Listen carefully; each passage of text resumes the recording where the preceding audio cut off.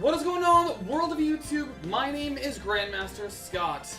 Welcome to episode 14 of Phoenix Wright's Ace Attorney Trilogy, and the last stream I'm going to do until before my 2-week sabbatical. I'll still probably make little posts here and there, but this is going to be the last time, which means I'm going to be making this a long one and seeing if I can beat Farewell My Turnabout in this stream. Well, not think.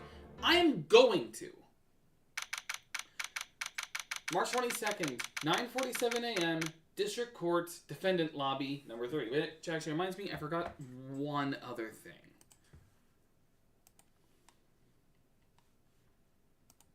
One second.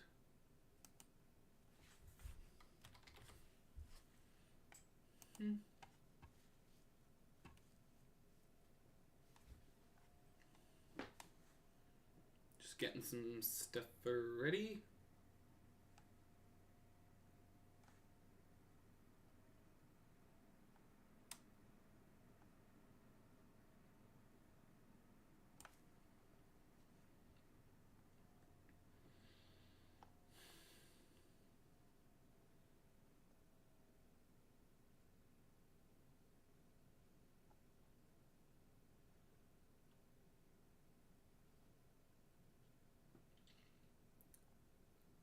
Alright, just getting some stuff ready for this. Alright. Adrian did it? That's what it looks like. Dude, no way. That woman couldn't do anything like that. In court today, there will be a mountain of evidence that will implicate you. A mountain of evidence? I'm certain there's someone out there trying very hard to pin this whole thing on you. Please, Mr. Lawyer, dude. Like I said yesterday, man. I'm refreshing like a spring breeze, alright. Which really isn't that refreshing at all, because it's got a lot of pollen in it. I can't let any sort of scandal ruin that. I understand. Well, it's almost time. Oh, hey, Mia, possessing the 8-year-olds. We must get a complete acquittal today. Right, because as a reminder, we have to defend a tokusatsu actor, or Maya gets killed by an assassin. But I can't focus on Maya's situation right now. Or Pearl's either. No matter what, I have to focus on winning this case by the end of the day. Indeed. Well, let's get going. One more thing, just as a refresher on our evidence. We have the photo of the nickel samurai. We have the press conference ticket, the radio transceiver. It's like, Your Honor, I have proof that my client is innocent. Here's a radio transceiver given to me by someone holding someone I care about hostage. Give me a complete acquittal or you have a child's blood on your hands. Well, she's not a child, she's actually like 18. Still, you have a corpse, you have an innocent person's blood on your hands. Then we have Lotta's camera, the magazine clipping that talked about the scandal between Juan Garita and Adrian. We had a hotel guide map, which I don't see the purpose of. I don't see its use. We got the guitar case that had the water on, that has some water, but only on the top. The random tomato juice wine glass that hadn't been drank at all. We have the photo of Juan Garita's murder scene.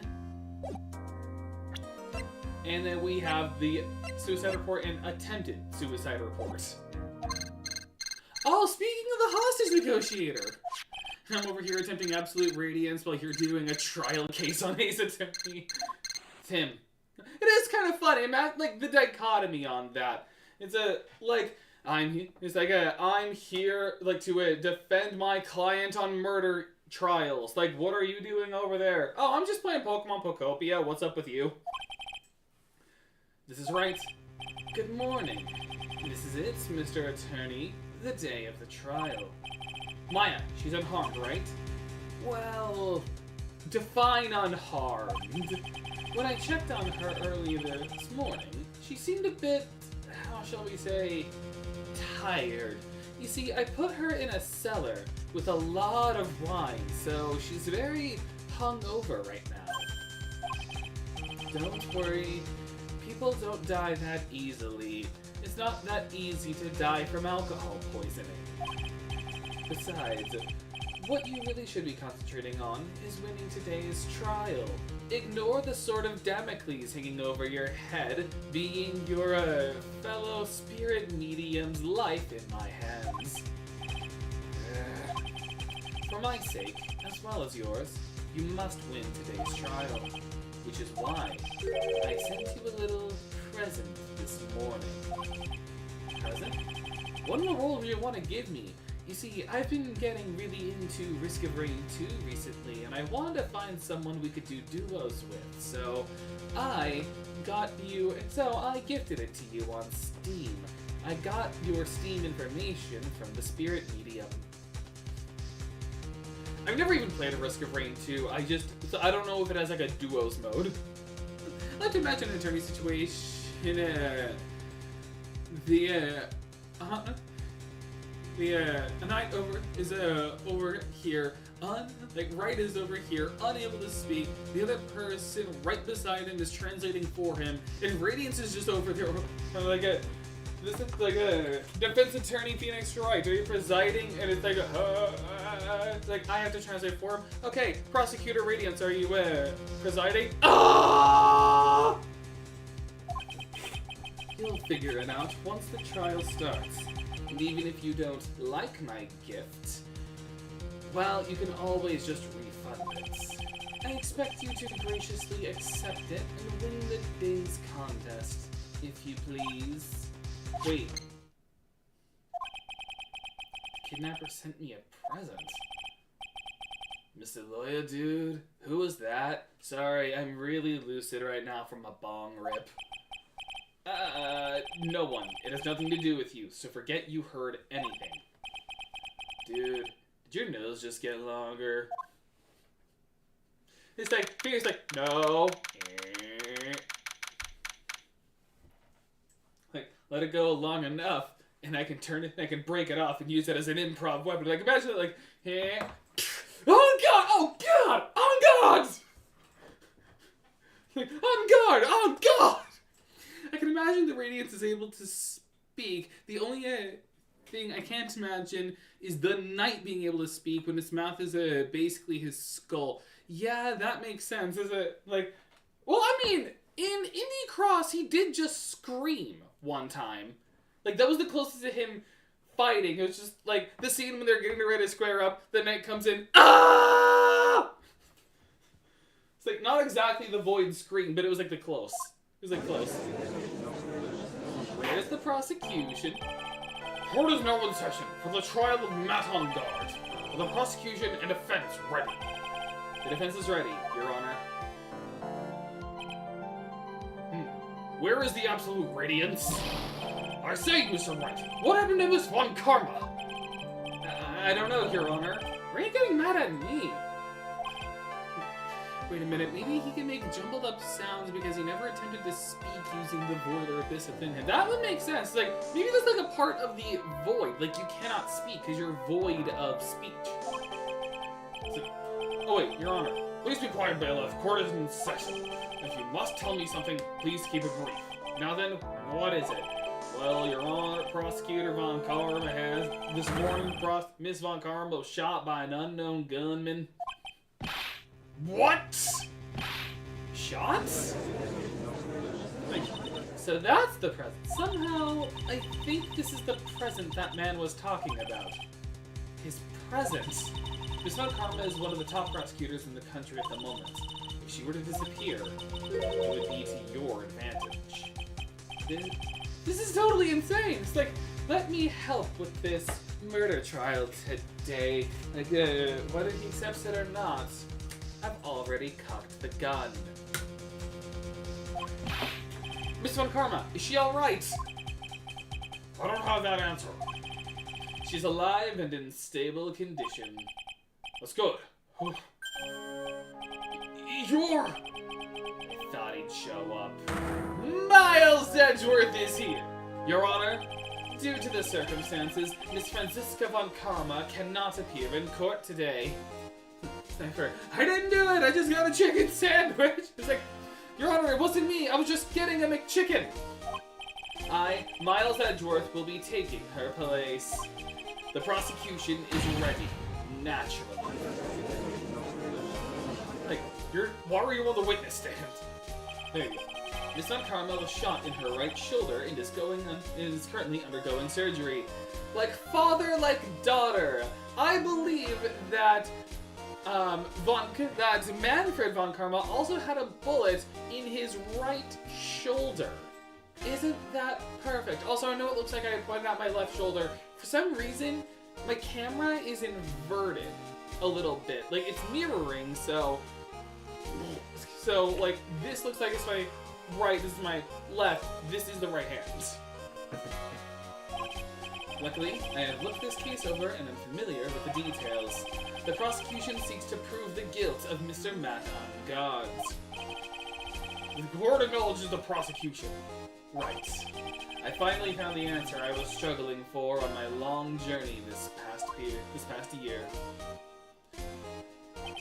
By the time this case comes to an end, you too will know the answer.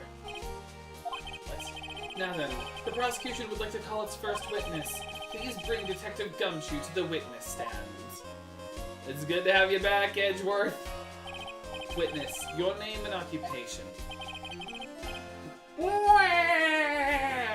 My name's Waluigi Gumshoe, sir. I'm a detective down at the precinct. For now. After this trial's over, I'm supposed to turn in my badge, sir. Detective Gumshoe? The prosecution has no need for a depressed witness. Lift your head up and face forward like a proud officer, Detective Waluigi Gumshoe. When you look at the camera, it's obviously inverted, unless they inverted the camera themselves to normal. That actually makes sense. It's just weird for me to do it, because if I'm trying to point at something like there, it's like, I'm trying to point at like this, but it's just weird. Like, I'm still getting used to stuff like this. Like, I have over 450 videos on my channel. I'm still getting used to camera inversion. Yes, sir. Now, let's have your testimony. If we want to explore the various facets of this case, we must start with that. Get ready, Phoenix. This is going to be one very rough fight. Yeah, it would have to be with Edgeworth as my opponent. The answer he was struggling for. Interesting.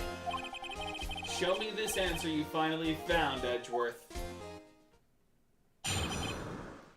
Bare facts of the case.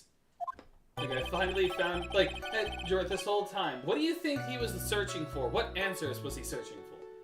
This murder appeared after the Hero of Heroes award ceremony, sir. The victim, Juan Carita, was found dead in his hotel room. After looking into the cause of death, we believe he was definitely murdered, sir. You can see it by the stab wound in his chest. At first, we thought there was something suspicious about the empty guitar case. However, we later found out that the guitar case had nothing to do with the murder. I like to imagine Hollow Knight is just in the giant fish tank, and somebody just has albeit wins, and I just brought it to court, so occasionally you just hear the sounds of screams of bugs. That's kind of funny. It's this is an interesting testimony to the murder case, and then you just have him here just It's like, why is there a bug in a fish tank? After the award ceremony ended, the victim was alone in his room. Yes, sir. But the victim and the defendant went alone to their room, sir. I see. Mr. Wright, you may begin your cross-examination. Bare facts of the case. Okay. Happened afterwards. Found dead in his hotel room. What would lead you to believe he wasn't murdered? Hold it! The cause of death? Wasn't that because Mr. Carita was stabbed in the chest? Only a careless amateur would believe something so brainless as that, pal. Take a good, hard look at the crime photo. Yeah, there's not that much blood around the chest. If he was actually stabbed with a knife. Also, the knife is too shallow. If you were to stab it in there, that'd be like being stabbed with a fork. Like, that's not going to be a lot of blood coming out. So, like, even if the knife was the murder weapon, there's not enough blood around the chest. Now, my real person's attention would be drawn to here, to this bandana. But now, Judge, please, you can have your snack at recess. His bandana, sir. That's the thing wrapped tightly around his neck, sir. Ah, yes, I see. His banana-scented bandana. Judge, when we have a recess, you can have your snack. It's just poison. It's like, yes, the true cause of death. As you can see from this crime photo, there's only one thing that could have killed him. Cyanide. Then what about the knife? The banana-scented knife? It seems to have been stuck in the victim's chest on purpose after his death. We have a crafty murderer on our hands here. Autopsy report added. Okay, now we get the autopsy report. We didn't know that before. So, time of death 8:15. Cause strangled with a scarf, then stabbed with a knife. So, strangled first, stabbed after. Okay. And why did you think that? No. Because it was empty, pal. The Jam Ninja doesn't go anywhere without his bright red guitar. When we couldn't find it anywhere at the scene of the crime. Oh, then how about this theory? Is the judge allowed to give theories? I'm pretty sure a judge is not allowed to give theories on a murder trial. The fan really wanted the guitar and did the crime to get it. How's that? Okay, so his theory is parasocial activity. Got it. They wanted the Gem Ninja's guitar, and then they killed to get it. And we thought of that too. I mean, it's not that weird to think. If the guitar was missing from the case, and there was the scuffle over it, it wouldn't be that hard. But the only fingerprints on the guitar case were the victims. Only the victims, huh? I see. So much for my theory then. I'll just leave my fan fictions back on 4chan. Alright. Empty. There's some water on it, but only on the top of the lid bears Karita's fingerprints. Okay, so we're getting some updates. Alright, the guitar case had nothing to do with the murder. Why would you say that? What convinced you it had nothing to do with this case? The guitar wasn't at the Gatewater Hotel that night. Well then, where was it? The bright red guitar was eventually found at the TV studio. The victim, Juan Carita, had apparently only taken the case with him, sir. And that doesn't surprise you at all. He's doing the Hero of Heroes award ceremony. Why wouldn't he bring his guitar and only bring the case? Not bringing the guitar is one thing, but bringing the case. So you mean he forgot to put the guitar inside the case? Hi. Waluigi will encompass all. Yes, sir. Even when he was on stage for the ceremony, he didn't have his guitar. So that guitar case was empty even before he got to the hotel. Yeah, that's right. So it really had nothing to do with the case after all. I believe that is enough. First, the victim was choked to death with his bandana. Then, after the victim was dead, the killer deliberately stabbed him with a knife. Which brings me to my next point. Why then did the police arrest Matt on guard? Because there was reason enough to suspect him. Here it comes. Looks like Edgeworth's back is in full swing. Or Edgeworth's back in full swing. He's gonna swing his back at people. Very well. Detective Gumshoe, please testify about this matter. Yes, sir. Why arrest on guard?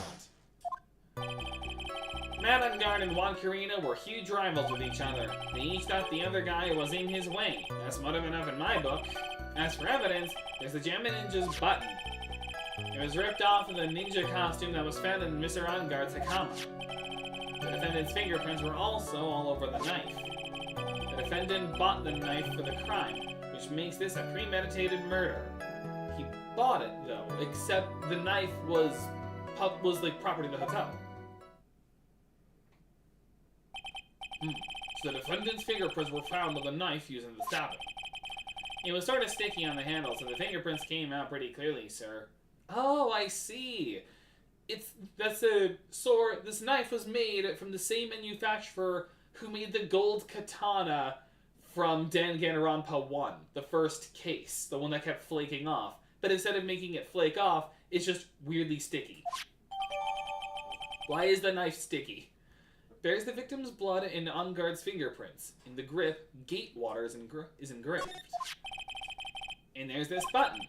That was found in the defendant's clothes, was it? And is this button also covered in blood? No, it's ketchup. What do you think? Yes, and we know that the blood on it is the victim's blood, sir. What? Gemmin Ninja's it is funny. Gemmin Ninja's button was ripped off his costume. Is covered in Kurita's blood, found in on-guard's hakama. It's the dissonance. The dissonance is funny. All of this points very clearly to the defendant, doesn't it? Yes, it most certainly does, Your Honor. Ready to give in yet, Wright? I'll find the hole in your argument somehow. You can press as hard as you like. Just hurry up with your usual pointless questions. It's good to have you back regardless, Edgeworth. Okay, first thing I can immediately say... Yeah, bought the knife for the crime, except clearly it has gate water engraved, meaning it was from the hotel. Objection! Wait a second. What? So the basis of your argument that this was a premeditated murder is simply that my client bought a knife beforehand. That's right, pal. The defendant did not buy this knife. Eh? Take a good look at the handle of this knife and you'll see what I'm talking about. What? It has a gate water seal set into the handle. Gate water? I think I've heard that name somewhere before. Oh, that's right, Ronald Reagan! That's the name of the hotel. The Gatewater Hotel. Oh wait, no, not Ronald Reagan, Richard Nixon. Almost got, no, two different people. One of them more respected, or wait, was it? Man, history was never my strong suit, unless we were talking about wars. Uh-oh. The murder knife was actually property of the hotel, which means this murder was not premeditated. Yes, that is very true. This is a very big... What is it, Mr. Edgeworth? I'm sorry, but the defense is simply too careless. What? I think whether the crime was premeditated or not has already been determined. How so? I admit this knife is hotel property. There was no one currently in the police force that is dumb enough not to realize this. But I didn't. Oh. The question is, where did this knife come from? Why, that's obvious. It came from the victim, Mr. Kurita's room. Sorry, Your Honor, but that is incorrect. If you can ignore the sexually splayed bear aside, the victim ate a last meal before he was murdered. With that being the case, I would like to draw the court's attention to what is on top of the plate. You see, I am psychically projecting the hotel to everyone in this courtroom. Please ignore the bears on the bed. There's a knife and a fork on the table! Well, then, where in the world did this knife come from? If it pleases the court, I would like for us to recall the room of the defendant, Mr. Matt on guard. Where there's both a katana and a spear in the room for some reason. Especially what was on top of his table. Once again, I am psychically projecting this. There's something missing. Perhaps, is it a single knife?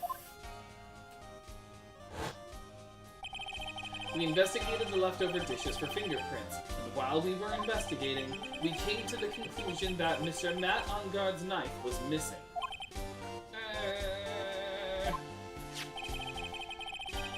Mr. On Guard had gone to the victim's room with the knife he had used during dinner. Why would he carry a knife on a visit?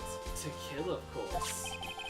And with that, I believe the prosecution has proven this was a premeditated murder.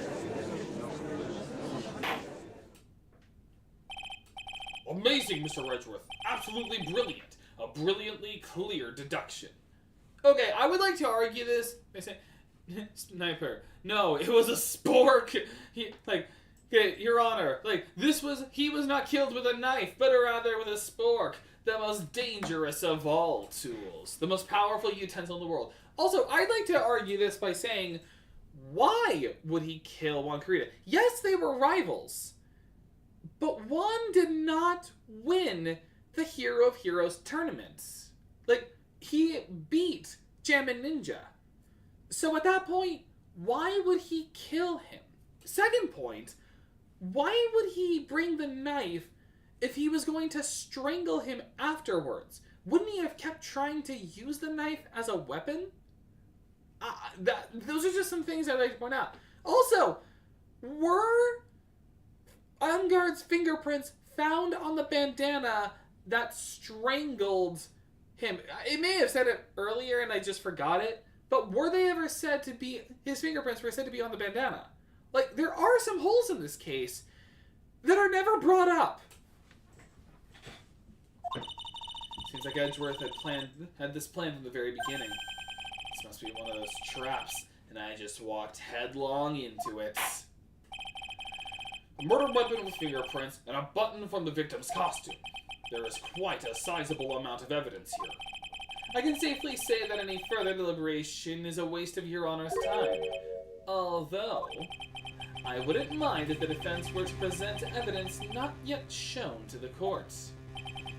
Evidence not yet shown? Ah, yes. It's time to use my trump card. Your Honor, someone is currently holding it. Oh, come on. Hey, Your Honor, someone is holding my best friend hostage. My other best friend hostage. If you do not give me a complete acquittal, this innocent woman's blood will be on your hands. It's not guilty. This means evidence that the court hasn't seen yet. In other words, new evidence. What does the defense have to say about this, Mr. Wright? Well, Phoenix. The judge is favoring the prosecution right now. If we answer with something wrong here, that gavel of his will be ringing out to the sound of our defeat. Mr. Wright, do we have something important and necessary to present to this court? Do we? Because I don't know what the button would do. There's nothing else on the knife. I don't know why we would show the reports of the crime photos.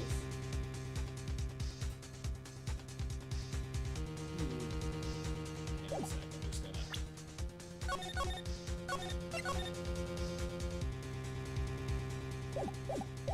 gonna... I do? There's one. One piece. So, One Piece. Suddenly. Insert your favorite One Piece intro here. One piece of evidence that catches my attention. Something that this court has yet to see.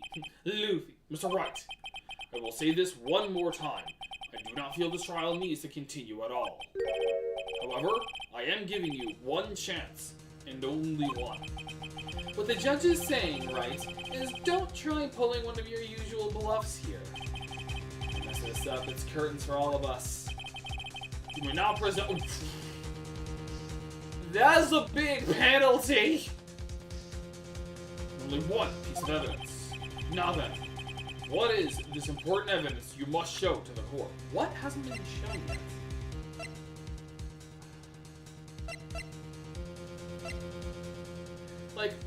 They've proved that it was premeditated murder with a knife. Okay, I'm just gonna see this right now. Did I mess up?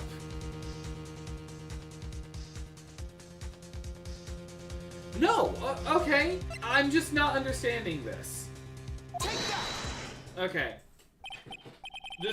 This is a wine glass, is it not? Please look at the photo of the crime scene one more time. Oh, right! Because it wasn't, like, it was the only, like, neat thing there. And so, again, I do know the game story. It's just been a long time since I've actually touched on it.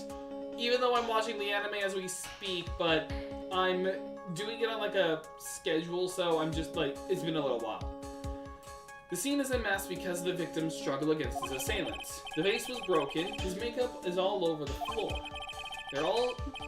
These were all things that were at one point sitting on top of the dresser.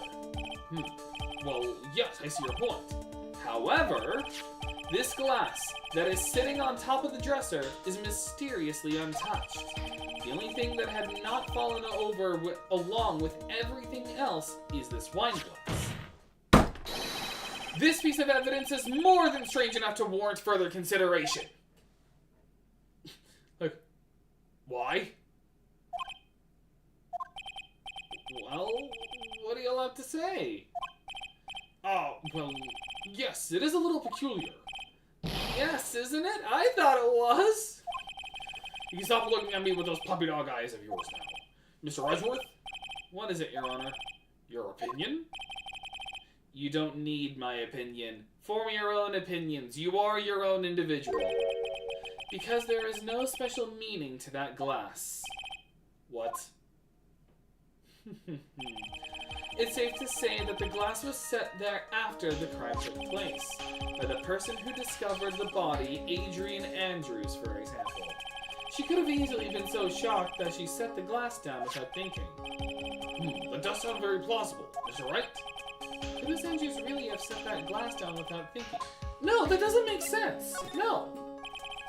If I appear weak here, the trial is over.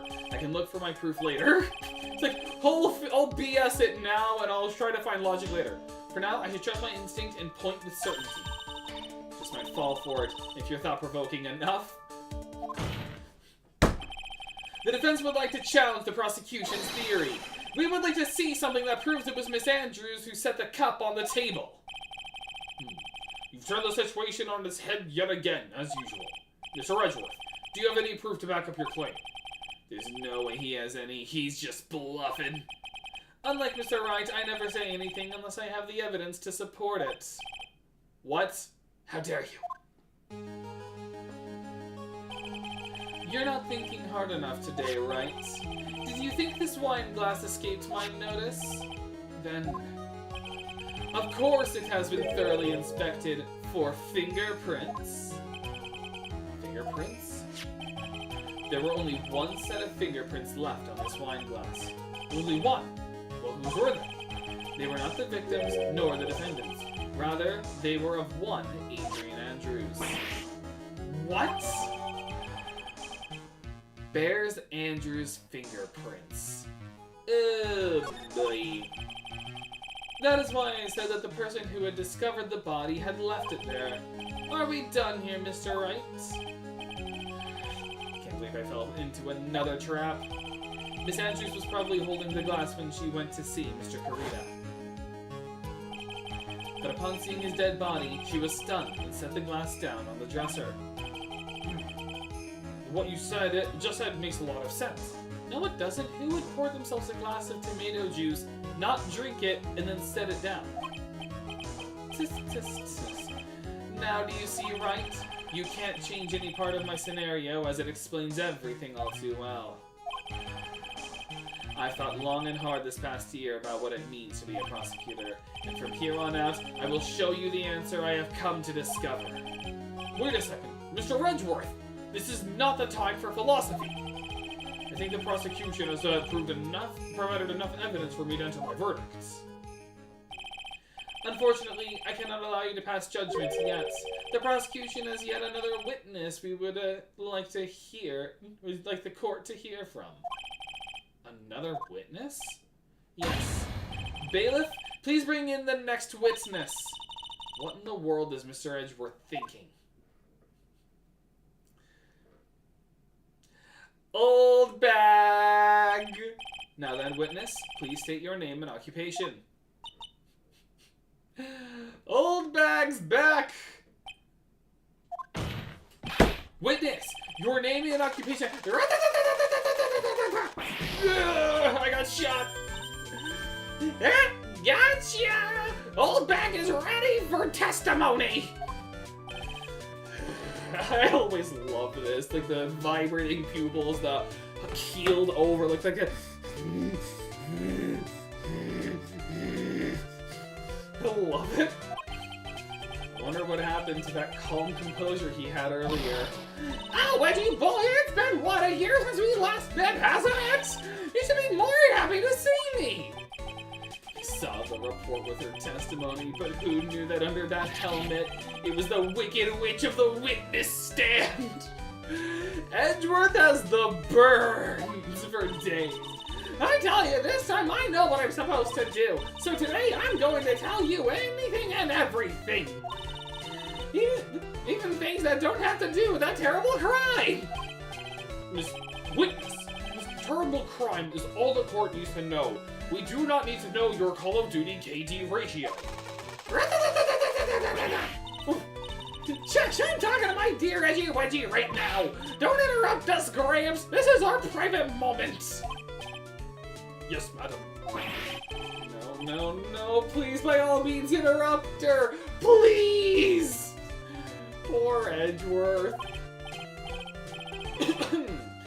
Anyway, witness, your testimony, please.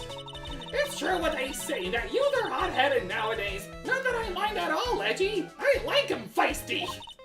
Now then, what should I start with? The witness was on security detail at the hotel on the night of the murder. Is this correct, Miss Oldbag? It was a great job being able to see my dearie Juan. It was almost too much for my little heart to handle. You mean you were a fan of the victim? Look, everyone is crazy over that on guard, saying he's cute in a fresh way or something. But not me. I wouldn't say anything so silly. After all, I have no interest in a little child like him. Well, at least we know she's not a pedophile. I'm only interested in a real man, Juan Carita. Those two were the same age. Yeah, they actually were. I would also like to remind everyone. On guard, Juan Carita. A guy who actually looks like he'd be 21. A man who looks like he's in his mid-30s. Anyway, as I was saying, I was pacing in front of his room that night. Very well. Please tell the court what you witnessed the night of the murder. Jackie Chan! Leave it to me, Edgy Poo! What you witnessed. Anyway, after the ceremony, I went to pace around in the hallway in front of his room. There was something I was interested in finding out, you know. Well, since I was on the job, I made sure to keep a good eye out the whole time. That's when someone showed up. It was a man coming out of poor Juan's room. It was on guard, not on guard. He was trying to sneak his way out of Juan's room. So Mr. On Guard came out from the victim's room. See, it has to be him. He's the murderer. I see. Well, Mr. Wright, you may begin your cross-examination. What you witnessed. Why is she allowed to have the toy gun, also? And one more thing, I just want to double check. Because there is a trophy for here. Two, actually, outside of obviously just, like, clearing it. Presselblack's claimed it was the Nickel Samurai that I saw. So, there's one I have to push. I think we already got one last stream on, like, pressing on a wedding. And then a bad ending. And then we haven't seen a stepladder. So... And I don't believe there's one in here. Alright. Pacing for the hallway, something... what did you want to find out? Something you were interested in. And just what was that? It's not some little thing I can just go around telling everyone, you know! It's top secret between me and Juan! And Edgy Poo, of course! Mr. Edgeworth, what is this thing she was interested in? I have no idea. I despise gossip, Your Honor. Gossip? But should it prove relevant, we can always have it appended to her testimony later. Looks like we should enforce it right now. The witness stay in the vicinity of the victim's door the entire time. Yes, I mean, we know what she was probably looking into. It was probably the Gossipland tabloid, like the whole thing with Juan Carita and Adrian. But I'm just gonna press some other things. Someone showed up coming out of Juan's room.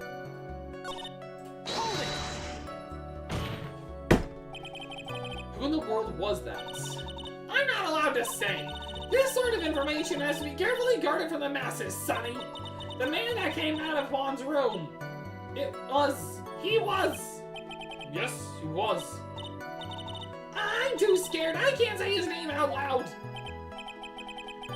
Oh, what I wouldn't give to have Franziska's whip right about now. Like, the one time when the whip would be useful. Well, I guess I can tell you since he was such a bad boy anyway. It was on guard, not on guard. Okay, press this first. You saw my clients. Are you sure about that? Yesy? Really? And when I say I saw someone, I saw that person. I never get a sense of deja vu. It's gonna be just like with the Steel Samurai case, where, oh, what she saw wasn't, like, not on guard. She saw the Nickel Samurai, but because they're the same person, it has to be the same person. Excuse me. Maybe to avoid a repeat of last year, I should delve into this a bit further. The clothes. Can you tell the court about the man's clothes in more detail? What a troublesome man you are, really, as if something like that matters. But it does. Now what was it? Oh yes, it was that thing! What thing? That gaudy thing he's always wearing, that racing jacket! Ah, he was wearing it at the detention center too. For some reason it's got the YouTube color scheme. That thing's meant for nothing but seducing women out of their pantaloons! Men! Right. Would a woman... Like, I don't know if any women actually watch my streams. Would a woman fall for the racing jacket? I don't think they would. I think they'd be more interested if they were wearing, like, a graphic tee and just, like, pointing at it. Or, like, a picture, like a... Or, like, a shirt with a dog on it. So, Mr. Wright, was this testimony just now important or relevant in any way? Yes, it was. Of course it was important, Your Honor! Like, the transition of going from, well, let me think. Of course it was important! Objection! Then perhaps you would like to point out what part of the testimony was important. Don't you see it, Edgeworth?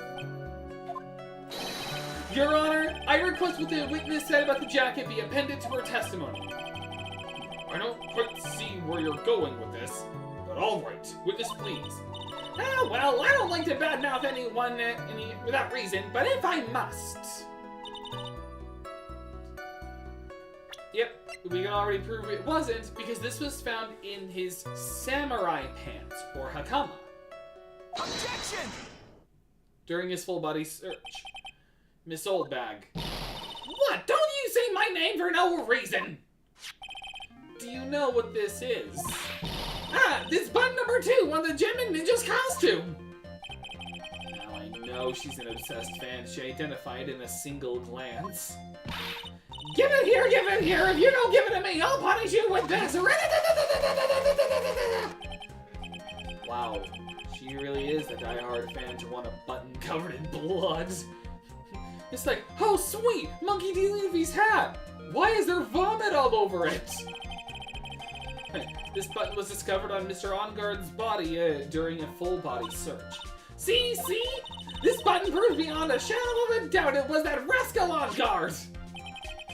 It was caught up in the pleats of his Nickel Samurai Hakama pants. See? And Onguard is the Nickel Samurai! Witness! Now, it may just be me, and I do have an active imagination, but just now, didn't you see the defendant, not on guard, was wearing his usual racing jacket? Ah, I'm so sorry. Sorry that they judge people based on what they wear! If I were the attorney who's dressing me...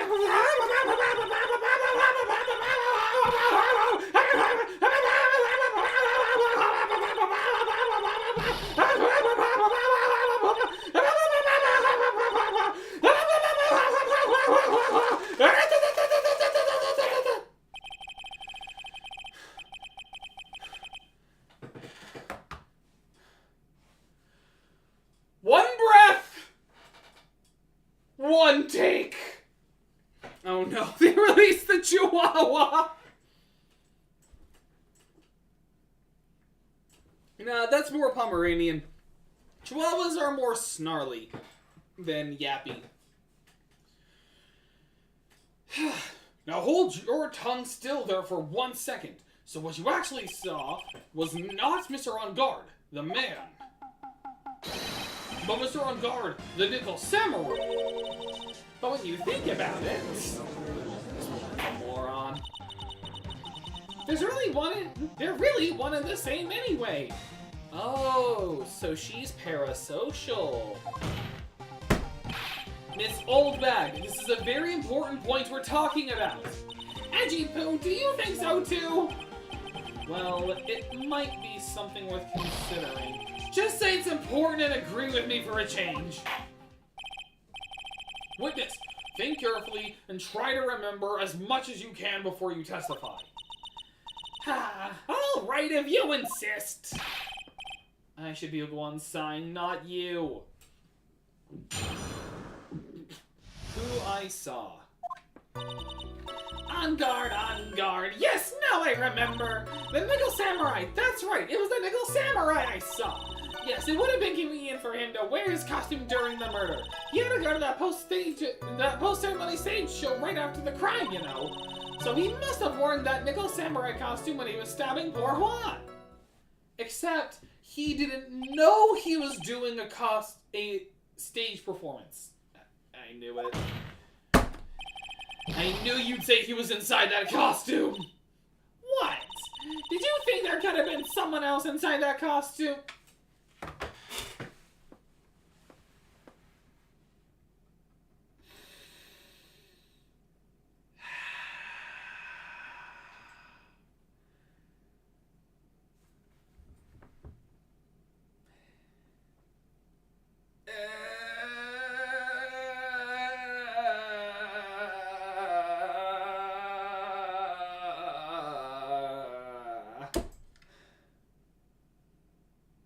Pain. This is worse pain than Big Top Turnabout could ever cause a person.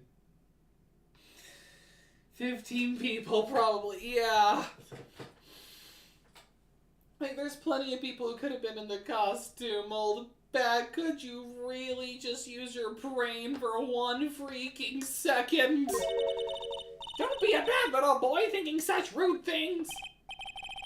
But the possibility does exist. Ah, youngin' say, I told you there is no way it was anyone else. How do you know that? Because I said so, and what I say is the truth. At least she was as delightful a witness as at least she's just as delightful a witness as she was a year ago. Mr. Wright, you may cross-examine the witness.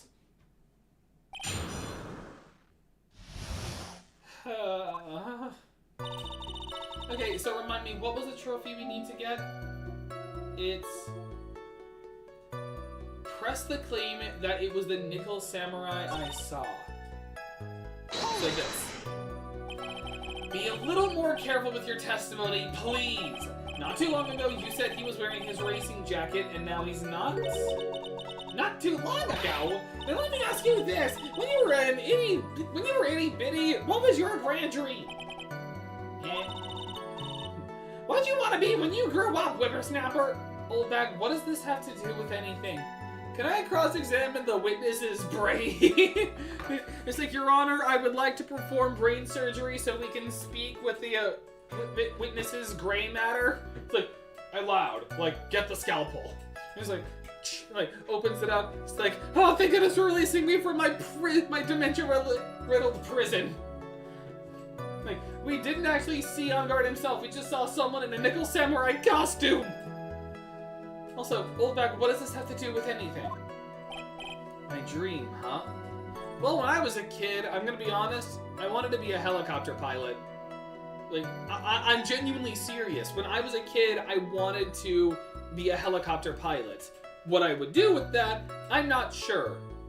Although, honestly, I'd probably do, like, overhead tours like you see in, like, Hawaii or any kind of, like, mountain area where they do, like, you can get in a helicopter and, like, fly you around so you can see the scenery better. That's probably what I'd do if I was a helicopter pilot.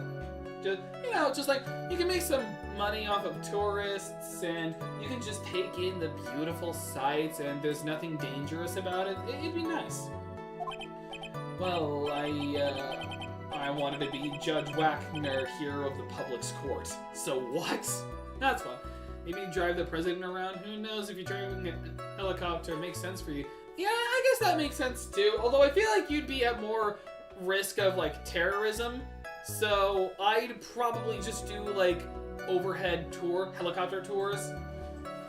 Also, Judge Wagner, hero of the public's court. So that's a fun response. That's like saying I wanted to be a Power Ranger. You know, that's cute. And also, just impromptu, because I asked this before and no one answered, what was your favorite Power Rangers season? Like, for me, it's a bit, not really embarrassing. It's just, I know that people don't like the season that's my favorite, but it was my favorite.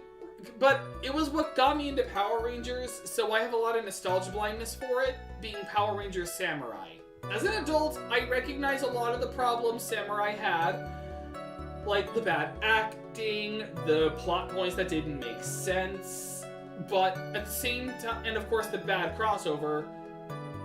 But I love Power Rangers Samurai, man. I collected the Zords. I always imagined myself with the spin swords, which were just so cool. And of course, Antonio was my favorite Ranger. He like, the Barracuda blade was just cool, and I loved the Claw Zord. That was my favorite Zord. I did a long time ago, and I don't remember the Power Rangers too much. They're still going to this day, you know. Like, there's still an entire series going on. Like, it's still going strong to this day. Because it's the franchise that will never stop being milked. See? And look where you are now! You're not Judge Wagner, are you? Are you? Well, what I said earlier, who puts any weight into things like that? Old bag?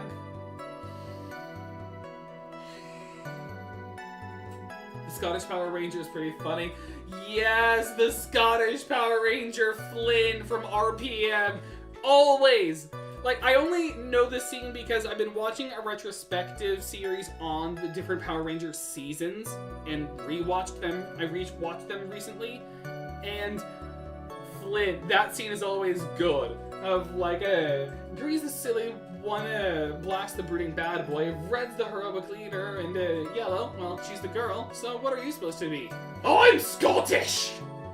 Love that. That was a good season. That was a good, like, that's the season you can always respect and love. But again, Samurai was just where I started. I also enjoyed Jungle Fury and Ninja Storm. But now with everything, I can't be held responsible for the past. Old bag, do you know what perjury is? You're contradicted yourself, and now saying, like, you're turning on... This woman...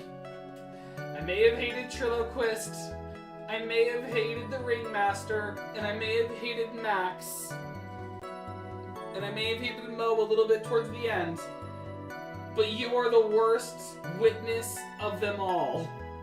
Sniper, get your most painful bullets. Since when did court become theatrics over testimony? All that matters is the man was inside that costume. Isn't that enough? Judge Wagner. That's fun. Okay, Judge Wagner, press old bag's claim that it was the Nico Samurai that I saw. Alright, would have been convenient for him to wear the costume during the murder. Had it do the posting ceremony show. We have the forever unreachable sneeze. Give it to her. Hold it. Was there anyone else scheduled to appear at the post-ceremony show? Well, all the contestants were supposed to want to go on stage in a friendly gesture thing. And that included the Gemin Ninja? Of course it included him! That's why when On Guard came out of Dirhwan's room, I didn't give it a second thought! I see. Well, anyway. Okay, well, right off the bat, there's like this. Like, Nickel Samurai's going to confess something after this show. Wait, how do I prove that he didn't know about the show? Is it maybe profiles? No?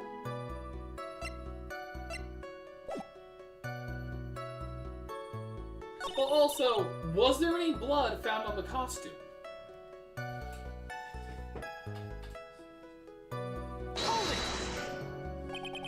So let me ask you one last time.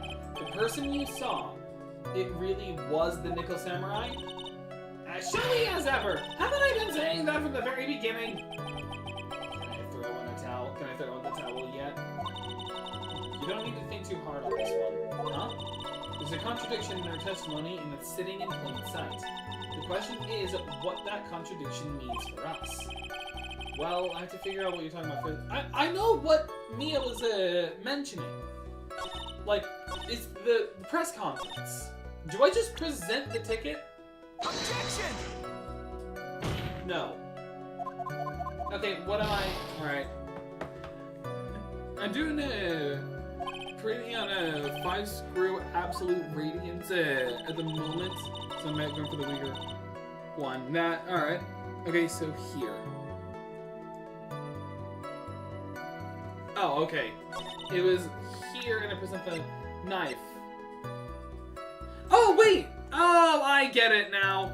Like, it's a good thing I have this on, otherwise there are things I wouldn't have gotten, but also, because this is a storyline I already know, like, I'm not just gonna be, like, messing around a bunch. Alright.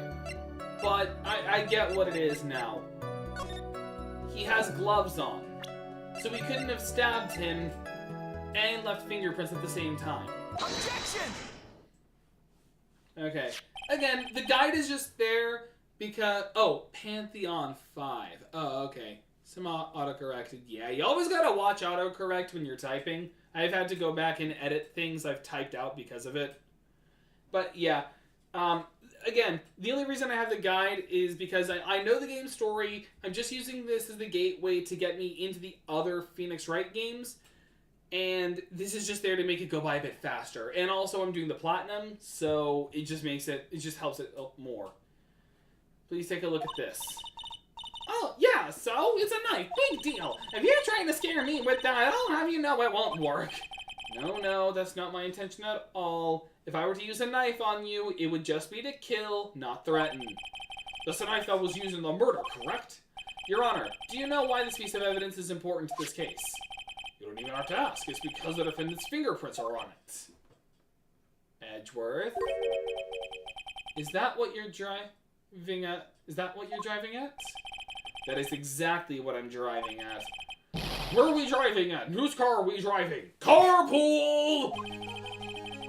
If Mr. On Guard was really in the Nickel Samurai costume at the time of the murder, then it's impossible for his fingerprints to have been left on this knife. Actually, he would have wiped all previous fingerprints off this knife right off. Oh, that's right. The Nickel Samurai wears gloves, doesn't he?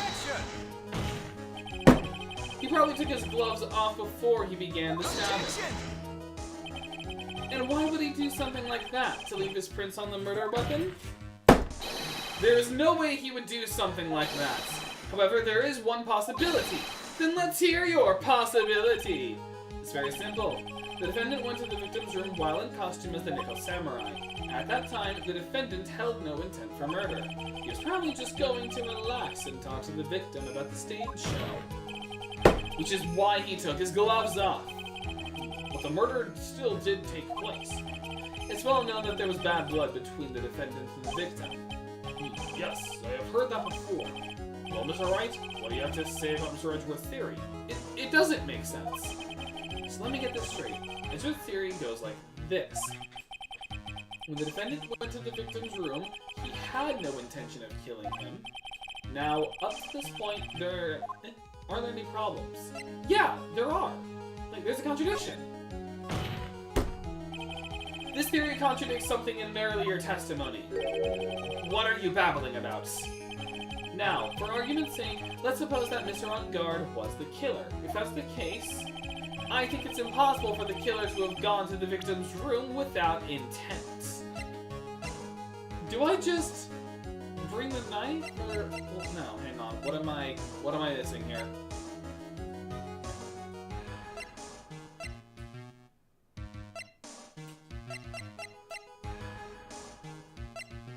Because, like, he said that the knife was a part of, like, premeditated murder.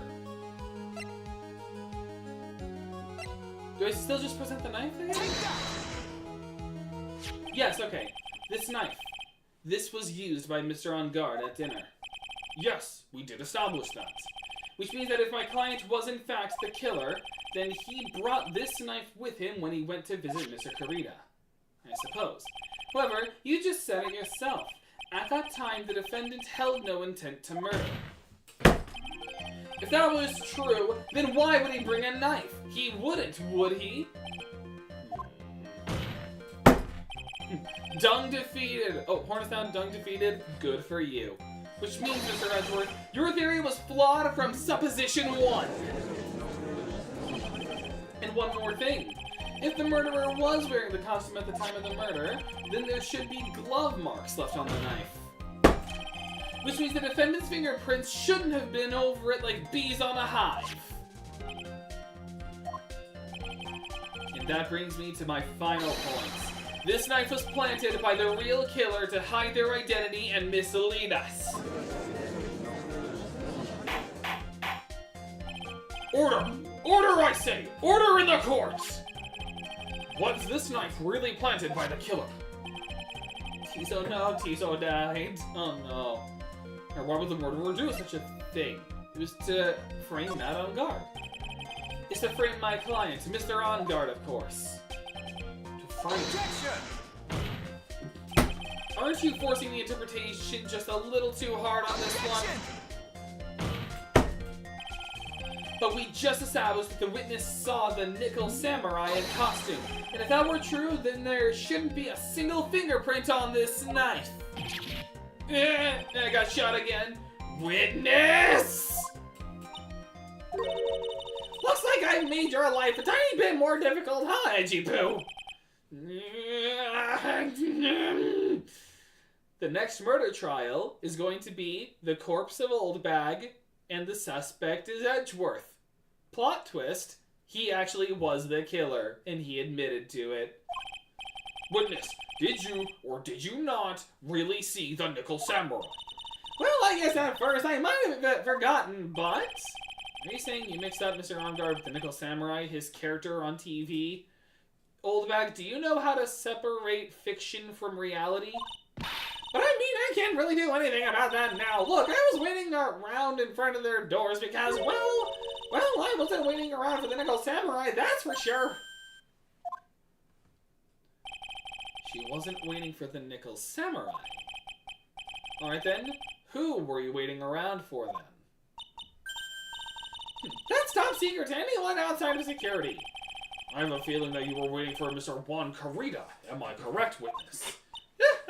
The way you think, you are a sad amateur with a terrible case of nearsightedness. Amateur? Me? What am I an amateur of? So Old Bag was waiting around in front of the victim's room. But it doesn't sound like she was waiting to catch a glimpse of Mr. Kurita. Maybe Phoenix. Maybe the Old Bag. Maybe the Old Bag was waiting around for that person. I love how she's not Old Bag. It's just the old bag. This who I think Mia's hinting at. It's certainly possible. This Old Bag. You were waiting you were waiting for this person to come out of the victim's room, weren't you? Adrian. Because the gossip land. Who is this person? This is Adrian Andrews, Mr. On Guard's manager. But why would the defendant's manager be in the victim's room? It seems that this is the latest rumor in circulation, Your Honor. Oh, this is... Ha, I see. I found the funny pages. The judge seems to be really into the article, if it can be called such a thing. Like, can this truly be called a piece of news information? Then this manager with the initials AA. Are you saying it's Adrian Andrews? Without a doubt. The witness thought so as well. Looks like you found me out. Well, that's fine. I can throw away this whole sworn to confidentiality stuff then. Witness, what in the world are you? Watch out, Phoenix. I've got a bad feeling about this. A very bad feeling. Don't worry, Mia. I'll call up Dr. Bees when we need to. We can have this whole courtroom flooded, and we can only have them be retracted if we get our acquittal. I got some information, some very secret information from a certain source. Phase 1 Soulmaster, good luck. So that's what I was doing. That's why I was doing my own little investigation, in secret, of course. But what for? Oh, just for myself, personal reasons and all that. Well, Mr. Edgeworth, how will you proceed from here? I really don't want to do this. However, I cannot simply let this point slide. I see. Very well then. Witness, please testify about this secret information. Get ready! This is gonna take the wind out of you, youngins! Semester now has become a soul. I'm sure we're all capable of handling this. Really, it's not like we're 10 years old. It's like, old bag, I will sick Dr. Bees on you. That on guard is one evil, evil man. He thought he could ruin poor Juan by causing a huge scandal. So to do that, he sent his own manager to get in close with Juan. I cannot condone such dirty tricks, so I took action. Oh, and this is top secret. You got that? Nobody else but you and me know it yet, okay? The defendant sent his manager. Wait, you actually saw Dr. Bees? Yeah, I did before the stream. That was hilarious. What a distasteful topic for this court. What? Nobody's above gossip. And isn't there a saying, the truth is never pleasant?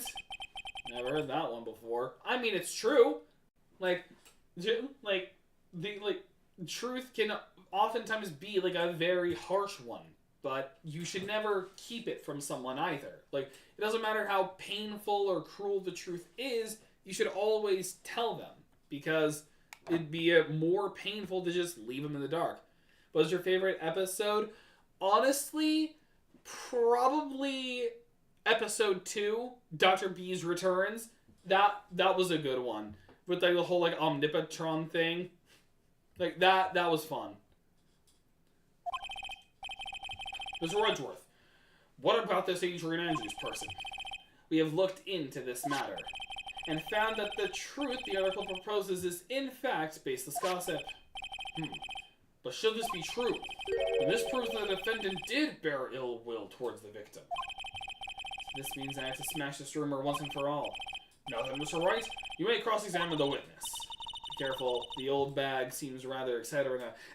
I love how they never say, be careful, old bag seems excited. It's just the old bag. Like, I love the disrespect.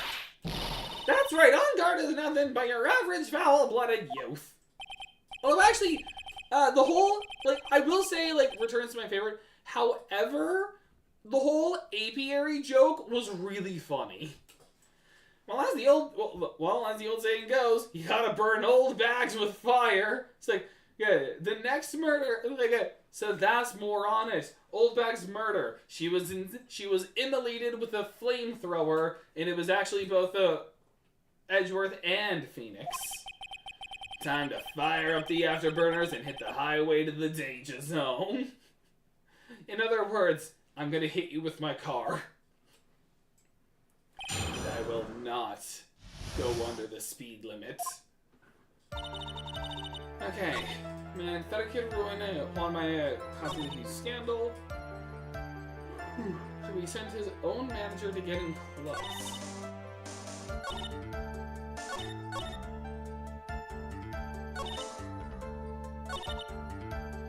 Except... loading, no, hang on. Okay. Like, one at a time. Again, it is something, best way to put it. Very strange, but I love that. We don't have any proof that Mr. Ongar did any such thing. You must be suffering from shock. The shock of hearing the truth. And now since you're in so much shock, you can't do anything right. You're right. You can't do anything. But boy, do I wish I could do something about you. Oh my gosh. Alright then, Sonny, show me what you've got. Can you show me proof that On Guard didn't bear any ill will towards the plot? Do I have any proof on that?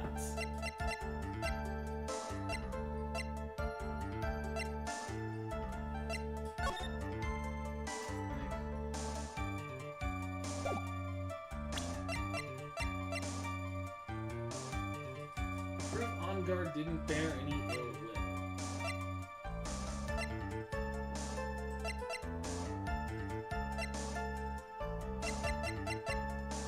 I don't know if I do. Broken Vest defeated. Good job.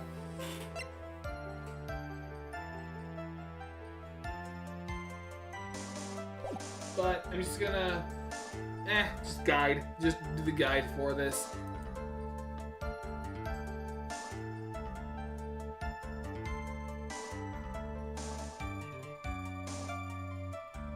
Oh, okay, I am on the wrong thing.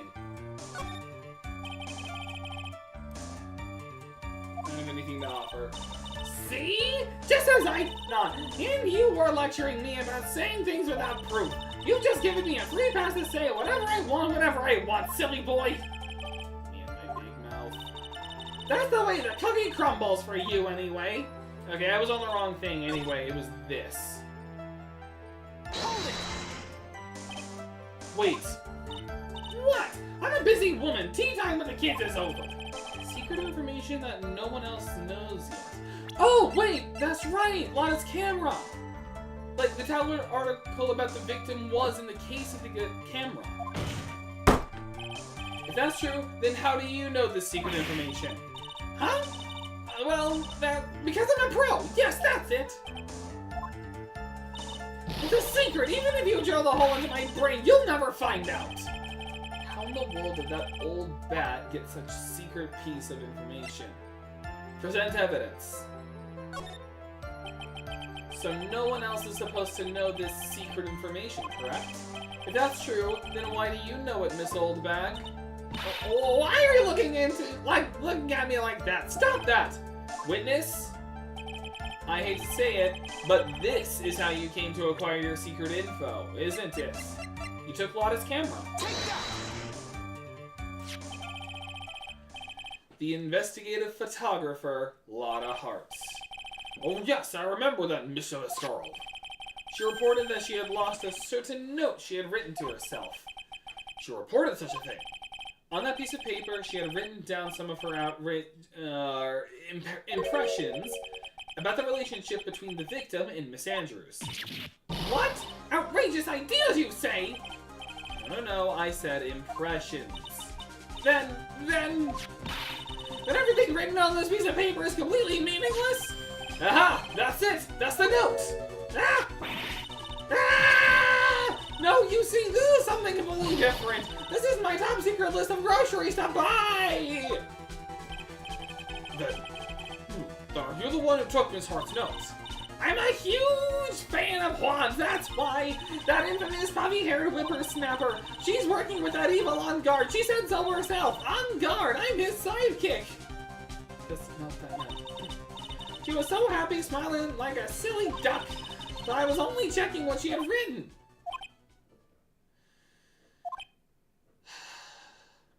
Edgeworth looks tired. Edgy Pooh, you believe me, don't you? I was shot again.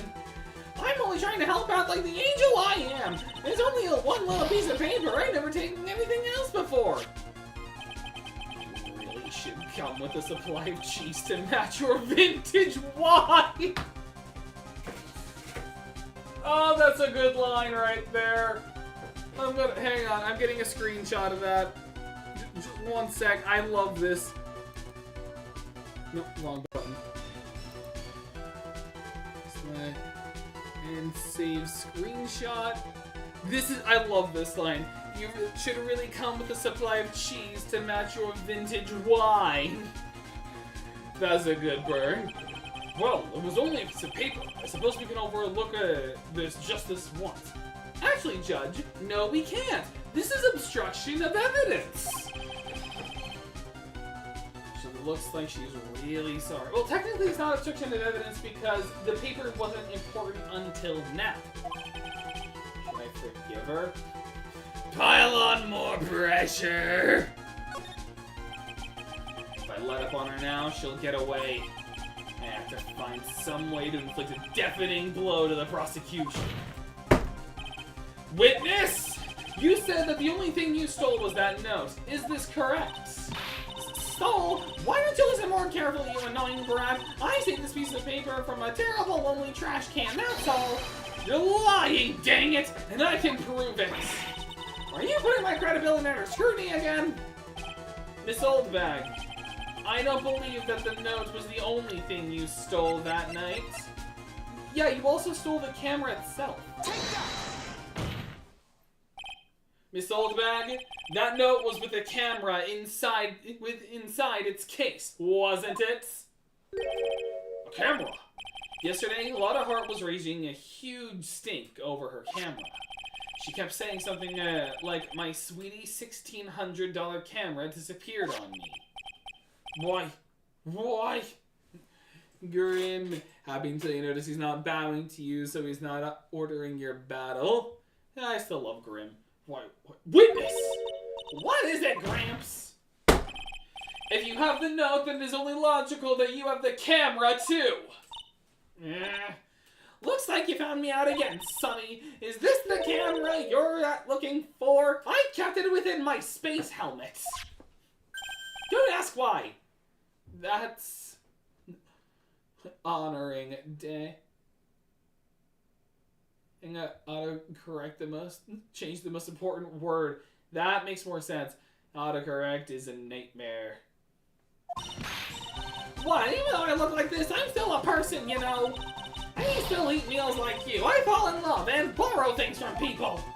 I think your definition of borrow was a little off. I saw that woman's business card, and that's when I noticed it said Slimeback Celebrity Photographer Extraordinaire. Well, when I saw that, I had to know what sort of picture she had taken. I'm a professional security guard. It's my business to know these things. Bailiff, check this camera's photos. Hurry! We must examine them at once! Examine them!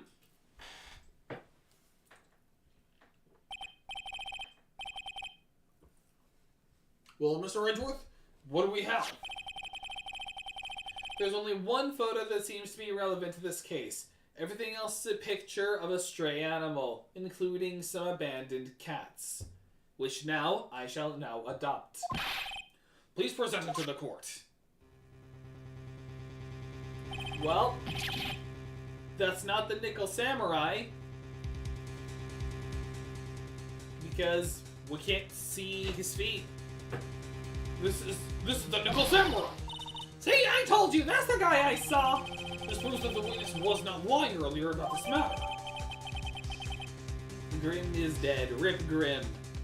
Lotta's photo. Picture taken in the hallway right after the murder. What does this all mean, Mr. Edgeworth? This photo by itself does not prove that the person in it is the defendant. However, in his own confession, Mr. Ongard clearly stated that at the time of the murder, he was still in his Nickel Samurai costume. If that's the case, then the Nickel Samurai is the defendant. How did it come to this? I think this brings us to the end. We've examined every piece of evidence thoroughly. Also, can I just say, this is the most crucial piece of evidence of the whole trial so far, and it's all because Old Bag kept the note and the picture and the camera for herself. Which also makes me wonder, when she said she saw the Nickel Samurai, did she actually mean she looked at the photograph? Final comments, Mr. Wright. The court will consider them before we close. Do you agree that this photo is decisive evidence against your clients? If this photo really is decisive, then we're done for. But if I raise an objection here and blow it, then I would put Maya's life in danger. I can't make a mistake here. There's only one road out of this mess. This photo that Lotta took. There's something strange about it. There's something strange with this photo. I knew this was coming, right? Your thoughts, Mr. Wright? I think we can all agree there is nothing strange with this photo. If there's no way for the defense to debunk this photo, even with a bunker buster. What? What is a bunker buster? Edgeworth, what are you saying? Also, you're now on Umu? Nice. Debunk with a bunker buster? Is that what you're planning to do with Mr. Wright? Yes, this is the ultimate weapon in my ranger form. Bunker buster! It's a giant cannon. Anyway, please look at the photo one more time. Look at this photograph! If you really believe you can honestly find something wrong with this photo, then you should only need one chance, correct? Well, I have to find something wrong with this photo. I can't let this chance go by. Excuse me. Where in the heck did she take this photo from anyway? It's all out of focus. Why can't she take a good shot, especially when it counts? Now then, let's hear your objection. What about this photo is strange? Like, I love the photo company is like, I'll point it out for you! Umu is dead? Nice. Like, it's here! It's the socks! Take that! It's the pants. I would like to direct the court's attention to this one area right here. What are you pointing to? His ankles? If you can see this person's ankles, that would be one thing. However, you can't. And what does that mean? Judge, think it through. The costume person in this photo could not have been Mr. On Guard. What is the meaning of this? I wonder if you would care to elaborate, with actual facts, that is. Let's take a look at the Nickel Samurai's poster that I conveniently have on hand because of my spirit medium who is being held hostage. Please pay particular attention to this area around the bottom of the hakama.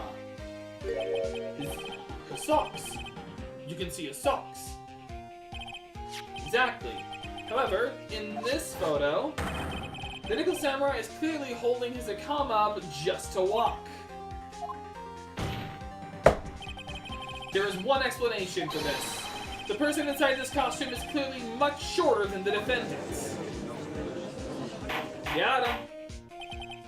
Alright. I think I've turned things around for myself this time. It's curious. Huh? What is? Edgeworth is unusually calm today. That's true.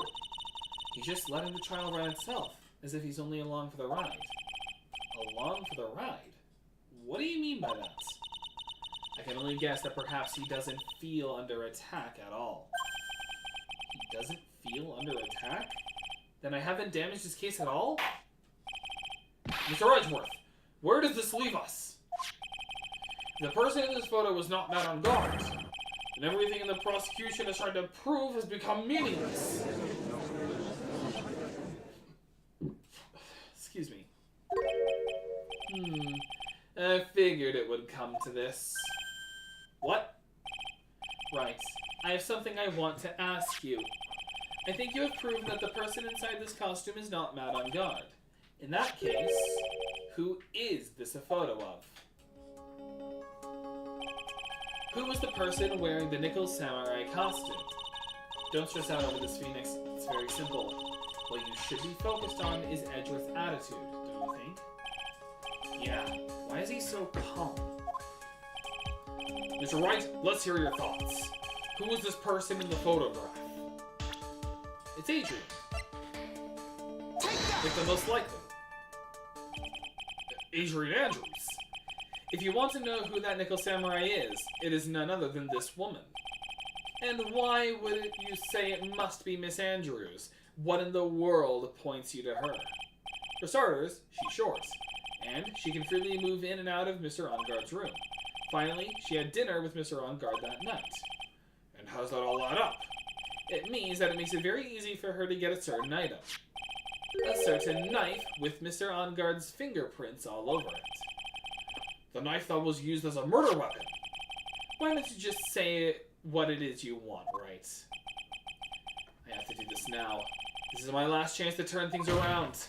The defense moves to indict Miss Adriana Andrews as in the murder of Juan Carita. It was Miss Andrews who tried to frame the defendant for the crime. Lips are getting dry. Order, order, order!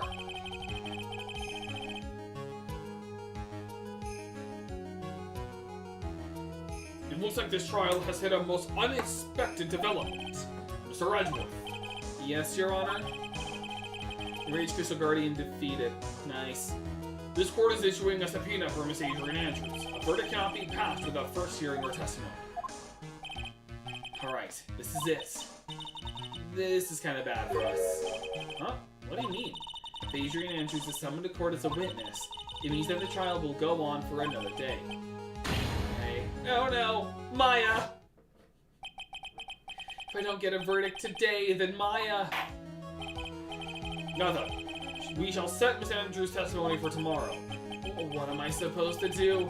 The judge is about to adjourn the court. Raise an objection? Unless he was calm because Adrian was... I mean, again, I already know the plot, so... Raise an objection. Nothing. Objection! Please, Your Honor, continue the trial. You must pass a verdict today. I can't do that. We cannot hear Miss Adrian... Edgeworth to the rescue! I abhor wasting such a valuable time. Edgeworth. Your Honor, I request that you please continue with today's trial. But we cannot continue due to this unexpected development. Unexpected development? I think you underestimate me, Your Honor. And what do you mean by that? That Mr. Phoenix Wright would slave his way to subpoenaing Miss Adriana Andrews is all happening according to plan, even if Wright was a bit slow to catch on. What?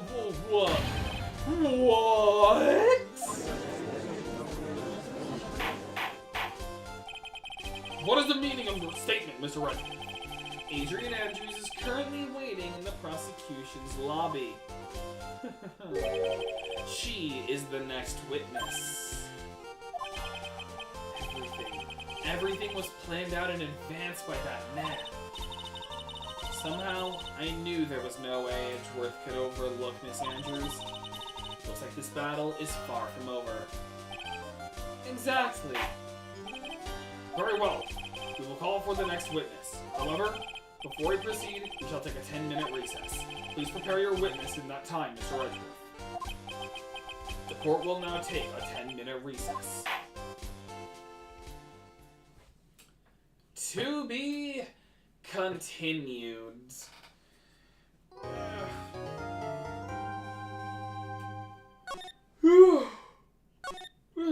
Excuse me. Okay, I'm actually using this time to just do a few stretches and just take a quick break. Just stretch my leg. So, while we're just taking a quick break, what are your thoughts on Donald Glover being Yoshi in the Mario Galaxy movie? Honestly, it's one of the weirdest things ever. So I hope he doesn't have speaking lines. Like from what we've seen, it looks like he is just gonna simply do Yoshi voices and just say Yoshi. So I just hope they keep it that way and they don't do like a Mario Chris Pratt thing where suddenly he just sounds like Donald Glover. I don't think they'll do that because they've probably already heard people's thoughts on Chris Pratt Mario, but we'll see. Ooh.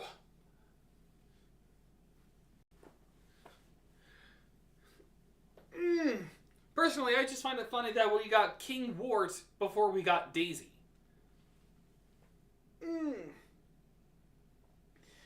Ooh, I needed that. I needed to do those pops. You know, yo Mario, I got some fried chicken in the new Call of Duty if you got it.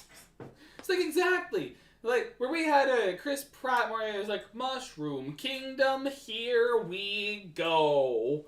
You know, like, and he was just very normal. Alright. March 22nd, 2:14 p.m., District Court, Defendant Lobby, number 3. Dude, I can't believe that Adrian. No way. Not cool and collected Adrian Andrews. Not my weed supplier, Adrian Andrews. She's your manager. It would have been very easy for her to pull this off. The only person who had easy access to the knife you used at dinner was, well, her. So after the ceremony during the break. She looks so disappointed in him. It's like, what am I going to do with you? I was sleeping like a log the entire time. See? See? She could have also easily planted that blood-covered button in your coma. Because she was the one who came to wake me up? And dude, you're saying that it really was her? Yes, she is the real killer. She was the one who murdered Juan Carita. But why?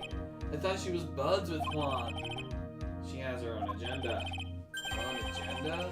What are you talking about? I'm sure you'll see by the time the trial's over. It'll be right. It'll be all right. I'll get you acquitted by the end of the day. Get me a verdict that's refreshing like a spring breeze, okay, Mr. Lawyer, dude? I mean, we're probably gonna bring up the suicide, so it's not gonna be refreshing like a spring breeze. Phoenix, you think your motive is related to Celestine Pax's missing suicide note, right? Yes. Miss Andrews depended on Miss Impax as her strength and reason to live. Oh my gosh! But Miss Impax suddenly killed herself. I'm just doing this in case if anyone would get triggered. It sounds like she left a suicide note, and the person thought to have hidden it is Juan Carita, the victim of this murder. And that's why I think that Miss Andrews got close to Mr. Carita, all to get the suicide note back. That sounds plausible. But one thing bothers me. Excuse me. What? Who was it that first told us about the relationship? Better stated, Miss Andrews' dependency issues with regards to Miss Impax. It was Miles. It was Edgeworth. It looks like he's still the one in command of this ship. Don't let your guard down yet.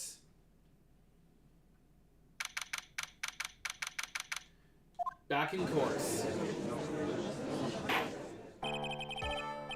Court will now reconvene. Now then, Mr. Edgeworth, if you please. The prosecution calls the witness subpoenaed by this court, Miss Adrian Andrews, the person who discovered the crime in Mr. Juan Carita's room. What is your occupation? I'm the manager of the defendant in this case, Mr. Matt on guard. I see. Now then. Before we begin, Your Honor, I have one request. Yeah, sure. What is it? I'm sure everyone in this room is wondering the same thing. I would love to find out more about my relationship with the victim. Zote defeated? Nice. After all, it was the topic of a certain weekly magazine recently. Ah, no, I have no idea what you mean. I've never even heard of Gossipland. Smooth, Judge. Smooth. If the judge was ever a prosecution witness, he'd do all my work for me. Like, this man would get the death penalty. Anyway, I was wondering if you could please tell us about your relation to the victim. Yes, I was seeing Mr. Harita. I was also aware of the rivalry that existed between Matt and Juan. But it was a private matter between Juan and myself. So it was a fry and bait matter.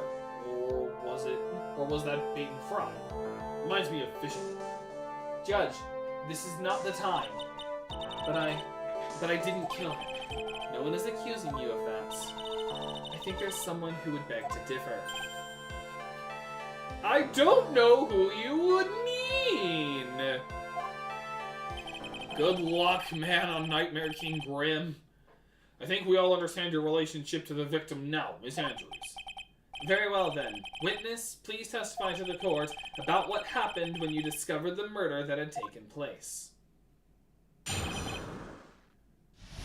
found the body. Oh, excuse me. It was time for the show to start, so I went to get Matt from his room. After that, I went to Juan's room. And there was his dead body. I was in shock. What I saw was, naturally, the exact same scene as in the crime scene photo. I felt as though I was about to faint, so I poured myself a glass of juice. Luck, nah, I'd win. Luck, nah, I'd win. Nice. You poured yourself a glass of juice. Yes, sadly I didn't remember not to touch things at the crime scene. And I disturbed the crime scene by moving this one thing. And that is when the fingerprints on the wine glass were made, Your Honor. I see. Well, Mr. Wright, you may cross-examine the witness. Phoenix, she is one cool and collected customer, and she has the brains to match. Yes, I know.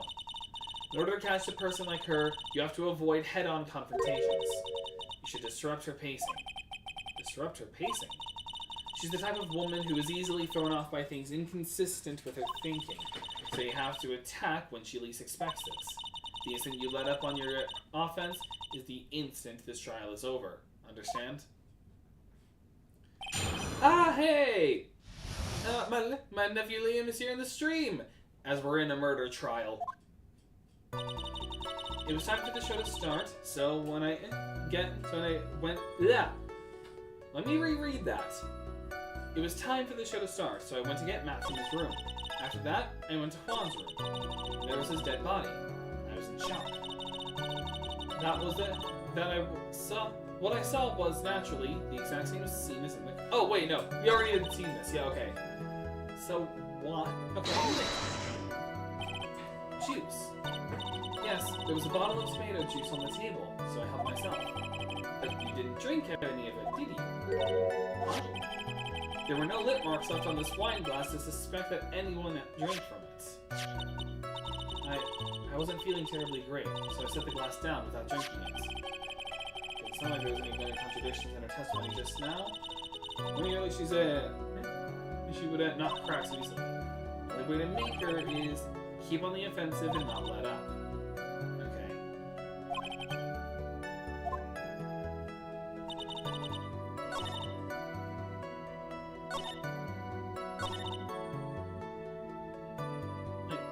Was it? Yeah. Welcome, and Nightmare King Grim defeated. Good job. I think at this point, just press everything. And what was Mr. On Guard doing at this time? He was taking a nap. He was worn out from his many performances as the Nickel Samurai during the ceremony. Mr. On Guard did say he was taking a nap. Then I guess you could say he could not have been taken out of his room, yes? Excuse me? It's... Objection! Right. I thought years of school would have taught you how to construct a sentence. If you can't make a sensible sentence with a subject, then I'll make one for you. Watch. I just knocked something over. Hang on. Did you, Miss Andrews, remove Mr. On Guard's knife from his room? No. Subject, verb, object, right? Did you skip basic grammar? The witness may continue. Got him. I stand before the pale vessel of all impurities, Pure Vessel challenge me for an honorable fight. Good luck. After that, I went to Juan's room. Oh, wait, nope. Hold it! And why did you do that? That's a friendly gesture. Juan was to make an appearance with the other heroes. So the show was supposed to be a show of friendship. Huh? Press further. Is that the only reason? I beg your pardon? What are you implying? You had a certain goal in mind when you started to get close to him, correct? So perhaps you had a more personal matter to discuss with the victim. Sorry, but I didn't have any such intentions in mind at that time. I can't get her to talk about a strong piece of evidence, I guess. Maybe continue now? Witness, what did you see? What did you see when you got into his room? Alright. Hold it! You were in shock. What? Was I not supposed to be? Sanchez is a very calculated person. Despite how close they were, I doubt she had romantic feelings for Mr. Kurita. Anyone randomly stumbling upon a dead body would be in shock, and you can't seriously expect that a young beauty like her would not be shocked. Somehow, I don't think beauty has anything to do with being shocked or not. I see. Miss Andrews, I would like to confirm with you one more time. When you discovered the dead body of Juan Kurita, you were in great shock. And that's when you poured yourself the glass of juice, correct? And what of it? My mind really was a complete blank at the time. Your mind was a complete blank. I didn't think that was possible for you. Aren't you rude today? I was so dazed that I made one careless mistake. That one thing. What one thing? Never mind. It's no big deal. What was she starting to say just now? Presser! Haven't fought a bit, so I died. Best out of two, my friend. I am so sorry to hear that. Miss Andrews, I'm convinced that, as you said, you made a mistake at the scene of the crime. What I really want to know is what this mistake was. Actually, so would I. I'm sorry. It's kind of embarrassing. When I set the glass down on the dresser, I accidentally knocked the flower vase over. Flower vase? Are you talking about the one on the floor in the crime photo? Oh, I saw it. This mess of glass shards. It was originally on top of the dresser, but when I bumped into it with my elbow, it fell onto the guitar case. Why did you withhold such an important piece of evidence? I'm sorry. I thought that since the crime scene was already in disarray, that people would simply assume the vase was just another part of the mess. Looks like yet another fact has come to light here. Please add this and anything else you have to reveal to your testimony. I'm sorry, but I have nothing more to add. I didn't touch anything else. Hang on, except it fell onto the guitar case. What kind of flower vase was it? It was a glass vase. It was fairly big and heavy. I thought it would try to take Juan's pulse. So I set the glass I was holding down on the dresser, and that's when my elbow accidentally hit the vase. That's odd. I thought she was in total control of herself. That's what she would like people to think. Always be mindful of the gap between your perception and reality. Good advice, Mia. Also, I was thinking that. How did you read my thoughts? Oh, no, except there was. Hang on. There was something to point out there.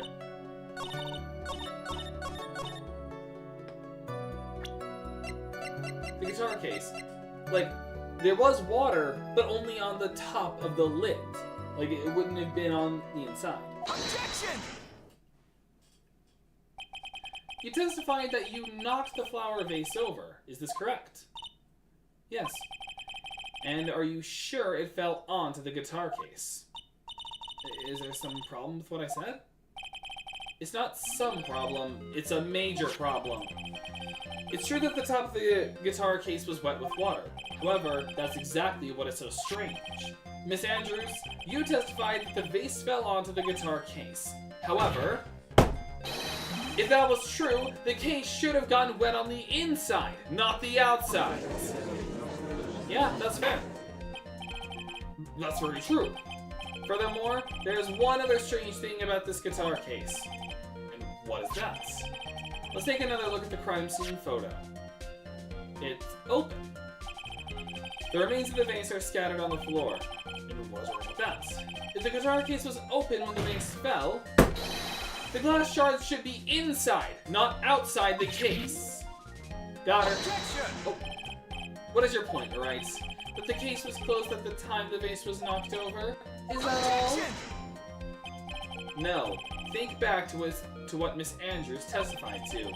She said that other than the vase, she didn't touch anything else. Yes, that's right.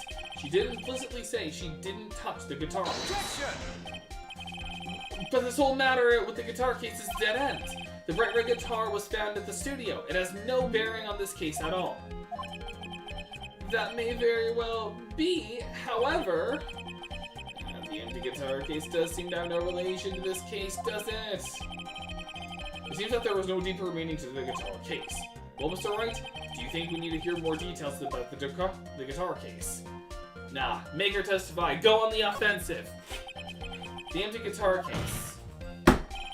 I believe this is a crucial piece of the puzzle. I can't believe anyone would reach for straws like this, but it is you.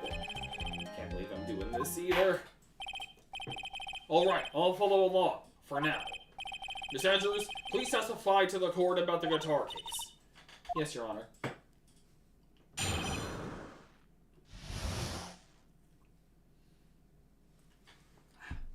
No. Random hair. I don't remember too clearly because I was a bit dazed. I suppose I must have opened the guitar case after I knocked the vase over. It was not a big deal though, right? The case is empty and all. As for why I opened the case, even I don't know.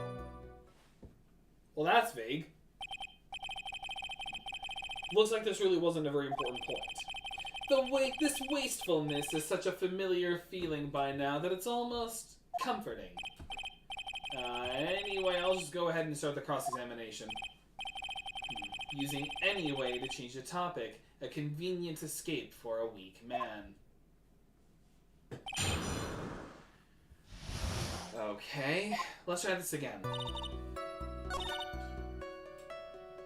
After the vase was knocked over. Wait, how did you know the case was empty? Was it really empty? I was just wondering if maybe when you opened the case, the guitar was still inside. Again, Schrodinger's cat! Like, how did she know the case was empty? So, this is just a Schrodinger's cat scenario. It's like, good, you put the cat in the box with some radioactive isotopes, and until you open the box, you do not know if the cat is alive or dead, and until you do, it's both. Here, similarly, you do not know if the guitar was in the case or not. So, until you open it, it was both in the case and not in the case. How could she have known the case was empty? Case closed. Sniper, hit her. Objection! How long have you been a lawyer, Mr. Wright? I have a little professionalism. The Bright Red guitar was found at the studio. These trials would be over in half the time if you would just pay attention. Just pay more attention, Mr. Wright. Sorry. I mean, you could have just lifted the box. Yeah, that's actually fair. Hold it! Is that because you were shocked and dazed at discovering the victim's body? Yes, that's probably it. I don't want to get anywhere if I continue pressing her like this. The only way to make her talk is with evidence. I guess I should give it a try. Alright. We can't afford to let her up now. Alright. She's got a weakest. We had a weapon to hit her with. I'm sure a weapon is hiding somewhere in this court record waiting to be found. Hi, yes! We'll hit her with the guitar case.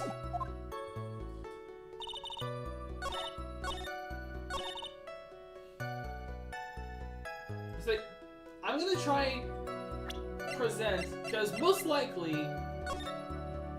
this... I'm gonna try this. Well, no. Just to play it safe.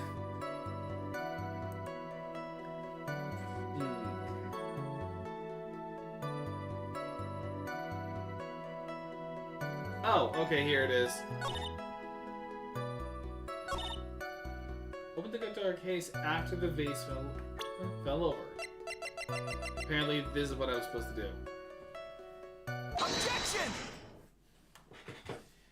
Like, again, I'm still a little tired. I'm a little tired, and this just last bit of the break, so let's just, like, speed things up. There's no way you were the one who opened the guitar case. Why would you say that? It's elementary, my dear. Because the only fingerprints on this guitar case are those of the victim. Oh. That's right, only Juan's fingerprints were on it. I missed that. Like, I am... Whatever, we're just trying to finish this up for my break. Got her. What is it, Miss Andrews? You shouldn't assume that I must have left prints just because I touched the case. What do you mean? What if I were to tell you that I was wearing gloves at the time? Gloves? Well, why would you be wearing gloves at the time? It was the night of the award ceremony, so of course I dressed up for the occasion. Yes, now I remember. I'm almost sure I was wearing a pair of thin gloves. I see.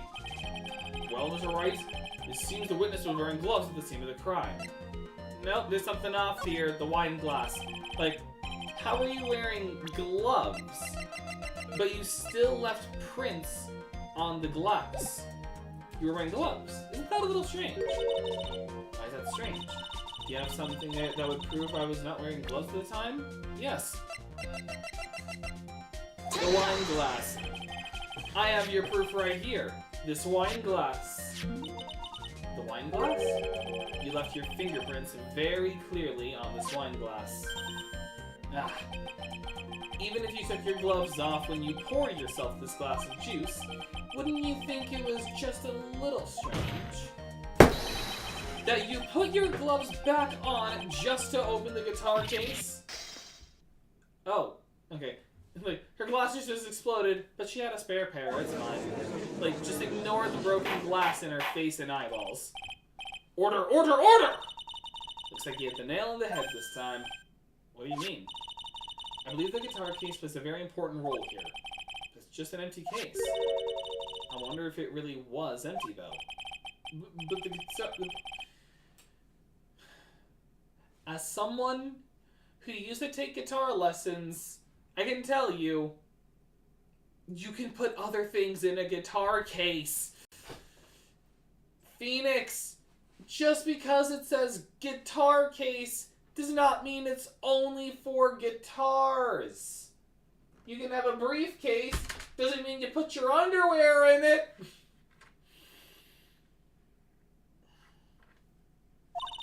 Phoenix, drop all of your presumptions.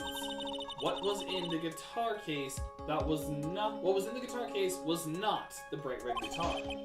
You don't mean it was a bright white guitar? No, it wasn't right either. Phoenix! I admit it would be unnatural for someone to do that. The witness was not wearing gloves, despite the fact that on the case...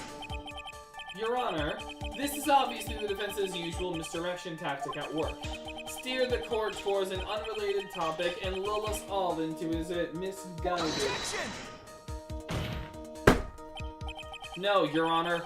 Please recall that Miss St. Andrews had testified the vase fell onto the guitar case, which means that the case was closed when the crime took place. However, it was wide open in this photo of the crime scene. I'm sure this guitar case has some relation to the murder. If you are so sure, Mr. Wright, then I'm sure you can somehow substantiate your outrageous claim, correct? Please, enlighten us as to why the guitar case has anything at all to do with this murder. And you do that, Mr. Wright. Oh, well... Let's suppose for a second that the bright red guitar was not the only thing that could have been in the case. The bright red guitar not being the only thing. You don't mean to suggest it was a bright black guitar... Judge, please. So, you intend to push your theory that the case was not empty. Is that right? Right. Is that it, right? I wouldn't say something I don't intend to prove. Deflate that head of yours. You haven't proven anything yet. Now then, let's have it. What was inside this case at the time of the murder? The Nickel Samurai costume. Do I present this? Or Lotta's photo? I'll just try this first. Yeah, okay, that was it. This is a photograph. Yes, but what is important is what is in the picture. Your Honor, look at this photograph! In this picture? It doesn't take a genius to see what I mean. What I am proposing is...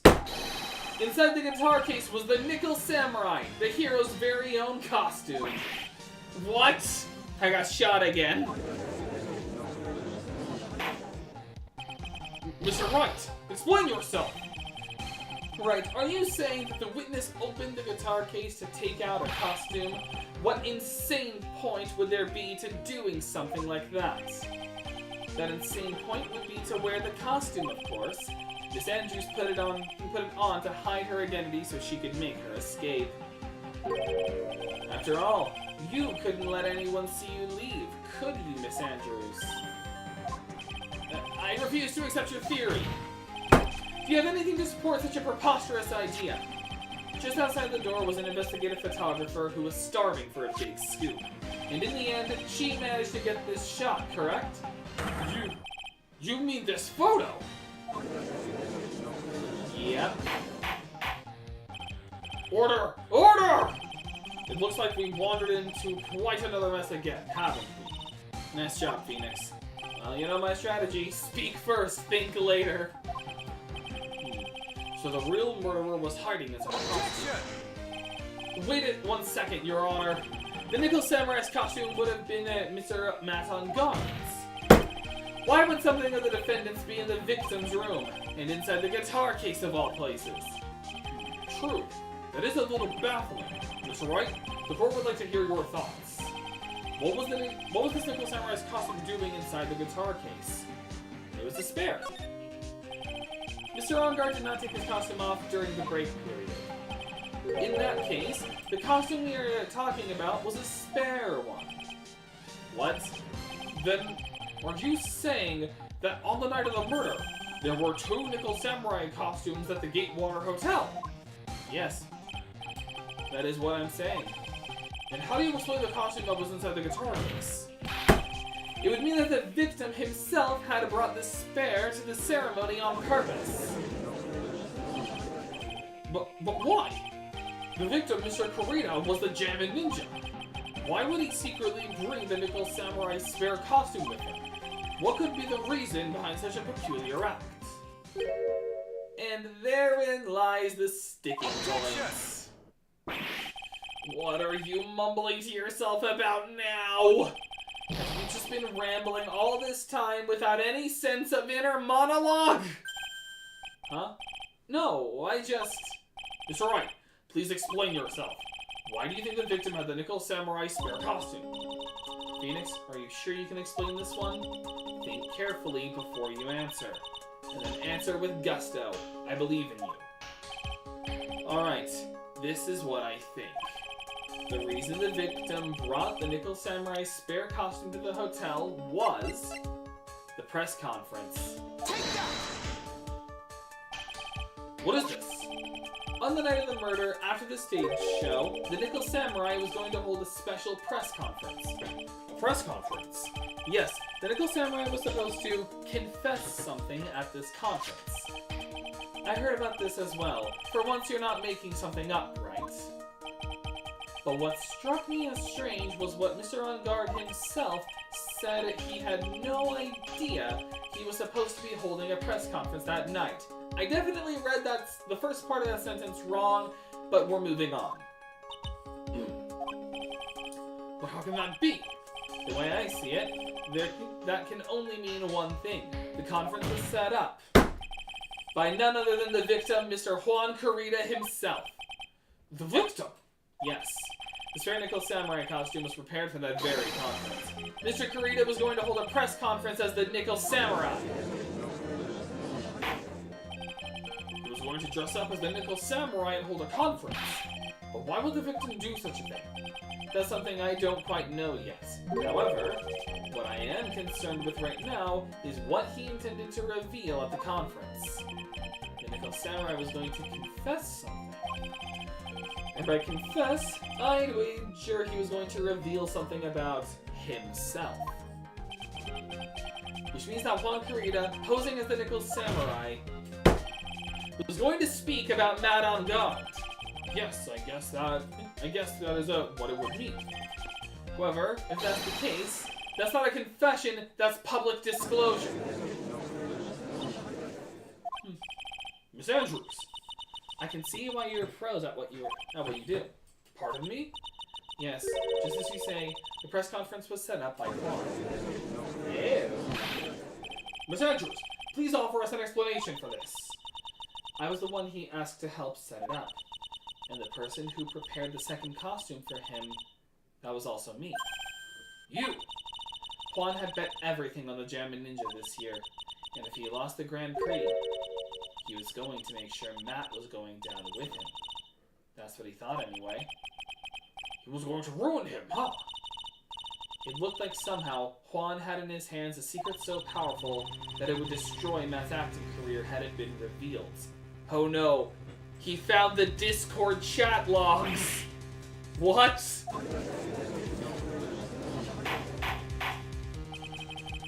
And do you know what this secret of Mr. Vanguard's was, Miss Andrews? That's something only Juan knew. I don't know what it was. Ah, I see. I've probably been coming off as quite suspicious to everyone. What, Matt? The theater forgot to type in Oreo was defeated. Ah.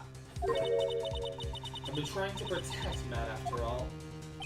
Protect Mr. On Guard. And yet again, another strange bit of truth comes to light, it seems. Miss Andrews, if you could, please tell us the truth about your behavior. Yes, Your Honor. I understand.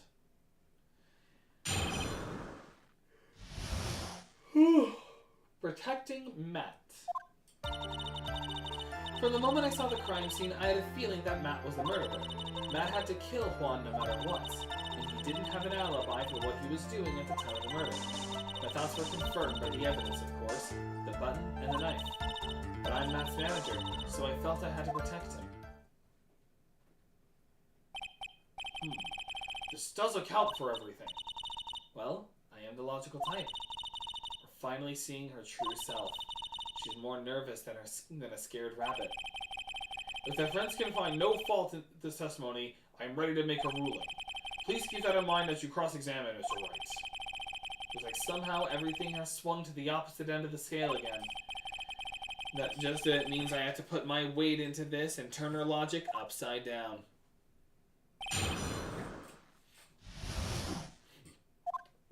Okay. The crime scene. I have a feeling he was the murderer. What? Didn't have an alibi for what he's doing.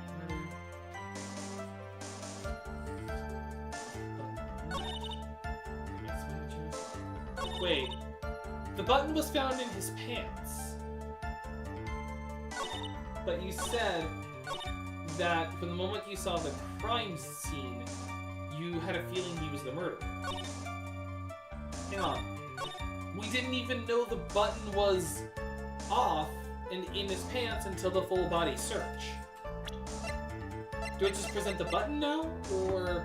Objection! Nope, jumping the gun. Okay. Hold it!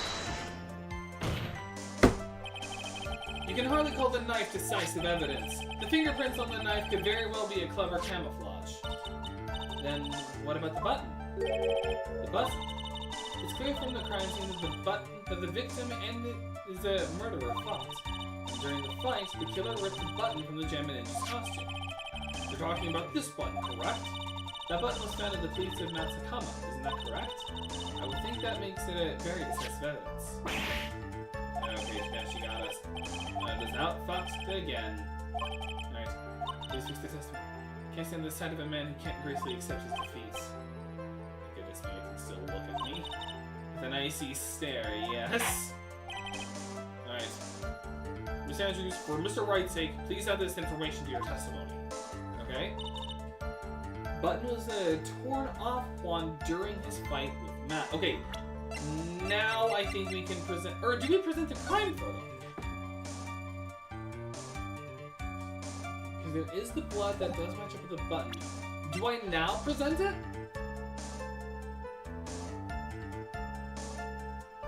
Or wait, no! No, it was because he was stabbed afterwards.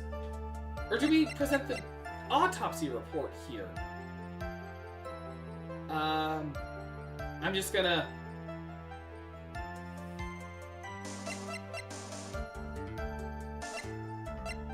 Now the button? Objection! No. Dang it. Okay, well...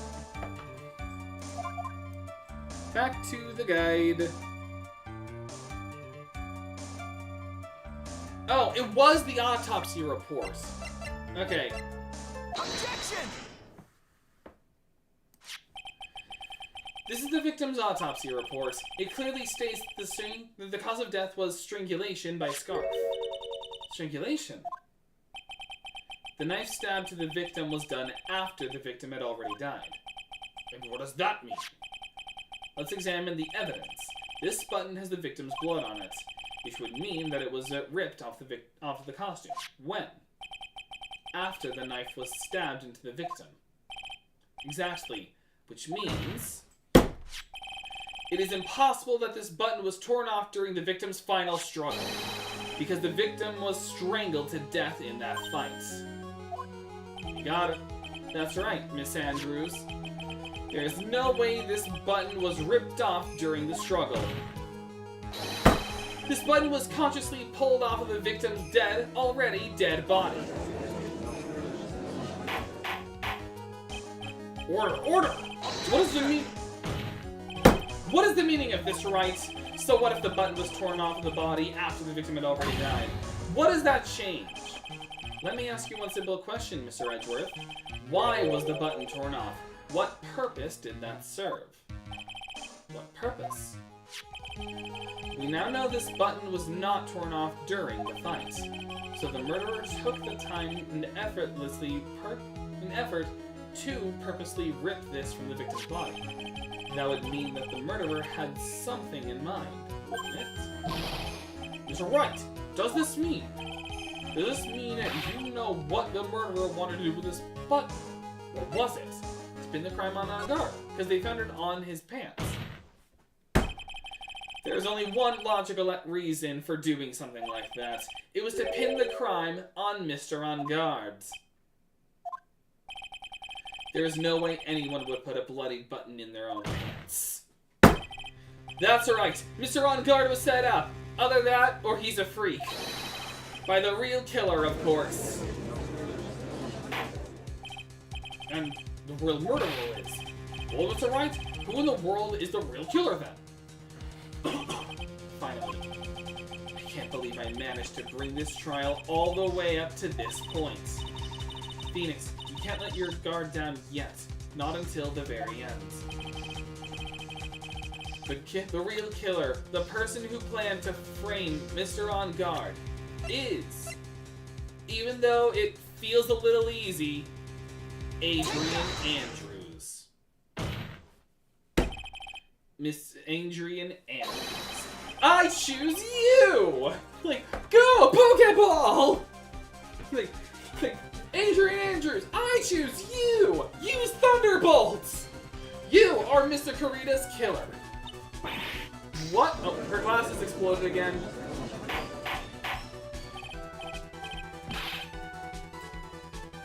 Order! Order! Order! Mr. Wright!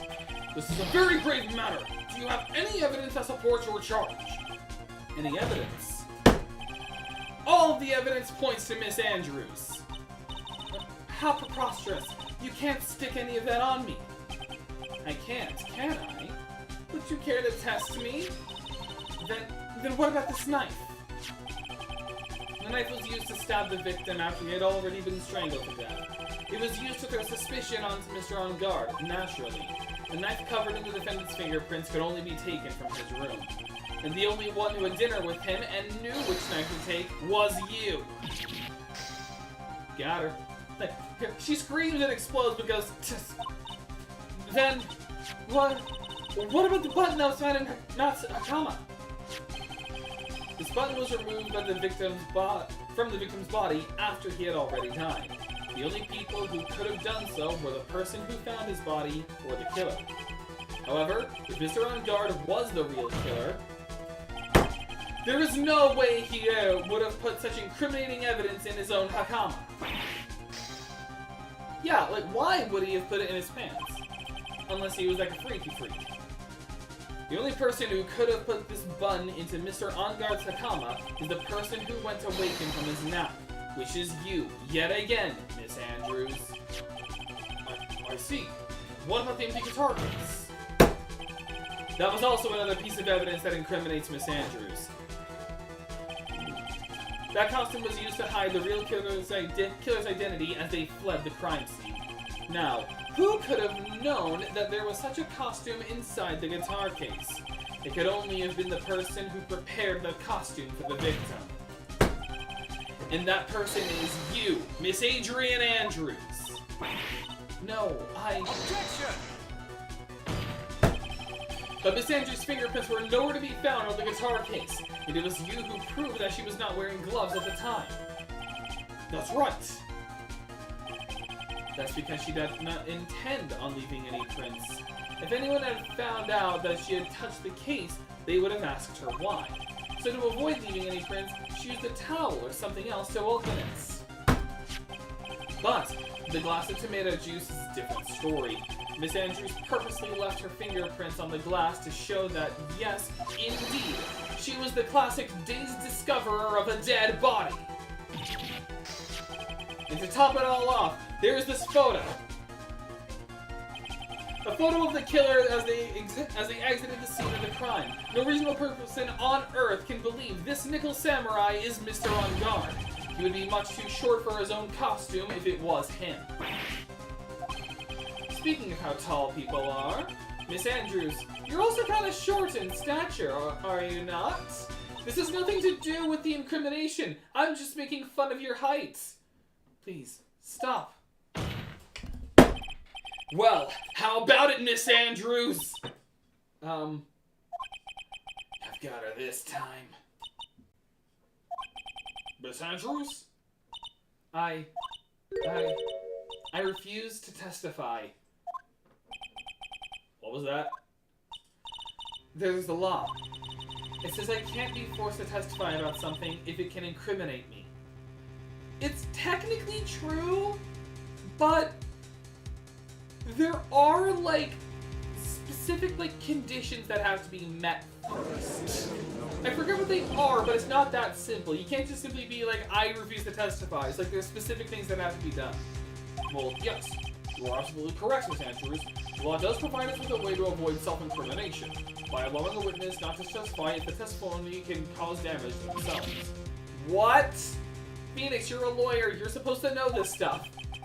Pleading the fifth is not something most people would think to do on the spot. Actually, thinking back to yesterday in Mr. On Guard's room. Adrian Andrews. Yes? Think hard about what we just discussed. Understood? Alright.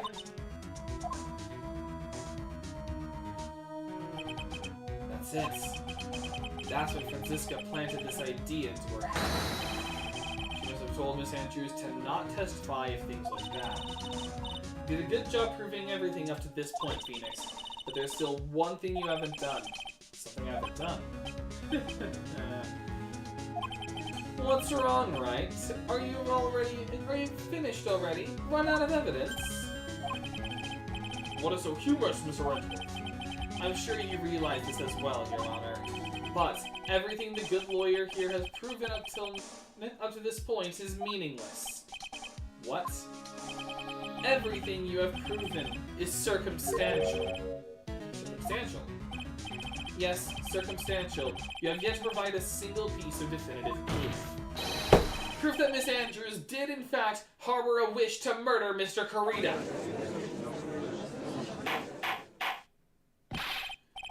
Miss Andrews, did you want to kill Mr. Kurita? I believe this may lead to me incriminating myself, so I will abstain from answering. But Miss Andrews, if you do that, it would be the same as admitting your guilt, don't you think? Maybe so, or maybe not. There's nothing to prove it either way. Besides, you don't even know what crime I would be guilty of due to my silence. No, she's taking that defiant attitude again. Mia, what should we do? Somehow, we've landed in the worst possible situation. I think we have reached a certain conclusion at this point in time. Miss Adrian Andrews has refused to testify, and the defense's theory that she is the actual murderer has not been fully substantiated with solid definitive proof. But that's not true! In this situation, there's only one thing this court can do, and that is to declare a recess. Recess? I request that both the prosecution and the defense look further into this matter, and at tomorrow's trial. Tomorrow? We don't have a tomorrow. If we don't get a not guilty verdict today, then... Please wait, Your Honor. That's not necessary. The trial. Please continue the trial. What are you sweating for? Your client is getting one more day to live, isn't he? No, that's not it. This isn't about that. Edgeworth, I know you know who the real killer is. Please, let the trial continue. If I don't get the verdicts, then Maya... Huh? But it's impossible to continue as long as the witness refuses to testify. Now then, this court is... No? Thank you, Edgeworth. It is not impossible for this trial to continue. Mr. Edgeworth, what are you... It's true, Miss Andrews holds the right against self-incrimination. However, if the topic of conversation is something unrelated to whatever she may be guilty of, then she has no right to withhold testimony. Yes, that is very true, but... Actually, there's one little thing that I'm curious about. Miss Andrews, when you found the victim's dead body, you poured yourself a glass of juice. Yes, and? I can't help but think of how unnatural that is. Usually when one finds a body, they are shaken up, not stirring a glass of juice. So my actions were unusual, but I've already... Before you speak, I want to state that if you have a reason behind your actions, I would like you to testify to that effect. Testify? Your Honor, I would like to request that the witness testify again as to what happened when she first discovered the victim's body. Whatever we find out in this testimony should in no way implicate the witness. I don't know what this is. I don't know what it is about Edgeworth today, but I can't get a good read off of him. Is he friend or foe? I just don't know. The court acknowledges the prosecution's request. Miss Andrews, if you please. When I found the body... The glass of juice. I didn't really pour it for myself. I was surprised when I walked into the room and saw it in that messy state. And Juan, he was sitting slumped over and tired looking in the corner. When I saw him sitting like that, the thought that he was dead didn't cross my mind. To be honest, I thought he had just fainted or something, so I went to pour him some juice. When I realized that he was dead, that's when I knocked the flower vase over. So you poured that glass of juice for the victim. Why didn't you say so in your earlier testimony? I didn't think I needed to include something so trivial. Phoenix, please be careful here. If you can't find anything wrong with this testimony, then there's nothing left. I know. Edgeworth, what the heck is going on in that brain of yours? Now then, Mr. Wright, you may begin your cross-examination. When I found the body... The glass of juice... Alright, didn't pour it for myself. There's not really anything to present, I just gotta press on stuff. There wasn't anyone else in the room, right? Of course not. Then, who did you pour for? Mr. Wright, there's a rhyme and reason for everything. Can you wait just a little longer for it to be revealed to you? In other words, Wright, be quiet and listen. Precisely. I couldn't have said it better myself.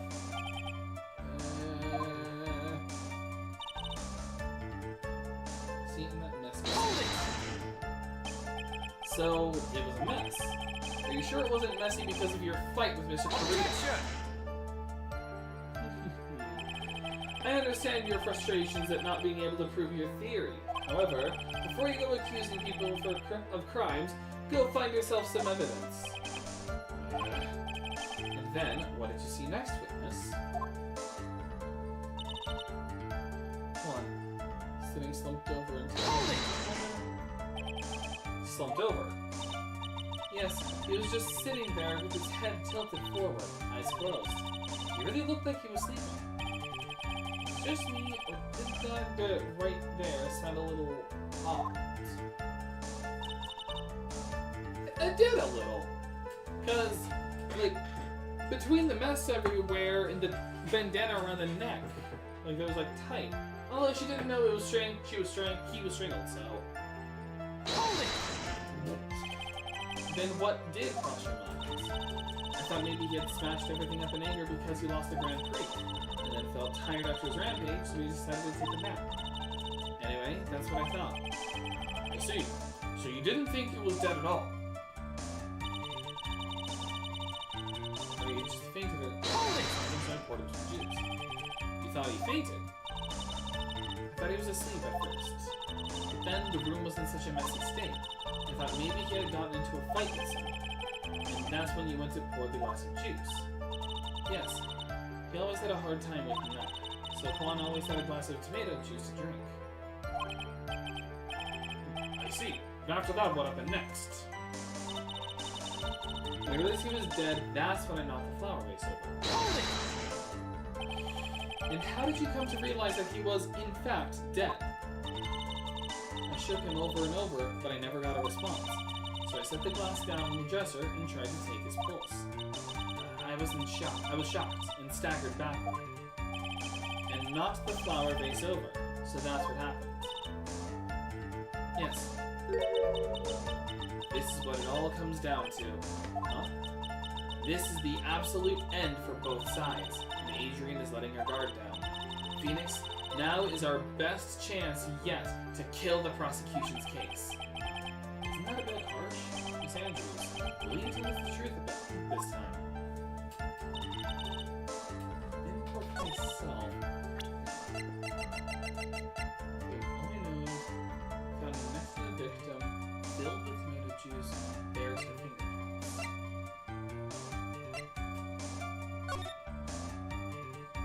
Well, there is the thing of tomato juice.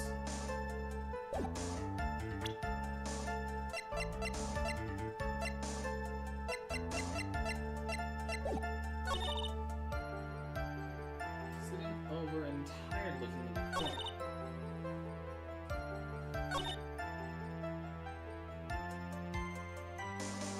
I have no clue what to present here.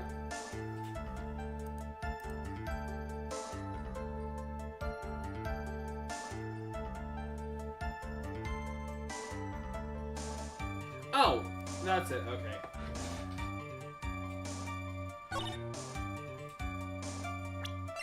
The crime scene photo.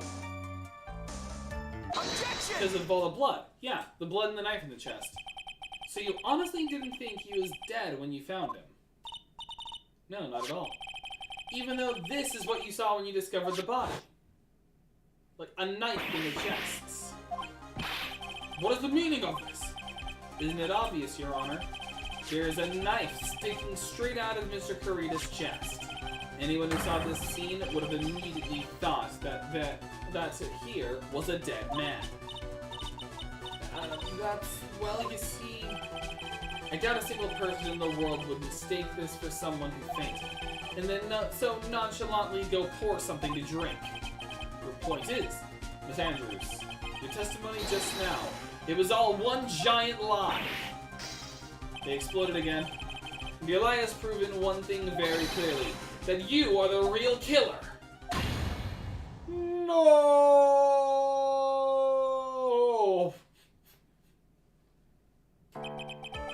This got no at the very end. Nice on that McFever. It looks like the defense has somehow brought this ugly truth to light. The defendant, Mr. Matt on Guard, is not guilty after all. But that's impossible. You're wrong. Miss Andrews, try to have some composure. It wasn't me. It wasn't me, I tell you.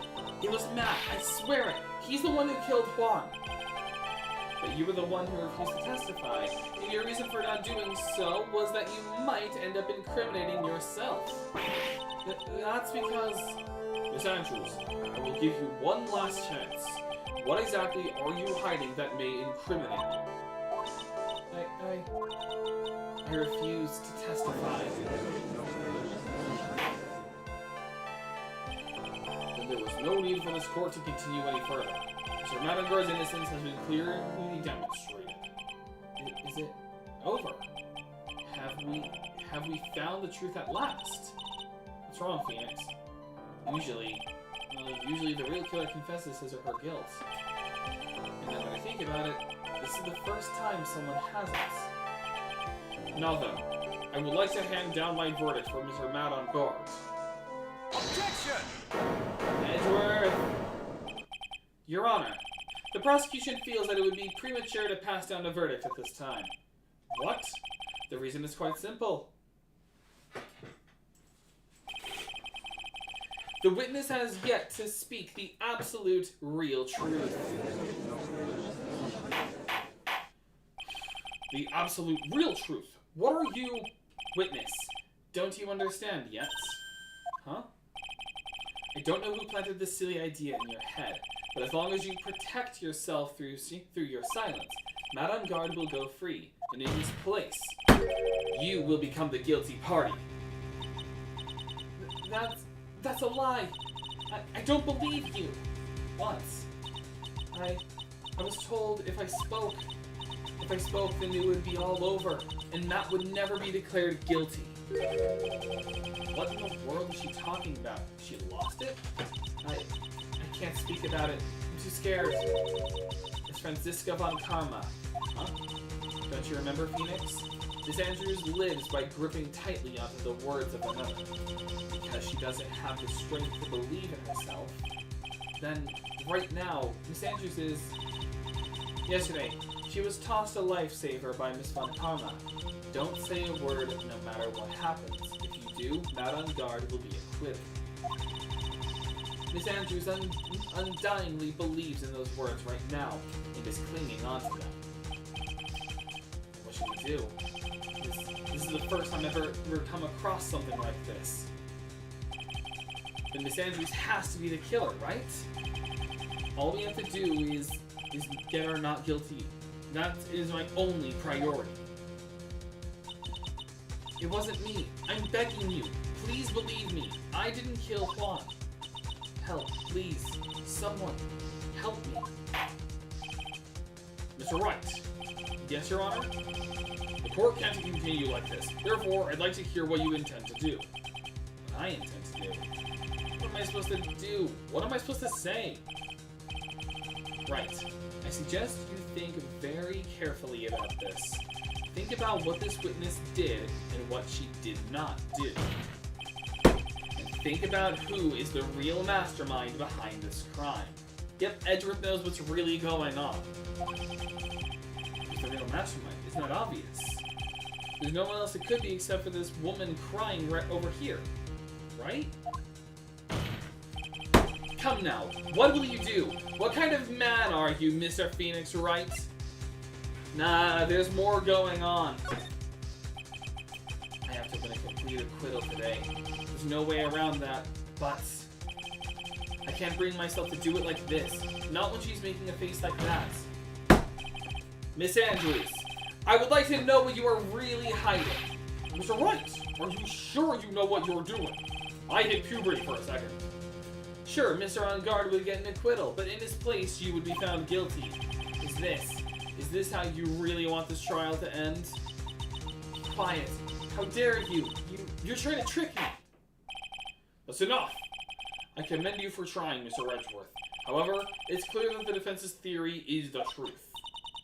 You're wrong.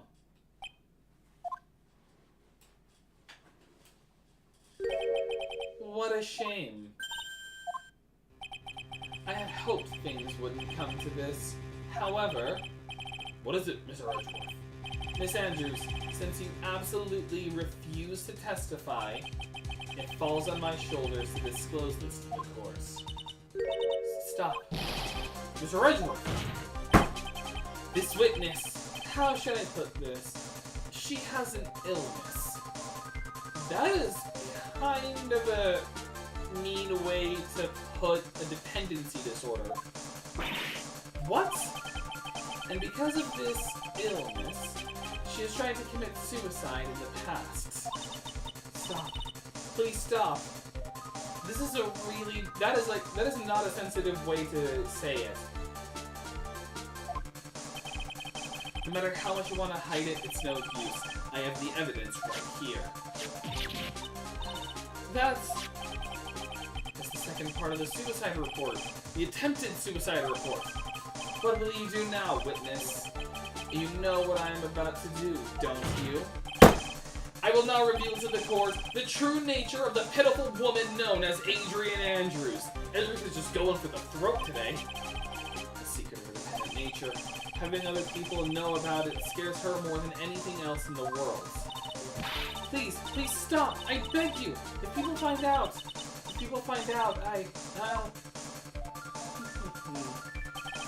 If you're going to say you would choose death, that is of no concern to me. Edgeworth, how can you be so cold? However, before you die, I will pull the truth from your still breathing lips. No matter what I have to do. Edgeworth is clearly the best character because he has the best lines. Between sit back and relax and feel the noose slowly tightening around your neck. Like, there's that line you get, you're not just a clown, you're the entire circus. You get this line, before you die, I will pry the truth from your still breathing lips. And then, of course, would you like some vintage cheese to go along with that wine? Edgeworth just has the best line and the best character. So, will you tell the court or shall I? Either is fine with me. I'll talk, but please, help me. I always feel bad for Andrews. Nothing matters anymore. My crime. When I first saw him, I really thought he had fainted. Honest. When I realized he was dead, that was when I formulated my plan. Once I made sure there was no one in the hallway, I made a dash back to Matt's room. And then, I stabbed Juan's dead body with a knife and ripped off the button. Just when I finished and was returning to Matt's room, I had a bit of an inconvenience. And that's why I ended up using the nickel samurai costume. Because of you're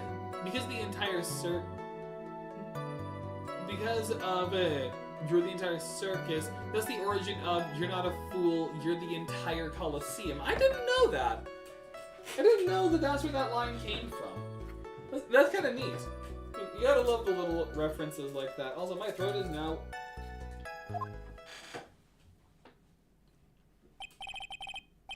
Stabbed the body with a knife. But why would you do that? Isn't it obvious? To pin the blame on a certain person. A certain cowardly man.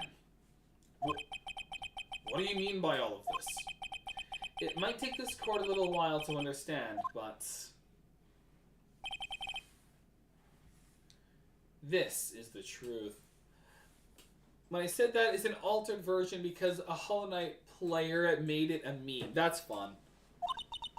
The real killer is Matt. That scumbag of a man. I'll never forgive him. He's trying to escape his guilt again, just like last time.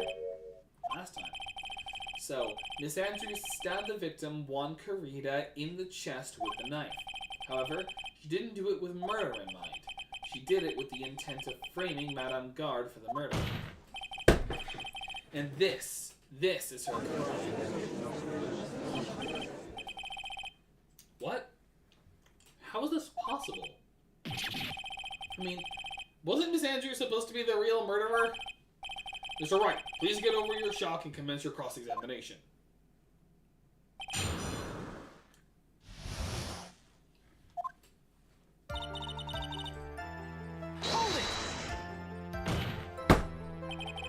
But you could tell from the state the room was in that there must have been a fight.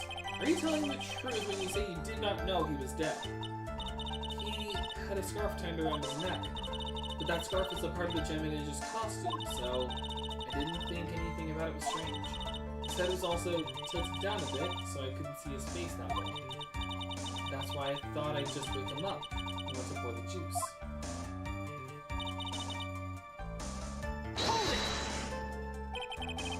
What was this plan you had? I knew right away the murderer was Matt. I knew because Juan, he was going to expose Matt's weakest point to the world. So Matt did this to stop Juan and silence him for good. That's what I thought. I should forge some evidence and pin this crime on Matt. So he forged pieces of evidence with a knife in the forged piece of evidence with a knife in the button. The first thing that came to mind was to plant the knife. Make sure there's no in the hallway, I made a dash back to Matt's room. That was so you could get the knife, correct? The knife Matt used at dinner had his fingerprints all over it. I thought if I used that, then the police would certainly turn their eyes towards him. Matt was napping with his costume on at the time. He slipped in, took the knife, and returned to the scene of the crime. And then, he stabbed Juan's dead body with the knife and ripped off the knife. So you were the one to stab the victim with the knife. It gives me goosebumps to think about it now. What a horrible thing I did. But, at the time, I couldn't control my own body. It moved on its own. Then, when I stabbed Juan's dead body, I suddenly realized something. If I used the button somehow, I could make Matt look even more suspect. So he thought to rip one of the buttons off and then plant it in Mr. Ungard's account. Yes, that's what I had planned to do. But things never go that smoothly, do they?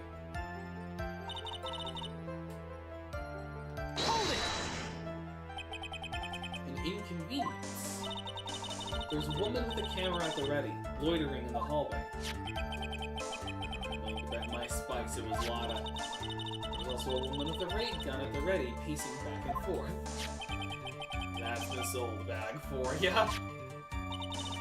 I'd already been caught and made it into a big scoop for a certain weekly tabloid once.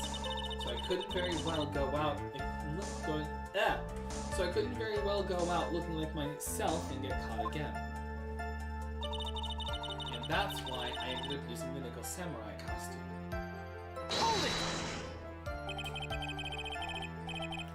You were the one who prepared the costume, weren't you? Yes, I took it from Global Studios.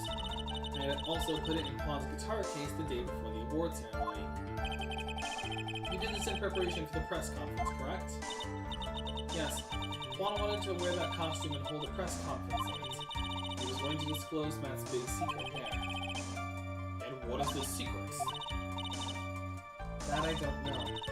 Anyway, I thought that if I were to leave Juan's room in the nickel samurai costume, then people would think that Matt was the real murderer.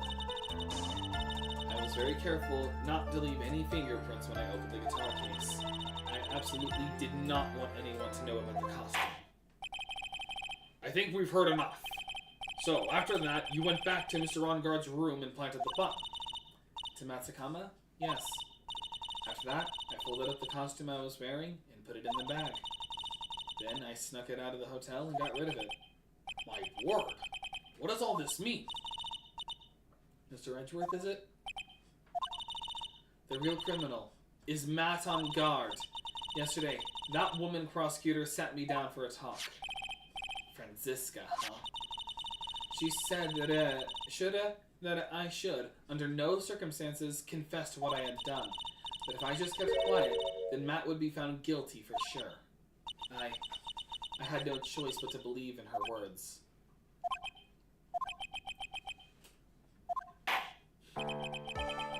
What this witness has done is clearly unlawful.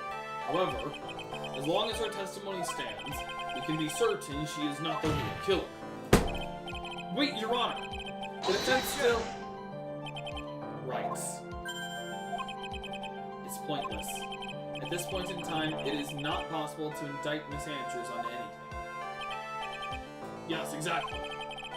There isn't a single piece of evidence that points to her as the murderer. The cross-examination of this witness is over, and so is today's trial. We couldn't establish that the witness was the culprit. Please let it go, Mr. Wright.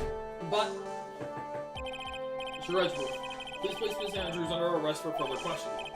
Understood, Your Honor. The prosecution will arrange for her detention immediately. That is all. Court is adjourned for today. Well, Maya's dead. So, Pearl, you're gonna be my new, assistant, if that's alright.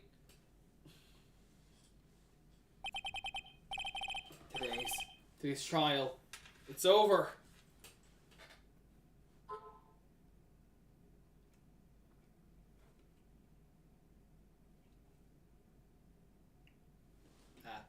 One second.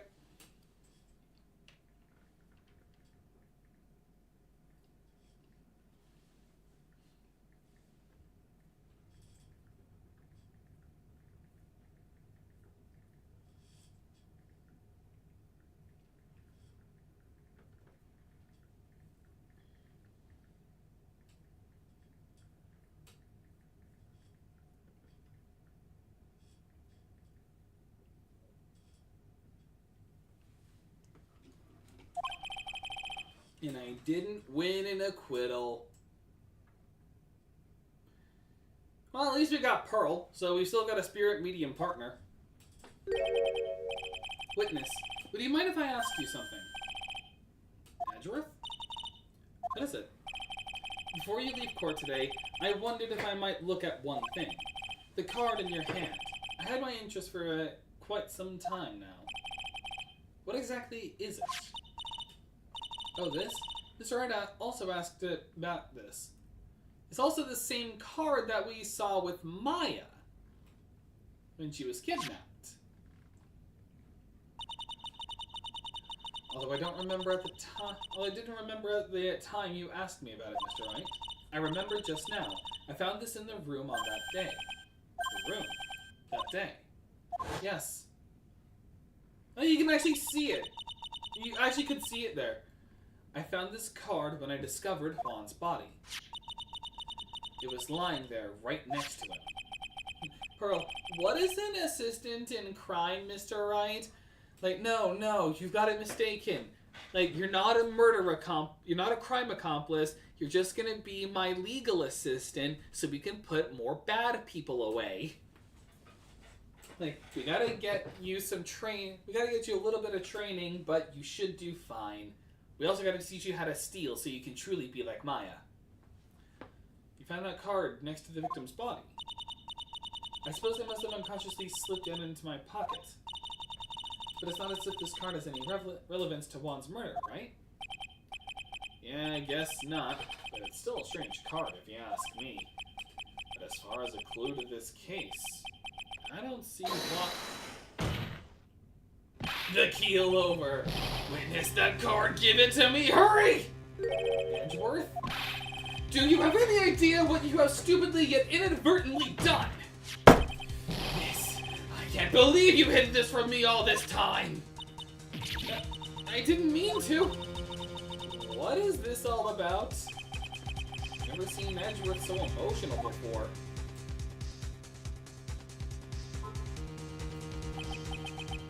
Card. What in the world is it? What does it mean? To be continued. Okay. Now.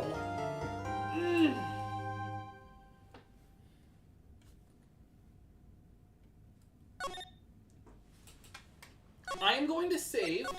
I'm not going to end stream yet. Because because I do plan on finishing Farewell My Turnabout this stream before my break starts. However, I am starting to get a little tired, and there's a couple things I have to do. I gotta walk my dog first. Well, my parents' dog. But I have like joint custody kind of. And I take care of it when they're not here. And two, I gotta clean the upstairs bathroom because apparently we have some guests coming over. So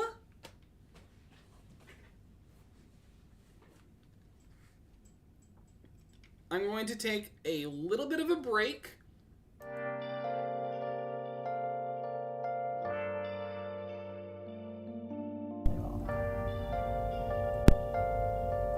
Okay, there I am.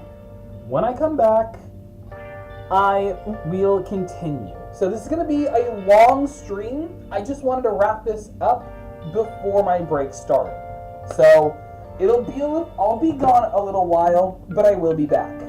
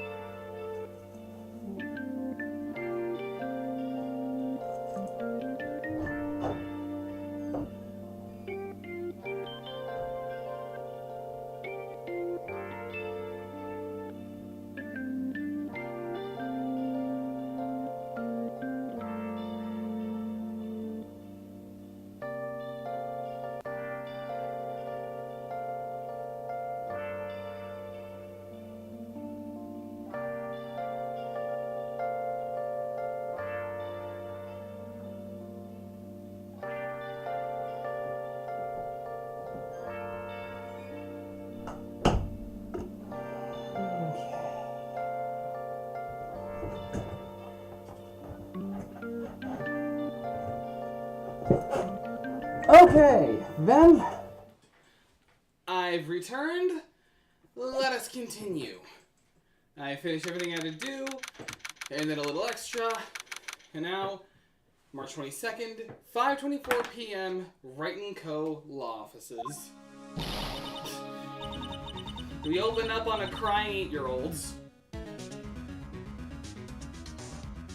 Crying for a justified reason, but still. Sorry if it made it seem like I had come back before. I was just having to just change something out. Like, for it. Why have we not found a proper babysitter for her yet? There, girls. I can't take it anymore, girl. Look, it'll be alright. Everything may still work out. If I get you McDonald's, will you shut up? I mean, if it was Burger King, sure. Like, alright, we'll compromise. Chick-fil-A. Deal. The condition was that we had to get a not guilty verdict. Also, can I just say something on this? I've voiced my opinion a little bit before, but on the whole, like, CEO, fast food CEO thing going on, while yes, it's hilarious how bad McDonald's CEO was, but how much better Burger King and Wendy's were, I'm still not as much of a fan of Wendy's. It's not the food I have a problem with. I want to specify this, because they have some banger food options.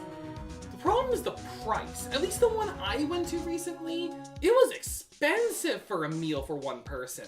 Like, all I just did a Baconator, no tomato, large unsweet iced tea, and a large fry. The fries were cold and soggy by the time I got back, and it was $15 for one person. So, if you like Wendy's, that's fine. It probably was just my location, but because of that, I have a personal vendetta against Wendy's. The condition was that we had to get a not guilty verdict. So far, the kidnapper has kept his word and hasn't hurt Maya. And he won't because Mr. On Guard hasn't been given a guilty sentence yet. Oh my god, poor Pearl. Cheer up. We don't have time to stand around crying. We have to get going. And you know Taco Bell's not doing anything. At least I haven't seen Taco Bell do anything because they don't want you to know how the meat's made. You're right.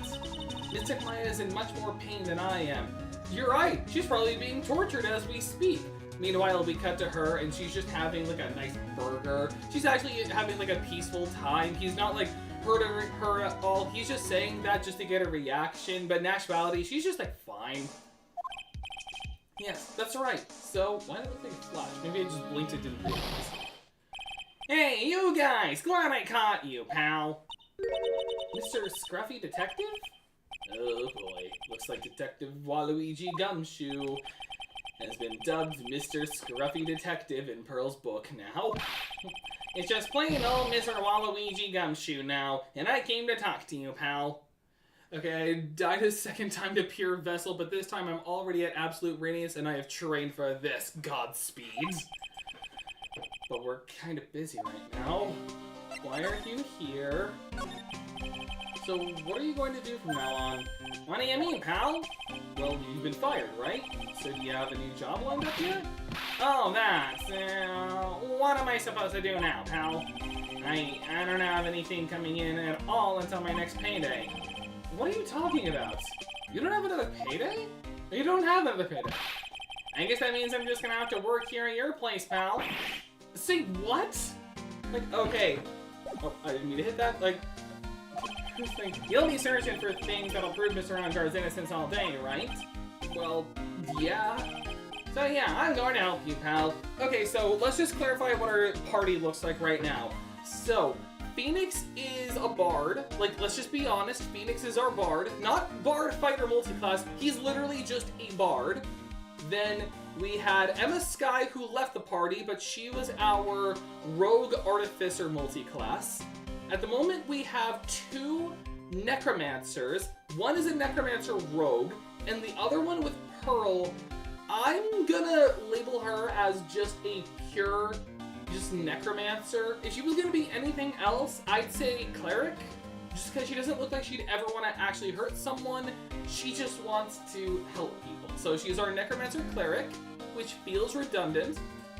What would be Gumshoe? Like, what job would best suit a detective? Like, what D&D class would be a detective? The only thing coming to mind for me is paladin. Would Gumshoe be our paladin? Could you picture Waluigi as a paladin? I could. Wait, the Oath of Wah! I got lots of experience in investigating and watching over people's places. And I'm great at making really simple meals, pal. I'll take care of it all. Sweet ramen noodles. I say barbarian because dumb, but again, he could be a paladin. I could see it. Maybe barbarian paladin multi-class? Like, if that could work? Come on, Mr. Nick. Let's let Mr. Scruffy Detective take care of things. Okay, Mr. Gumshoe, you're gonna be our servant. I would call you maid, but no one wants to picture that. Okay. By the way, what's your best dish? Instant noodles, pal. Why am I surrounded by people who only eat cheap, unhealthy foods? Do you have the money for a proper healthy meal, Phoenix? I didn't think so. That was the first time I've ever seen Mr. Edgeworth act like that. Never thought he'd say something like he didn't care if Miss Andrews killed herself. He said that? That's horrible! That's right, Pearl was just possessed, and she wasn't conscious at all. Also, Pearl, why are you here? Okay, next time I see Will Powers, I'm putting him in charge of you. You are being babysat by that man. I do not care what else. Like, I will only see you again at the trial, but I need you to possess your dead cousin. Or be possessed by your dead cousin. And because of him doing that, we got the truth finally. The truth? Sanders' last testimony. I wonder if that was the truth. I'll give you that there was nothing strange in her testimony itself, but I still think there's something fundamentally wrong with the whole thing. You mean about that thing, pal? Why would she want to? No, I mean, almost need to frame Mr. On Guard. It is done. Have you done it? I couldn't figure out anything from I couldn't figure out from anything she said. I couldn't figure that out from anything she said all day. Why was it hard for me to read that sentence? And then you're saying that testimony was a lie? Not a lie, they say. It just feels like there's more here than meets the eye. Or that's what Edgeworth would like us to believe. That's such a dirty trick. Even if that woman prosecutor was better than that. Or even that the prosecutor was better than that. Ziska von Karma. Speaking of this von Karma, do you have any more information on her condition? Wasn't she shot this morning? Ms. Von Karma was shot today on the way to the hospital, on the way to the trial by a pistol, pal. But she's going to be fine, right? I mean, Edgeworth said she was in stable condition, but... Well, she was shot in the shoulder, so she's okay and still hanging in there. And it should be done taking the bullet out, so she's probably resting at the hospital. Which one? What? Are you going to pay her? Are you going to visit her, pal? No. Well, I was kind of thinking about it. Hey, you actually got a heart, don't you? She looked like she was being tortured to death by not being able to go to the trial today. So maybe it'll be good for her if you went and let her whip you for a bit, pal. Let's go let her whip us, Mr. Nick. Pearl, you don't know what you're saying. Now I'm definitely not going. Like, that's not my kink. Maybe your guys's, but it ain't mine. The entirety of God Home is being filled with the business we speak. Okay. Shout out to our mod, Shannon, who has finally beaten Absolute Radiance, a feat I do not have the patience for. Also, oh god, it's Hottie Clinic. That name sends a chill down my spine. I'd rather work with Dexter Morgan. Well, I guess it can't hurt to stop by and say hi. I will not say anything that man has to say. I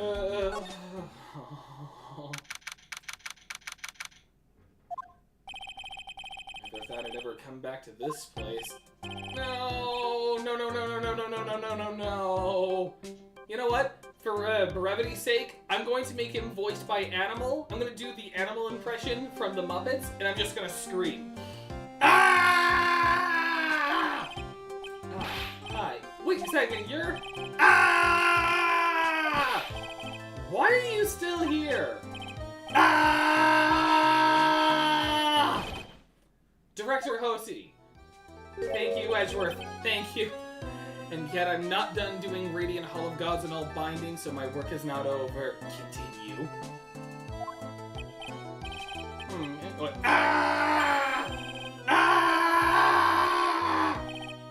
Director? Franziska. How was Franziska von Karma?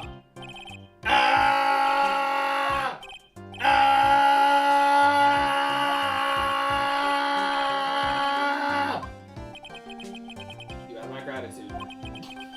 Just get screamed in the face. Thank you. Looks like Edgeworth doesn't know that about this director and his secrets. I'm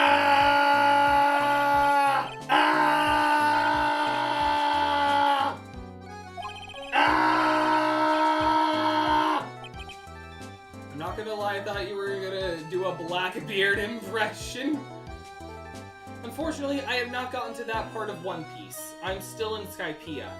But, like, specifically, the part before Skypiea. I want to get back to it, but I just have but I wanted to finish my list of personal to watch anime, and then, like, my personal list of anime to watch, and then I was gonna go to One Piece. I see.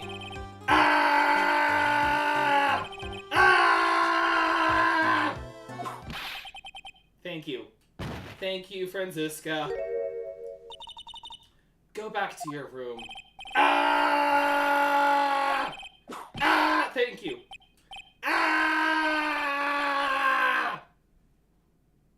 Thank you, Franziska. What do we say, chat? Thank you for whipping the perverts.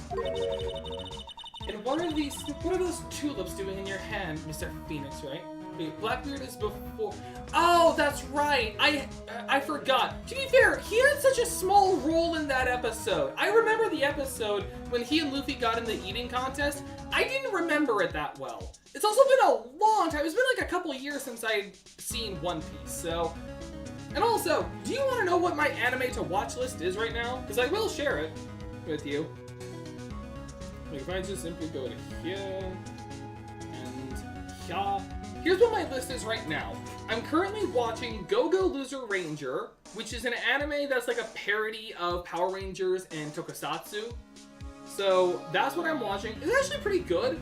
If you're someone who's a dub watcher, you're gonna hate it, but I'm someone who's like, I'm good with either or, so I'm watching it in sub. Then there's the Red Ranger gets reincarnated in another world as a hero, which is an isekai. That's exactly what it is. A red Sentai Ranger is reincarnated into another world after his battle and becomes a hero, still with his Red Ranger powers. Then Black Lagoon, an anime I've heard pretty good things about. Dororo, a dark anime I've heard good things about. Samurai Champloo, which I've heard recommended to me. And then two anime from my childhood called Erica 7 and Samurai 7. And if you ever look up Erica 7, you have to spell it Eureka. It looks like it should be pronounced Eureka 7. Trust me, as someone who watched it when it was being aired on Toonami, it's Erica 7. It's like a weird pronunciation thing. It's like German pronunciation, or maybe it's the pronunciation of the show. I don't know. It's like Simon and Simon. So those are what my list is right now. And then once all of those are done, then I'll catch myself up on One Piece. And what are those tulips doing in your hands, Mr. Phoenix writes? I knew I shouldn't have come here. Hi, Franziska. Thank you for whipping a pervert into hiding. I was shot in front of the courthouse in my right shoulder. But it's no big deal. This sort of thing happens all the time. You wouldn't believe how many bullet holes are riddled all over my body. I even had full intention of running the trial this morning. But that would have been too much for you. There's no need to act tough in front of us, you know. Regardless, I was dragged here by that man over there. He was so unyielding, one has to wonder if he was simply interested in stealing my case. There's no logical course of action given the bullet was still lodged in your shoulder. But by taking it out of the case, I found myself having to clean up after you and that irresponsible deal you made. I think I know what deal he is referring to. Right, the deal with Adrian. The deal. Miss Von Karma, you made a deal with Adrian Andrews yesterday, didn't you? I don't know what you mean. In order to make sure you got your guilty verdict on Mr. On Guard, you told Miss Andrews not to testify in court today. I don't know what you're talking about. Do you have proof that I made such a deal? We literally had Miss Andrews say it under oath. You're denying it? It looks like you were lucky, Mr. Phoenix Wright. If I had been in court today, this trial would already be over. All while hiding Miss Andrews' own crime. That isn't my problem. Whether she had tampered with the evidence or not, I have only one objective: to find On Guard guilty of murder. The end justifies the means, Mr. Phoenix Wright. The end justifies the means. Friends turn to foes and rivalries. So keep your friends close and your enemies closer. I've been getting back into Epic the Musical, so... Miss Von Karma, Adrian Andrews believed you when you said, if you don't tell the truth of what really happened, then On Guard will be found guilty. And what does that have to do with me? Because of that, she is now in danger of being found guilty herself. All because she believed in your words until the very end. That still has nothing to do with me. She's just a weak person after all. Von Karma, no. But you had to know she was... Ow. I think visiting hours here are over. And like, then Howdy comes back in like, clearing his... but we're just writing on a piece of paper because he speaks like animal. It's like, Ashley, it's over in 2 hours. So, if you'll excuse me... What's wrong? Why did she suddenly cut you off? Probably because she thinks I had the advantage in that argument. Edgeworth. Hello. So, what about the card? By the way, Edgeworth, you were really angry in court today. What's hurt for you? Witness that card! Give it to me! Hurry! Do you have any idea what you have stupidly yet inadvertently done? Why have you been just parading around the hollow Charizard card? This, I can't believe you hid this from me all this time. That card. What in the world is it? You mean this? Listen, Wright. This is top secret information. You absolutely cannot leak this. The Special Investigations team has existed for a number of years, but few know of it. I understand. Their task is to find the owner of this card. You see, the person who owns this card is a kind of entity called a curse user. I've been working with a school of cursed sorcerers in order to find this out. Among my peers has been a talking panda, a woman on a broomstick, and a lawyer. A man called Shelly the Killer. What do you do with your life? If your last name is the Killer, like really, what do you do? What do you do when your name is the Killer? Open a bakery? It's like, welcome to the Killer Bakery, our biscuits are to die for. Just as his name suggests, states, he is a killer, an assassin, the best at that. All I can think of is assassination classic. He's de-killering it. I'm de-killering it. Oh, I'm de-killering it. It's such a dumb meme. But an assassin, the best of that. First thought that comes to mind, Assassination Classroom. Fantastic anime if you haven't seen it. Definite recommend. If you have not seen Assassination Classroom yet, it's 2 seasons, and it is a great story. It's got incredible comedy to it. If you're looking for an anime to watch, but you don't want to watch something that's like 5 seasons, I recommend it. I recommend Assassination Classroom. Like, you'll love it. An assassin? Like, he used to work under a man known as Koro Sensei. Although, I've heard other rumors. Picture card was placed next to the victim at the time of the murder. Miss Andrews was carrying it. So who is this Shelly the Killer? The Killer is the name of a long-standing line of assassins. Long-standing? The name first appeared about 100 years ago, I hear. Shelly is the professional name of the 3rd heir to the Killer name. So because of his profession, his professional name is Shelly, he leaves these cards with a shell on them. if you don't know Solo Leveling, will it not get any more seasons because the main animator went to war and he had... No, it is getting another season. I read an article that said that it will be getting a third season, it's just with a different animator. I don't know who it is, but I have heard it's getting another season. Like, I did hear about the main animator being drafted, but apparently it's going to be picked up by a different animation studio. Although, the sequel manhwa that was made for Solo Leveling was cancelled, so there's no Solo Leveling Ragnarok. He has a habit of making sure to leave a card by the body of his victims. Why would he do something like that? Pearl, have you ever seen Persona 5? Like, have you ever played Persona 5 Royal? Like, that'll help you understand Phantom Thieves. If not, at the very least, just read Arsène Lupin. You think it is a part of his duty to his clients. His duty? If he leaves a card, then his clients can be assured it was he who killed the victim. He also served in insurance. He also serves as insurance against any charges being pushed onto his clients. I see. The killer values the trust between his clients and himself above all else. It seems that this is one honorable assassin with a moral conscience. Is it even honorable assassins can exist? I mean, yeah, I've seen Assassination Classroom. There is one last thing I do not because of reasons. I did not deliver the delicate flower to the lady that contains all of God home. Oh, so you forgot. Oh, so you gotta still do that quest. So, you think this assassin, you think he's the one who did the killing in this case? It would appear that way. The discovery of the card basically confirms it. Wouldn't you agree? Shelly the killer, huh? So, Maya's been kidnapped. I noticed something as a child today. You were behaving in a very strange manner.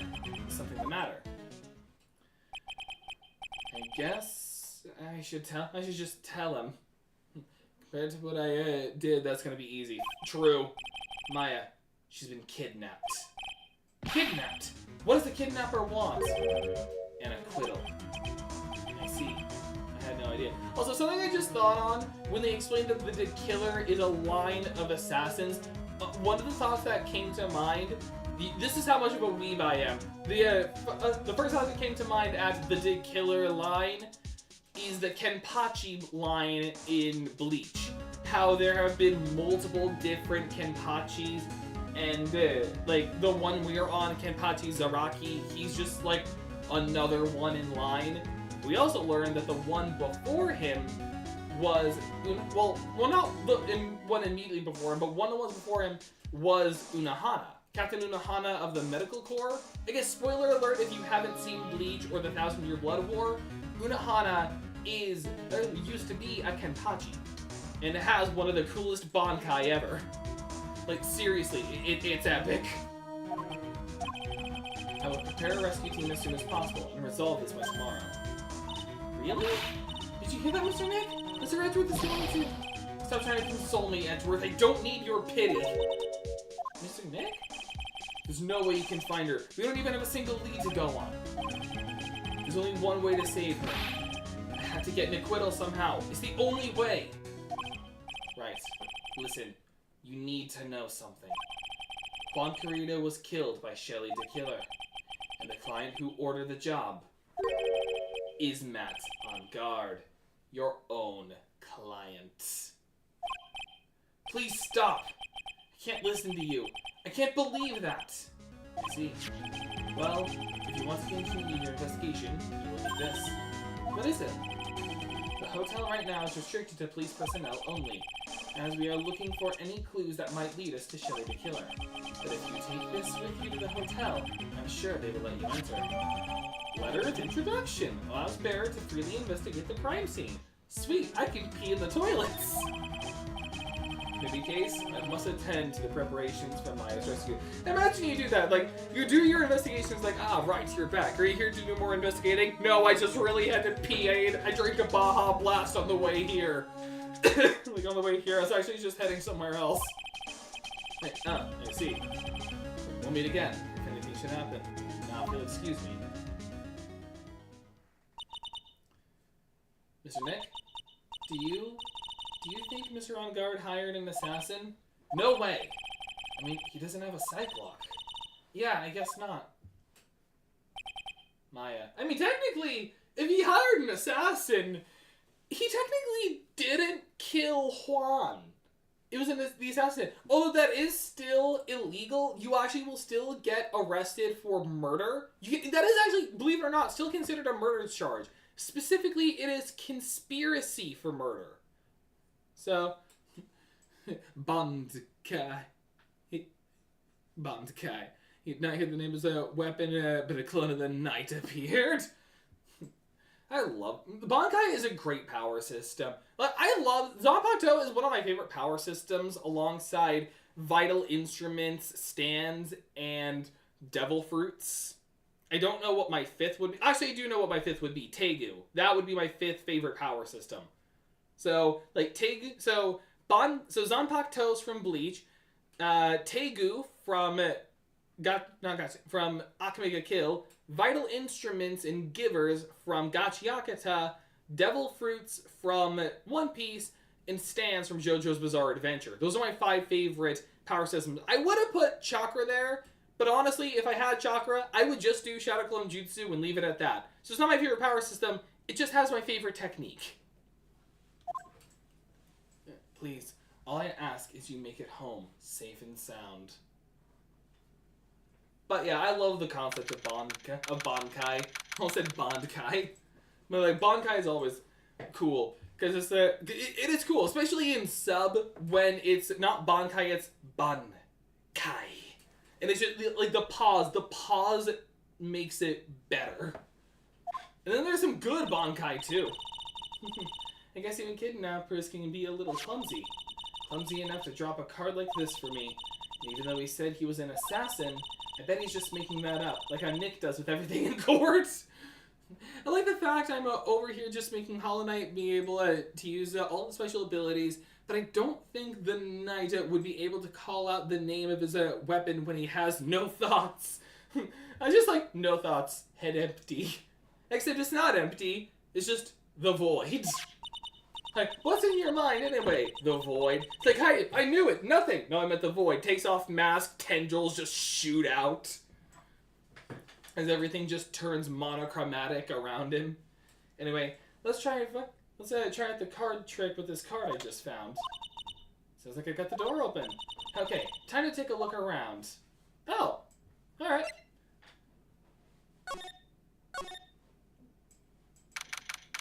Also, with her being in the cellar, it's just she just comes out like sloshed and like stumbling over herself with a bottle in her hands. Like, all right, let's try and find the way out of here. Ooh, hey, a couch.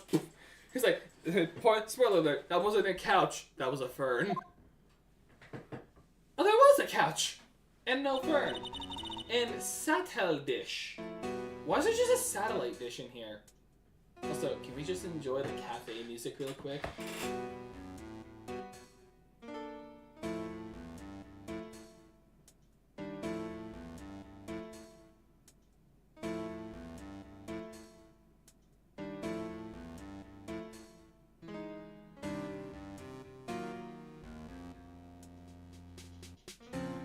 This is good lo-fi. It's not exactly lo-fi, but close enough.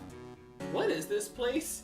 Why is there a derpy bear? I've got a feeling I'm not in the hotel anymore. Are those videos over there? Well, I'll worry about that later. For now, we should be looking for clues. Always fear a man who has a shelf lined with VHS tapes. There could be anything on there. Especially if there's a satellite dish. Why is there a satellite dish? That way, I can show them to Sis, and maybe we can get out of here. Well, right off the bat, a picture of Celeste. There's a framed picture sitting on this coffee table. It's a picture of a woman.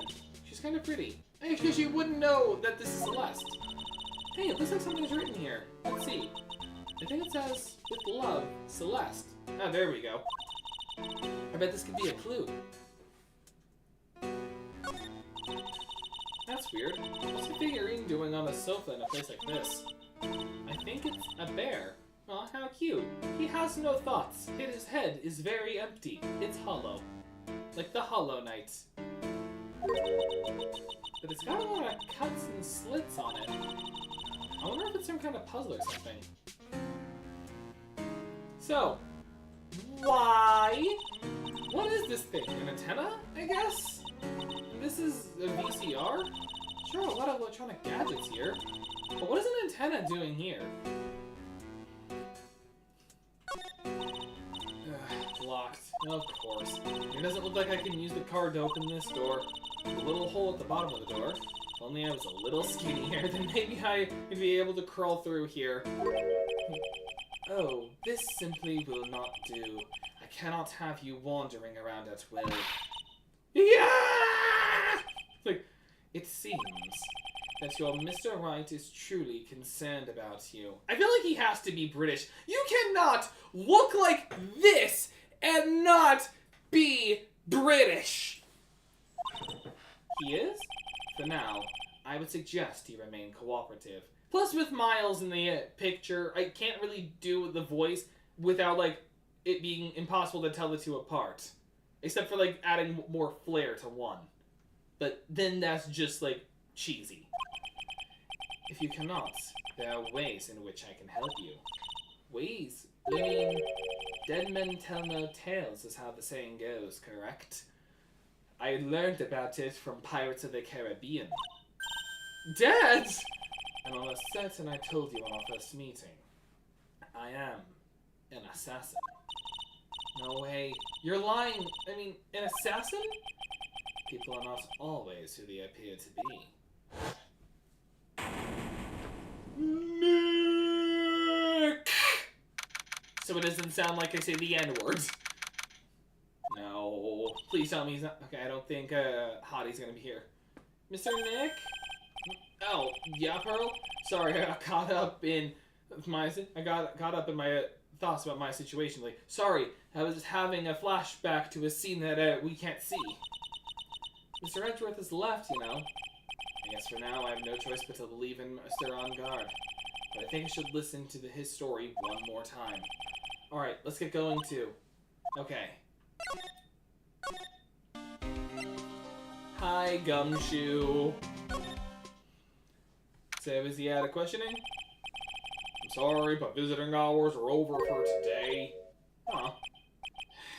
I have too many questions I need to ask.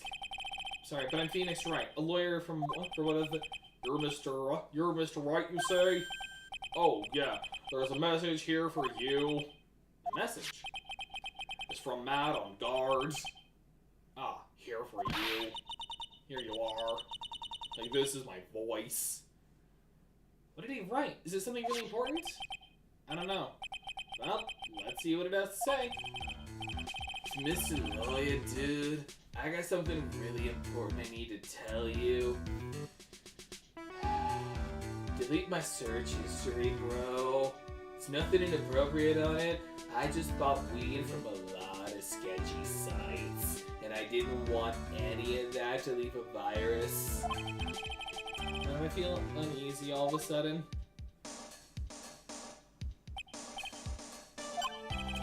Oh, Mr. Wright. So actually, I have a favor to ask of you. I have this cat named Shoe. I didn't put out a lot of food when I left the house, so he's probably pretty hungry. Do you think you could drop by in my house and feed Shoe for me, dude? My house is just a little ways down from the hotel, alright? Wait, this makes me think of an Ichigo situation where he's both the Hollow with his which is his weapon, and the King of the Quincy's inside him. It's basically just like it's a Q-U-I-C-Y, I believe, because it's like it wouldn't be an IES because it's a proper noun. Like I believe it's been a little while since I saw 1,000-Year Blood War. So I've forgotten a couple of things. Okay, this is terrible. Let's hurry. We have to feed this cat. This is of the utmost importance. I'm sure Shu's stomach is growling by now. Yeah, I guess. Please feed my cat, Shu. My house is just a little ways down from the hotel. I client's request is a request. Guess I should go check up on his cat. Stick, this is of the utmost importance! Quickly, we need to feed the cat! The question is, which way do I go? Criminal Affairs Department? Everyone looks really busy with something or other. They're probably strengthening the evidence for tomorrow's trial. Hurry up with that, will you? Pass the victims list around. You gotta be kidding, there's over 100 people in here. Mr. Nick? Is Mr. Armgard really that big and bad of a criminal? Actually, Pearls, never mind. It sounds like they're working on a different case. Okay, how?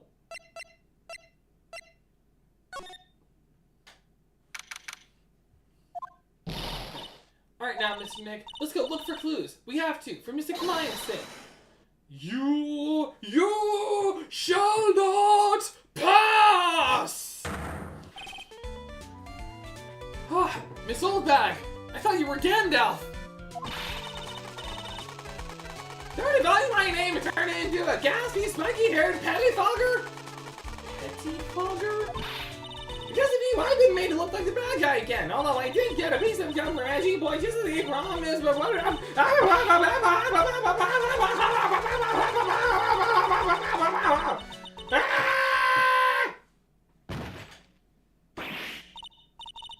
Miss Oldbag! Did she just die? Keep your hands off me! This helmet is airtight! No air gets in and no air gets out! Really? Can we get some duct tape to keep it stuck to you? Why do you keep putting it on? Don't think you can get me to move with silly questions! You're going to have to defeat me if you want to get by! I'm not hearing this. Like, we have to defeat you? That's fine. Hey, chat! Your choice. Master Sword? Or the Monado? Or do we dual wields? It's like, you said I have to defeat you first to get by? Come at me, old bag! Please someone clip that. I want that clipped, because I think that's just kind of funny. Like, please someone clip that.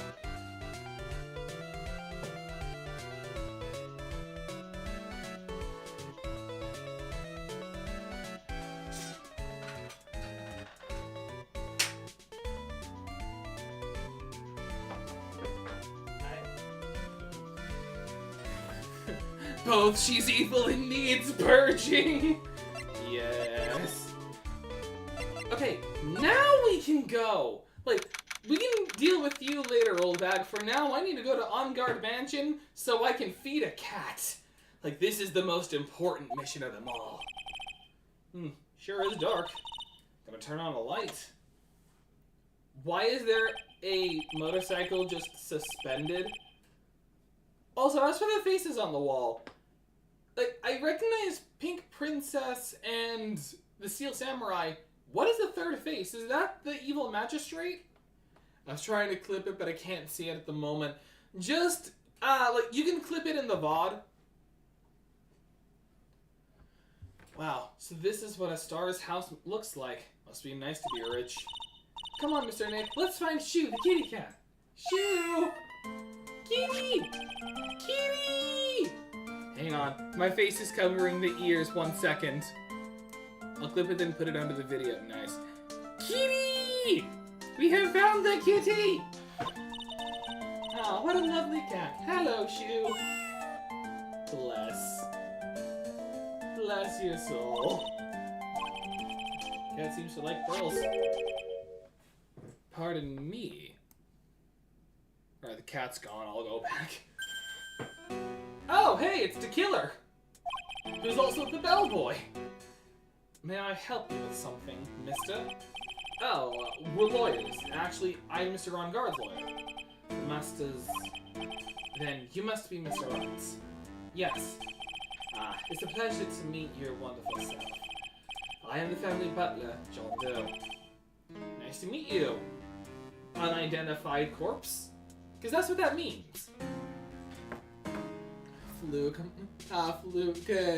hermit for got she Not over the edge. Also, that's what John Doe means. That's the identification for a male corpse with no identification. Right, you're simply a John Doe. And if you're a woman, you're a Jane Doe. Kitty. You must know all sorts of things about Mr. Engarde, right? Honestly, sir, I don't believe my master is capable of such a foul deed as murder. And, anything else? No, not especially. It is not appropriate for a lowly servant to speak of the master or his affairs. How typically butler-like, as it were. Mr. Doe, how long have you served at this residence? Well, sir, I would have to say maybe about 1 year. And anything else? Yeah, not especially. You know, I would have thought Mr. Engarde the kind of have a maid over a butler. You're not wrong. Also, please pay no mind to the screaming child behind the door. There is not a spirit medium currently smashing her head against the door because she's been bound by many ropes. It's a very cute cat you've got there. It's my duty to take care of him. The master rather fancies Shoe. Anything else?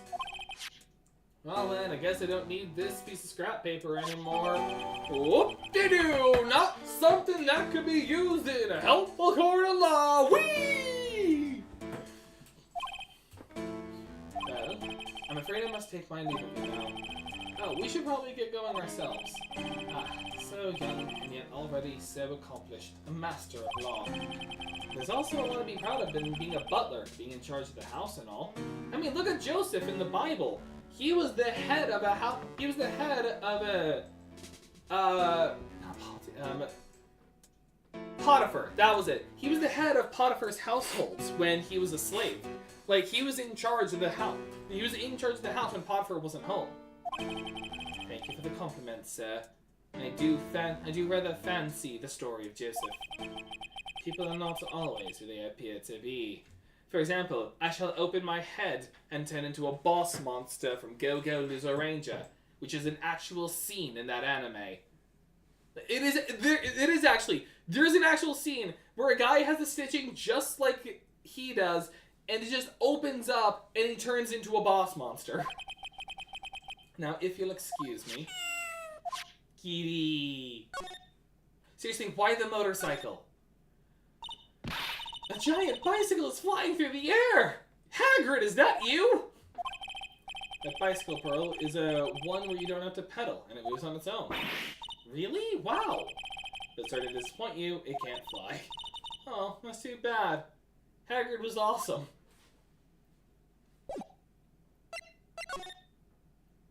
Little cat door. There's a small door at the bottom of this bigger door, Mr. Nick, and that's for Mr. Engarde's cat to use. Oh, you mean Shoe? The door. It's locked tight. Well, I guess that's to keep nosy people like me from entering it. Too bad we don't have Pearl with us, or Emma. Otherwise, we probably could have had a lockpick. Oh well. Anywho, I have this. Now get out of my face. If I show her this letter I have to measure. Sold bag. If you look at what you want me to look at this worthless piece of edgy pow. Is that her perfume? Pheromones amour? I smell. Perfume. It's cringe. Let's see here. Would you please allow this unsophisticated young person to conduct his investigation? Yours truly, Miles Edgeworth. Yours truly? He didn't even, bother, with the, unsophisticated young man. I have the strange urge to, completely finish the game of Hollow Knight in Steel Soul mode 112%. Your insanity, not mine, Shannon. Fine, but only because Edgy Poo said so, you understand? Letter of introduction given to Miss Oldbag. Good, now leave my sight before your head is no longer attached to your neck. I just thought of something I have to do. Remember, no messing around. You do anything bad and I won't let you off the hook. Okay, so we're definitely gonna be peeing in her office, right? Like, we're gonna find one of her drawers, empty it out completely, and then just pee in it, right? Right. Looks like she has strong feelings for Mr. Edgeworth. That may be, but you know nothing's going to come of it. That's so mean, Mr. Nick. Feelings are meant to be told and shared. Ow. Every time we talk about love, I always end up with a handprint on my face somehow. So anyway, let's continue our investigation. Okay. What? What? No! Leave me alone or I will kill you! One little thing before I forget. You can't go into Onguard's room today. Why? The police's main investigation team is going to be in there all day, you hear? Wonder if they're the team in charge of investigating to kill. So don't you go in there, send one foot in there, and you'll face the wrath of Wendy Oldbag! Okay, so, Master Sword in one hand, Minato in the other. I'm gonna hit her with the Minato Cyclone, and then I'm just gonna hit her with a finishing blow.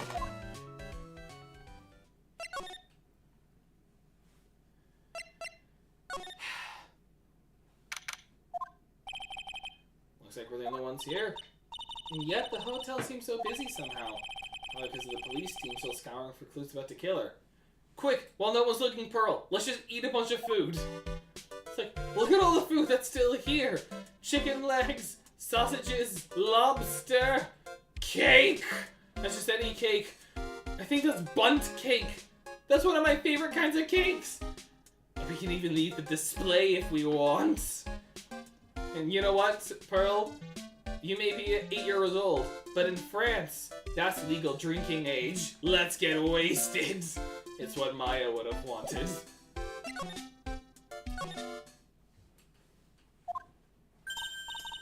Hey, Santa boy! Lada, you're still here. Dragging cars, an investigative photographer Ethan stars on her ability to snap up the scoop, yeah? And this hotel just has that aura of mystery.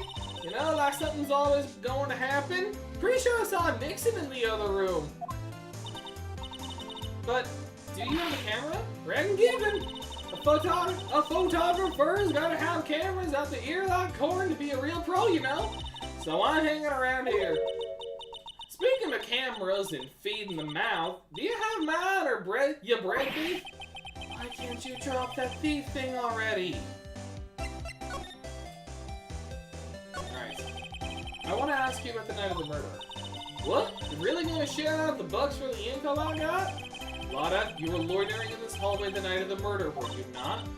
Well, kinda, but brace yourself, Phoenix. Here it comes. I didn't exactly hang around here the entire time, you know. Followed a few stars around. Got a few autographs, shook a few hands, had a soda pop with a few of them too. Looks like she wasn't here the entire time that nice. Oh, I see. She met with the Saja boys. The security lady also wasn't in this hallway the whole time either. I guess this means that there's no one who can tell us who came and went that night. So, about the note that was inside your camera case. Oh, that ditty I wrote? Yeah. Can I believe what you've written? You mean the stuff about Onguard shoving his manager Lady Onkarita? Yeah. Oh, well, I reckon you best not be believing that. What? Look, I sort of wrote that on a whim, you know, writing whatever came to mind. Whatever came to mind? Yeah, when you get down to it, it's just a lot of random bull-dooders. What? Bull-dooders? I'm done delivering the flower. I just bench warped. Nice. Hey, what's with you? You done staring at me like my grandpa used to. Hey, and why do you look like you suddenly got older too? Or am I just shrinking here? Lada. I love voicing you. I like the music that plays. You're also kind of the worst. Oh, my baby, my $1,600 baby. What's with that red-coated prosecutor anyhow? The guy told me it was evidence and refused to give it back to me. Well, that's kind of how it is. that Redcoat's friend, ain't you? So put in a few good words for me and get me back my camera. Want me to do what? Listen, Nagita got real good for about 5 hours and I guarantee he'll give it back. Why don't you do your own dirty work? Well, I reckon it's time for me to get going. A tabloid photographer without a camera is just a tabloid, huh? Yeah, I guess so. Keep yourself together out there, you hear? I'm coming to see you in port tomorrow. Okay, I'll see you then. And you two there, little one. Keep up the good work, okay? Okay. Don't be picky about your food now. Okay. Make sure you do all your homework, you hear? Okay. And if you happen to find yourself a camera, make sure you bring her out here to me. Would you please just leave already?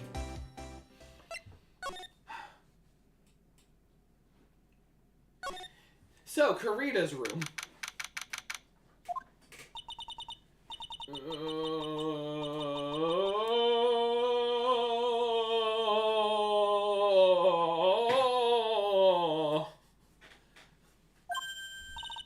Mr. Nick?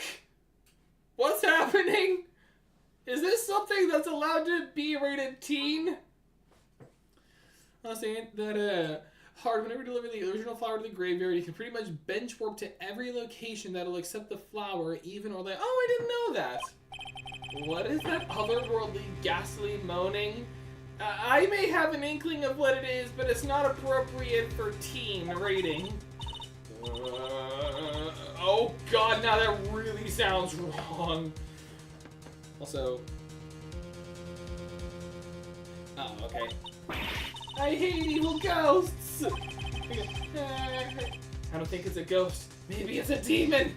Be gone, foul spirits! I can dual wield! I can akimbo the cross! I have protection against you, Satan! You will not claim me!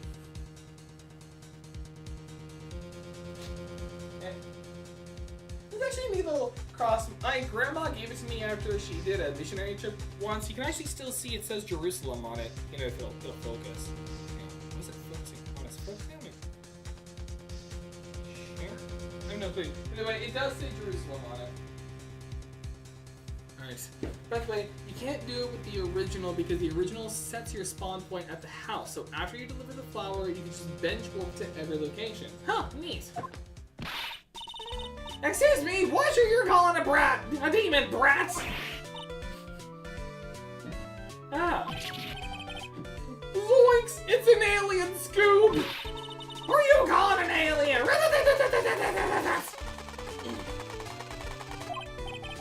Oh, it's just you in this old bag. What are you doing here? What's wrong with you youngins today? I came down here to pay my respects to my poor Juan, and you're disturbing me!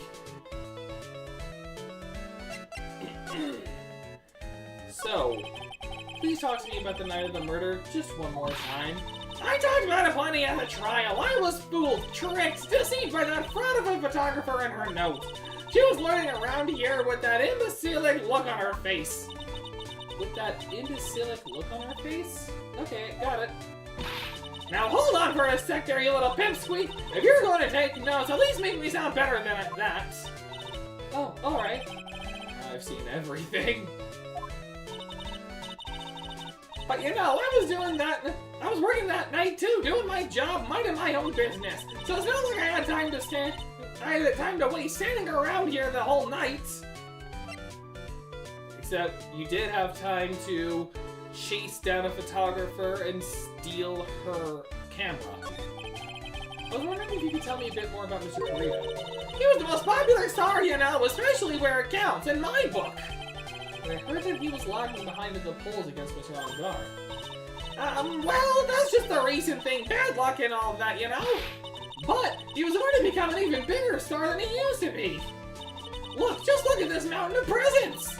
It's a show of the mountain of feelings all his fans have for him. Yeah, the mountain is pretty big, and certainly nothing to shake a stick at. Mr. Nick? What is it, Pearls?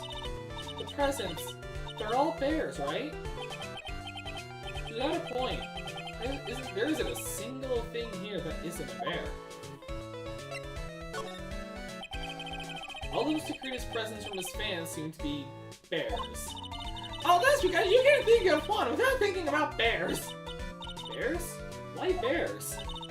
You don't know? When my dear Juan was training, he fought barehanded with a bear. He refused to give in and let the bear win, but after the fight, they became friends. Wow, what a heartwarming story.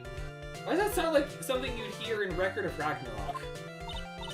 Look, it's just like in those young people's dramas. I can see those two tuckered out, down by the river going, "Heck, you sure can fight! You too, Bob, you too!" Did all that really happen? It's in his biography, Bob! What a load of crock! So ever since then, fans have been giving him bears as presents! Yeah, nice. Bears. I'm Uncle Bear, and I say it's barely 8 o'clock! What is that infernal racket?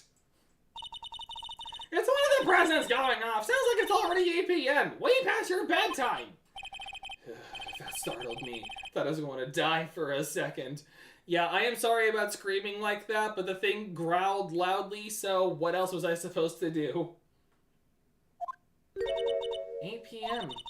That's the time when the award ceremony ended that night, remember? Time sure flies when you're, investigating a murder. Hard to believe it's been 2 days since the ceremony. Oh, God. Hello? Hello! I'd like to get you started on your first night. The animatronics can be a bit quirky at night. This is not a phone. Maya! How is Maya? Have you heard her? Have you? It seems you were not able to fill your end of the bargain, Mr. Attorney. I have heard the news. So it would seem my present did not do you no goods. No, Mystic Maya! One more day! Please! All I ask is that one more day! I'll get a not guilty verdict for sure this time. Please! I suppose if I must. I need that acquittal more than anything else, after all. Please, please let Maya say something. I want to hear she's alright. Alright. A little, what's with the static all of a sudden? Hello? Hello? It seems,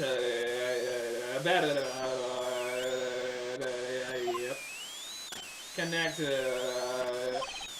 dang it. Did the transceiver just suddenly break? Excuse me. That hurt my jaw to do, but you gotta admit that was kind of impressive. Also, hang on, I just got a Discord notice.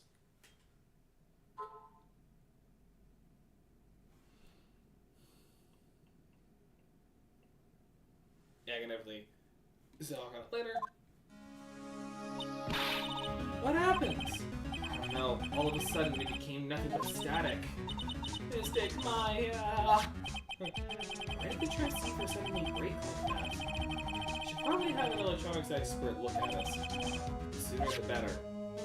Alright, before we go, I just want to point out like other weird things we could do here. There's a lot of jokes I could make about the bears. Like these right here. Why are they splayed out like this? He's splayed out sexily. He's holding his crotch. He looks sad against the bed, and he looks like he just got knocked. He just got like drained unconscious. Like this is not okay. Like this looks like something you do not want around children. And we go around this whole thing.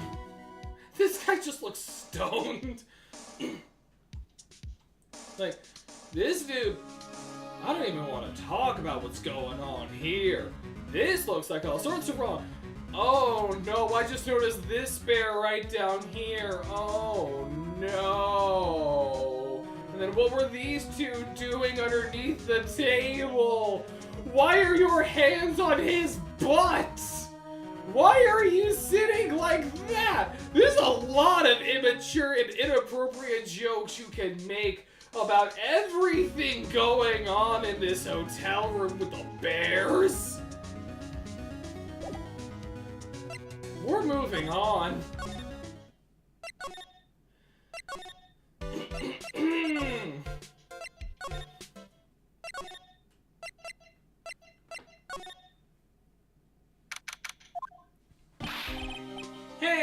Welcome back, pal! Why do you look like you just saw some really effed up stuff with bears in a hotel room? I thought I'd make you a little something for dinner. That's nice. Thanks. A rich man's luxurious full-course meal. Out of a can, that is. So you went through all the trouble to cook, but I don't have the time to eat. Wah, wah, wah. Looks like you don't have the can opener, pal. You gotta be kidding. Here I thought he had already whipped something up. Oh, I know. There is one way I know how to be helpful. Ask me about anything you want, pal. Go ahead. It has quite literally been only me in this chat. You know what? I've said this before, and I will always stand by this. So long as there's only one person in chat, you are chat. Alright? And besides, I've been thinking about multi-streaming to Twitch as well. Just so I can have an extra audience to talk with. Like, I haven't, like, fully put it in motion yet. It's honestly, I don't even know if I want to even do that or not, or if I just simply want to keep up with YouTube. But, we'll see. I got some stuff planned in the future to expand my content, and if that doesn't help bring in more viewers, then I'll switch to Twitch. I like your idea, but Twitch is weird these days, and it's going to be quite annoying with the boss and such. Yeah, fair. I do have an idea to help myself branch out more, but I don't know, and I'm not sure if it'll work or not. But you'll see when it's eventually ready. And do you know about this? Like, we haven't told Gumshoe. Oh, actually, we do. He is in on the kidnapping, the transceiver. Oh, Mr. Nick, you should ask Mr. Scrubby Detective about that thing. What thing? Oh, yeah, this thing just up and broke all of a sudden. It broke, pal? When I was talking to the kidnapper, it just suddenly broke into static. Look, it sounded like this. What? I don't hear any static, pal. Oh? Maybe it fixed itself? That's strange. I'm sure it was making a loud static noise. Maybe. Maybe what? Maybe it was electromagnetic interference, pal. Electromagnetic interference. So what is electromagnetic interference? It's something that happens when a radio wave gets mixed up with another signal, pal. Oh, when you put it that way. I don't understand what you're talking about. It's alright, Pearl. Most of the people who will watch this probably don't know what I'm talking about either. Like, for example, when a cell phone goes off next to a computer screen, the stuff on the screen gets kind of fuzzy and starts acting funny, right? The 90s. Ladies and gentlemen, the 90s.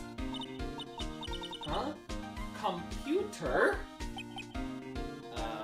We're saying a lot of things that are going over an 8-year-old's head. It's like when you use the dryer next to the TV, the screen starts looking weird. Oh, yes, the TV does do that! Oh, so that's what you're talking about! That just sounds like radiation!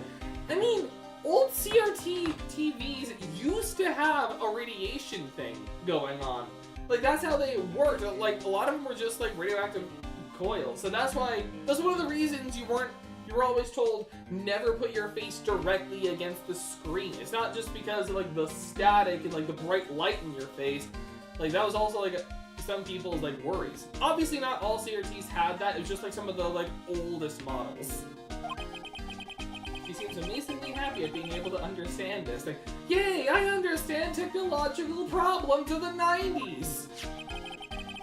In the room you were in when that interference to the transceiver happened, there's gotta be something there that's sending out very strong radio waves, pal. Oh, hey, my controller battery's low. Well, I have a second one, worst case scenario. Something like, like a listening device or something. Ah. Hey, speaking of that, where were you when it happened? We were in Mr. Kurita's room, the scene of the murder. What? That's it. I'm going to sneak into the precinct and get a bug sweeper. I'll meet you at the crime scene, pal. Alright? At the crime scene later. Alright, pal? Wait, Gumshoe! Oh yeah, baby, it's investigating time. Waluigi Gumshoe is back, baby! Boom! You're on fire, pal. My fingers are itching to go. I'm gonna shoot a man! Ba ba ba ba ba ba! Wait, I just thought of something. Deltarune. If everyone knows the classics, that would mean Chris has licked the TV. That actually makes sense.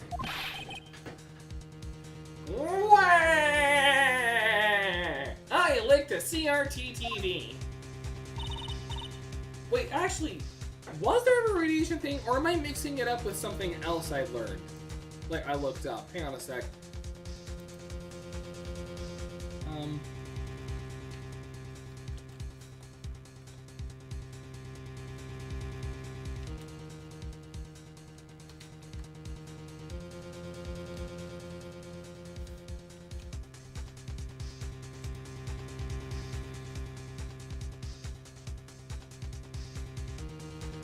It is a small amount, but it is non-ionizing radiation, which is different from the harmful kind like X-rays.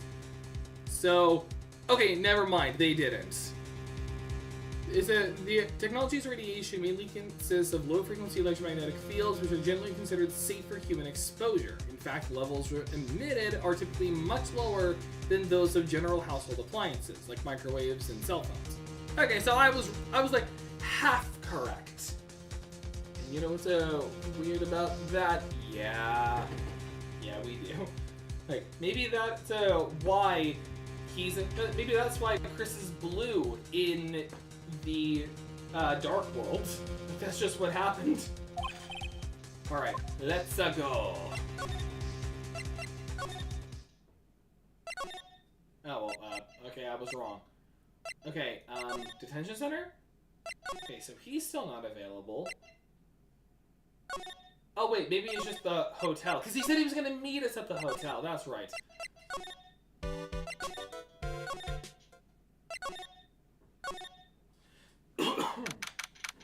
Alright. Also, why are, like, that bear with the star, like, that bear with the, like, this, with the star on his stomach, why is he on that other bear's lap, and why is his hand so close to his no-no spots? And then why is there another bear holding his crotch? This is all just really inappropriate. Hey, you're finally here, pal. Sorry to keep you waiting. Do you have the, bug sweeper? Good, Pearl. Well, you see, I got busted trying to sneak in, pal. And suddenly I'm staring at the precinct doors. From the outside, I mean. So yeah, I couldn't get one from the police. I couldn't get one of the police bug sweepers.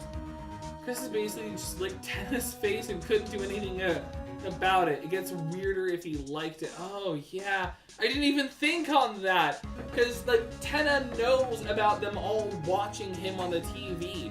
So that's like, oh Chris, I can't believe you used to lick my face like that. I'm calling the police. It's like, but instead of the actual police, it's just Tenna dressed as a police officer. Like, it's TV time! Criminal Minds edition! Just shoots him in the face. What do you mean you couldn't get one? We need that item! Hey, calm down, pal. I didn't say I didn't get you one. Just not the police's. Wow, so this is a bug sweeper? It looks a little broken. Hey, this was made when I was in elementary school, pal. Okay, can we actually... I'm sorry. We need to actually, like, talk on this. Gumshoe, we all make the joke about him being stupid. He made a bug sweeper in elementary school when this game took place during the late 90s and early 2000s. Can we actually just appreciate that? He made a bug sweeper. Oh? By who? Me, of course. Seeing this sure brings back memories. But he made a bug sweeper. Can we talk on that? Gumshoe actually being good with gadgets? Hey, don't look down on him, pal. Sure, it looks a little beat up, but I put my heart and soul into building this puppy here. As people say, he's an entirely different type of smart. Just not logically smart. Yeah, that makes sense. It's like, look, as a detective, he's an idiot. As our tech guy, he's gonna be my guy in the chair. Your heart and soul. It'll work. Trust me, pal. It'll do the job. But, what? But you can't set the sensitivity, so it's going to beep at anything that gives off electromagnetic waves. Isn't it better that way? Well, anyway, since I brought it all this way, might as well give it a whirl, right, pal? I'm getting that sinking feeling again. Okay, now I'll tell you how to use this baby. There's a listening device or some other sort of a bug hidden in this room, pal. So we're going to find it, right? Right. Now, first, let's turn the sweeper on. Next, move the sweeper around and give the room a real thorough looky-see, pal. The sweeper will let you know how strong of a signal it's picking up, so keep an eye on it. Once you find something that's giving off a lot of radio waves, press the X button to lock onto it. I put an actual PlayStation button on this bug sweeper. There's a lot of things here that's going to give off radio waves, so let's take a good look at anything and everything that might seem suspicious, okay, pal? Alright, I'm going to stand outside and keep an eye out. Give me a yell if you find the bug. Got it, pal? Okay, well this is all definitely suspicious.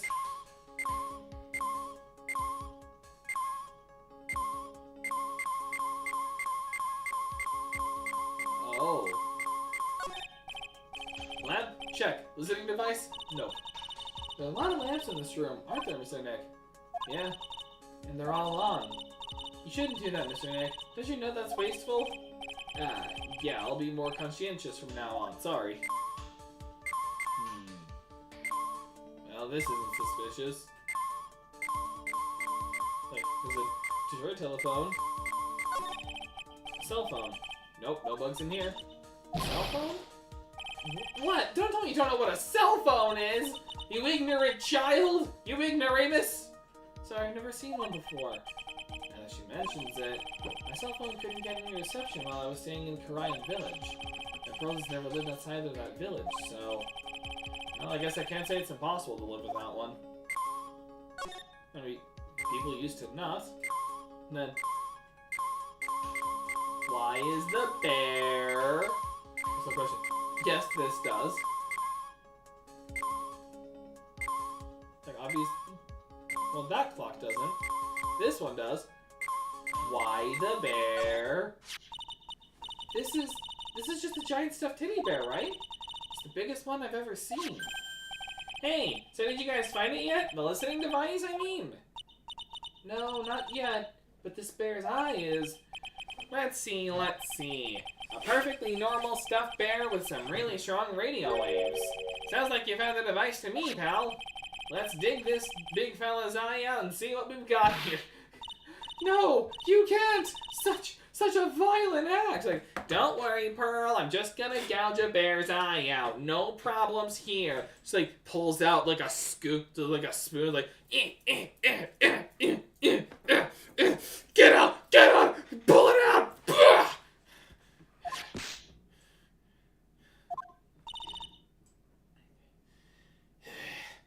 I ripped it out. I ripped out the eyeball. Actually, that kind of makes sense. He should have been an engineer. Yeah, I could see it. That's it. It's a miniature camera, and it looks like there's more. There's a transmitter and a timer. A transmitter, pal. Oh, is this more of that high-tech stuff?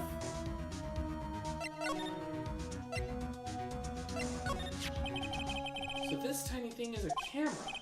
Yep, it's a pinhole CCD camera, pal. It's a small, high-grade video camera, mostly used in security systems. So it's a video camera. It runs on a battery, which comes with it in a set. But there's no videotape in this camera. This is the only camera part in here, pal. The tape recorder with the tape inside it is somewhere else.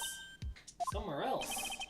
The footage is changed into radio waves and then it's sent to that recorder. So it's sort of like a TV broadcast, isn't it? Hey, you know, you're right. Spy camera. Set to record the victim's room from 8 p.m. for 1 hour, was running at the time of murder. Wait. So, what is a transmitter?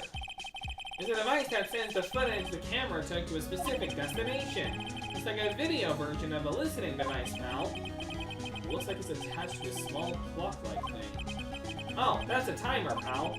You can set it to turn the camera on and record at a certain time with it. You can set it for a certain time? Yep, let's see. This looks like it was set to start at 8 p.m. and go for 1 hour. 8 p.m. That was the time the award ceremony ended. There's no set date, so it's been recording every night, I guess. So, Detective, how long has this bear been here? I'm pretty sure it's been here since the night of the murder. Then maybe this camera caught the murder on tape. What? And if you think about the angle the bear is at, it's bound to have had a clear shot of the whole crime, pal. What? Grabs a spork. Hey, you dropped this? It's like, so this is what he used to gouge the bear's eye out. The spork. Alright, transmitter. Change the footage taken by the spy camera into radio waves and transmits the data. And about the bear? So there was a camera in this bear's eye, and it was disguised as a present. And I'm sure it was here on the time of the murder, pal. And it's pretty big, so it stands out pretty well in my opinion. But who gave Mr. Karuta this present? I don't know, pal. But this means that someone out there's got a video of what happened here that night. Isn't there any way I'm sorry, I'm just remembering a scene that'll happen in the future. Isn't there any way we can find out who that person is? It's impossible, pal. Radio waves can be sent almost anywhere, so there's no real way to find out. Ah, once again, the 90s. Nowadays, we have triangulation. We have signal triangulation, so we can just pinpoint where they came from. Is there really no way to find out? Stuffed bear. The spy camera was set in its right eye, found in the victim's room. This made me think of Tales of the Borderlands and how the main character that an eye to open up a door. I'm guessing he crushed it. Or maybe stabbed it. And I got it! What? Hey pal, let me borrow this mini camera for a bit. What are you going to do? I'm going to go around to the electronics shops and see if I can find out who bought this. That's impossible. I mean, it's already 9 p.m. Leave it to me. Even if I have to search all night, I'll find your man, pal. Spy camera and transmitter given to Detective Gumshoe. He crushed one. Yeah, okay. Oh yeah, baby. It's investigating time. Waluigi on the scene.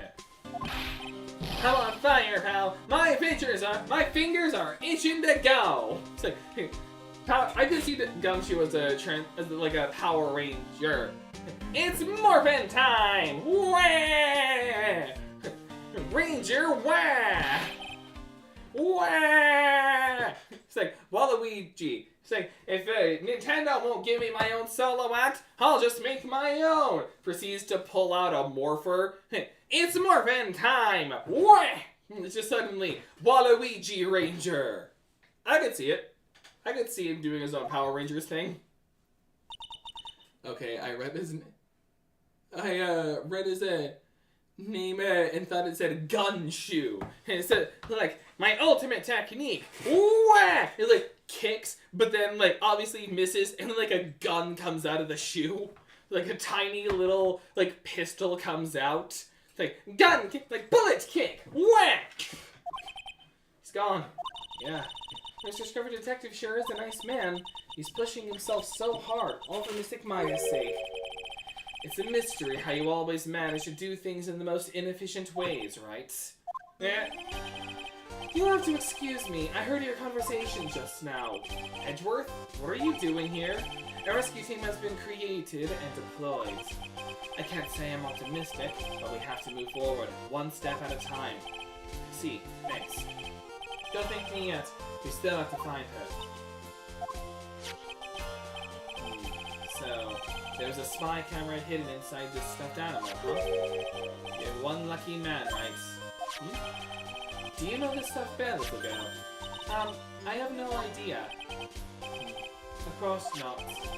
The maker of this bear is a very expensive luxury brand.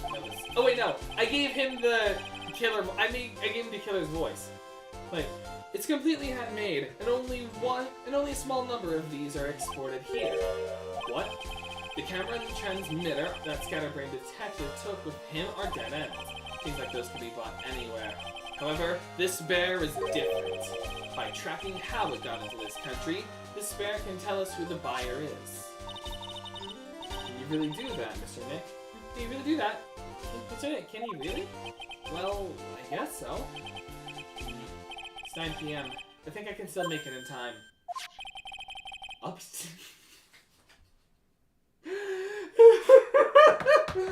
I'll be taking this for now. Edgeworth, it's a 6-foot bear. Like, I think 7 foot, actually. Like, you can't just, like, stick this in your pocket. I'm sure you have other things you have to do. Stuffed bears snatched up by Edgeworth. It's like, into the bag of holding it goes. Like, and by that, I mean my pocket. Like, don't you know guys' pockets are black holes? And it's like, hit.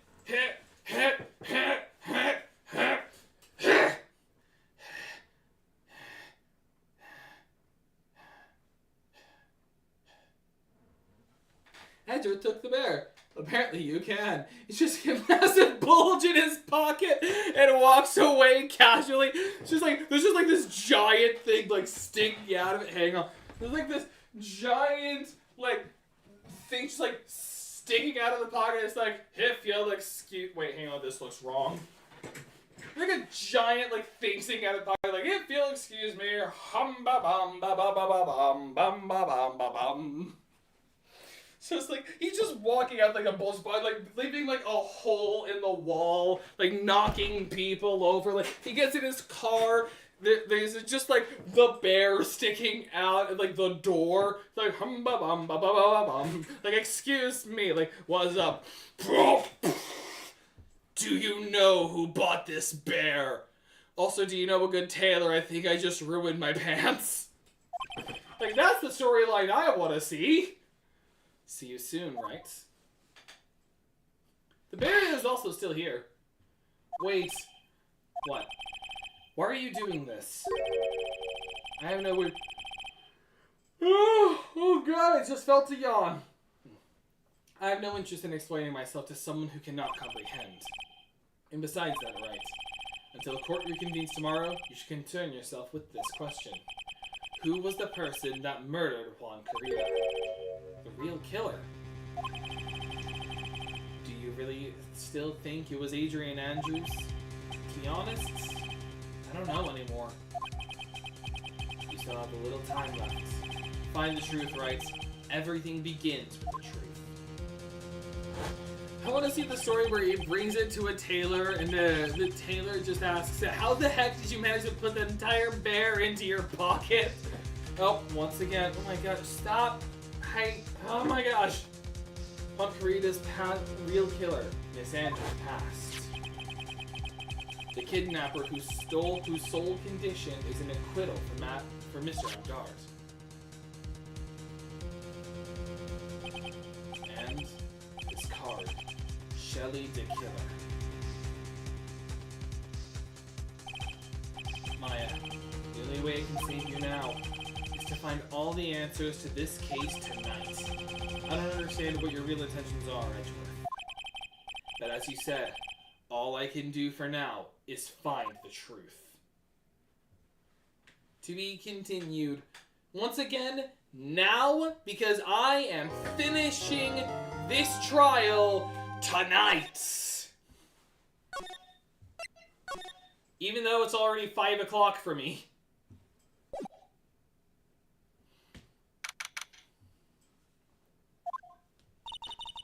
It's past 9 p.m. already, isn't it?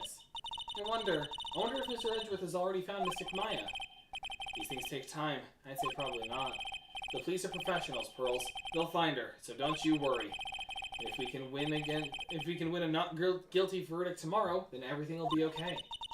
You're right.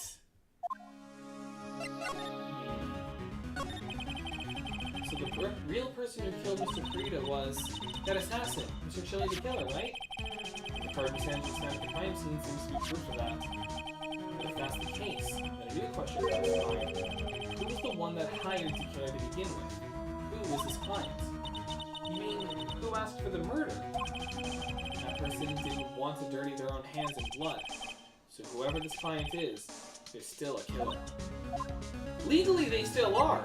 Like, because you're charged with conspiracy of murder. Who could have hired the assassin? Do you think it was Miss Andrews? I wonder. But if she was the client, then why go through the effort to stab the knife into the corpse herself? But if Miss Andrews wasn't the client, then no, it can't be Madame Guard himself? If Mr. Angard really did hire the assassin, then he is not innocent at all. Far from it. He would be guilty of the crime. But it can't be Mr. Angard, right? I mean, when we first talked with him... Mr. Angard, I'd like to ask you one more question. Did you kill Juan Carita? Alright, just so we're clear, dude. I didn't kill anyone, and that includes Juan Carita, okay? I didn't see any Cyclops at that time. Actually, that reminds me. Did you remember something, Mr. Nick? Yeah, something Miss Andrews said at the trial today. She said something interesting. So what is this interesting thing? Oh, that's right, you didn't hear it, did you, girls? Juan had bet everything on the Jammin' Ninja this year, and if he lost the Grand Prix, he was going to make sure Matt was going down with him. That's what he thought anyway. It looked like somehow Juan had in his hands a secret so powerful that it would destroy Matt's acting career had it been revealed. Mr. Angard's secret? What is this secret? I don't know yet, but for now, let's think about it this way. Mr. Carita was going to reveal this secret. That means Mr. Angard had plenty of motive to have Mr. Carita silenced. Which means we have to meet with Mr. Angard. There's no way around it now. Let's go. Oh. Wow, it's really getting late, isn't it, Mr. Nick? Yeah, it's past 9 p.m. already. We still have some things to prepare for tomorrow's trial. There's still the matter of the secret Mr. Carita held about... We just talked about this! Like, weren't visiting hours over at the detention center? I'm sure we'll think of something, Pearls. Don't you worry.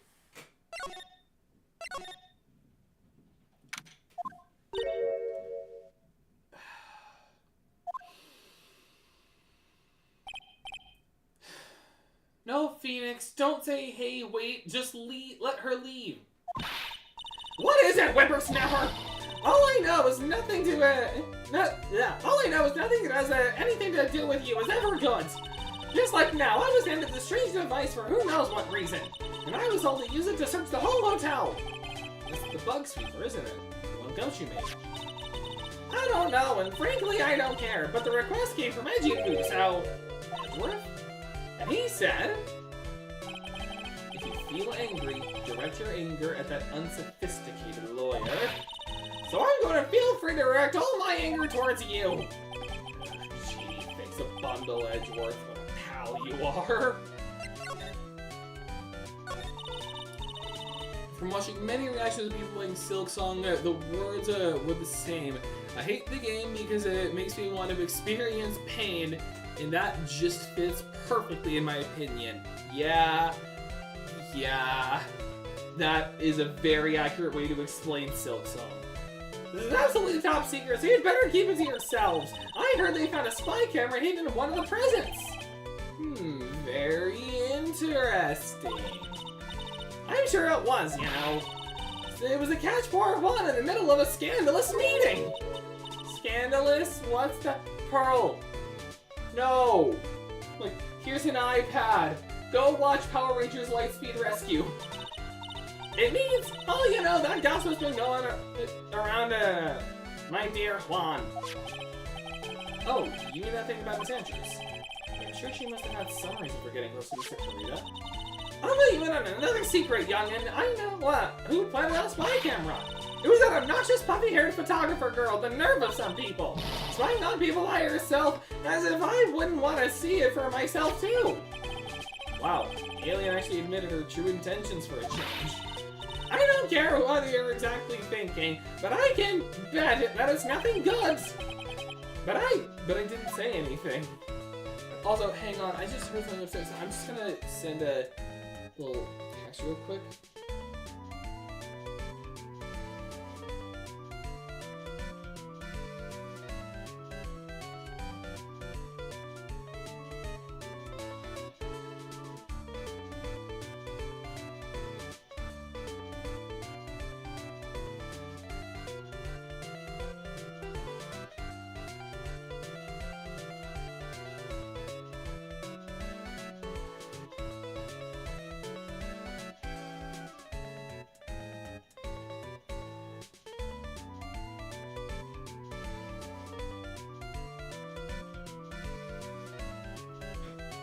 Alright, so what can you tell me about Juan and Adrian? Just setting up some plans. So you want to know about Juan and that manager, right? Actually, as I hear it, there was something of a refreshing pair, those two. Well, I tell ya, Juan really welcomed that manager with open arms, I heard. That manager? What are you talking about? You don't know? That manager woman Juan had. Stop flashing it! It's a shame she killed herself, though. Oh, you're talking about Miss Celeste Impasse, Miss Andrew's mentor, right? Yes, that's the one. That's the last girl. She was supposed to get married, you know. Married? You mean to Mr. Kurita? Ha! Really? You know, you young kids today don't know anything, do you? That girl Celeste killed herself 3 days after their marriage announcement. 3 days after their marriage announcement? What the? Why would Miss Impasse want to kill herself? She was going to get married. Well, that's because she was thrown away, you see, by Juan. What? But they were going to get married, right? They promised each other, right? They held a grand announcement session, but 3 days later, Juan suddenly canceled their marriage. Is that true? It was in the weekly magazines. But why? Why did he do that? That was not in the magazines, unfortunately. I see.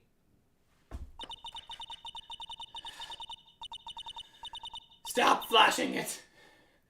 Then that night after Juan called off the wedding, that manager, Celeste, killed herself. How terrible. Also, to do it in this voice. I wonder what happened between those two.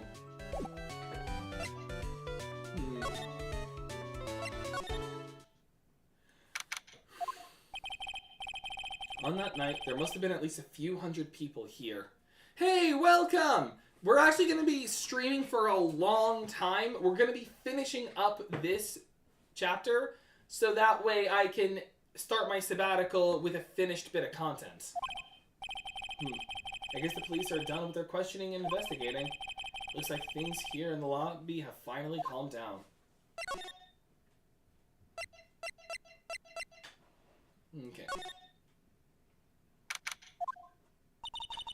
Feels sort of tense in here, doesn't it, Mr. Nick? Yeah, it does. I wonder if something happens. You're Mr. On-Guard's lawyer, right? Yes, sir.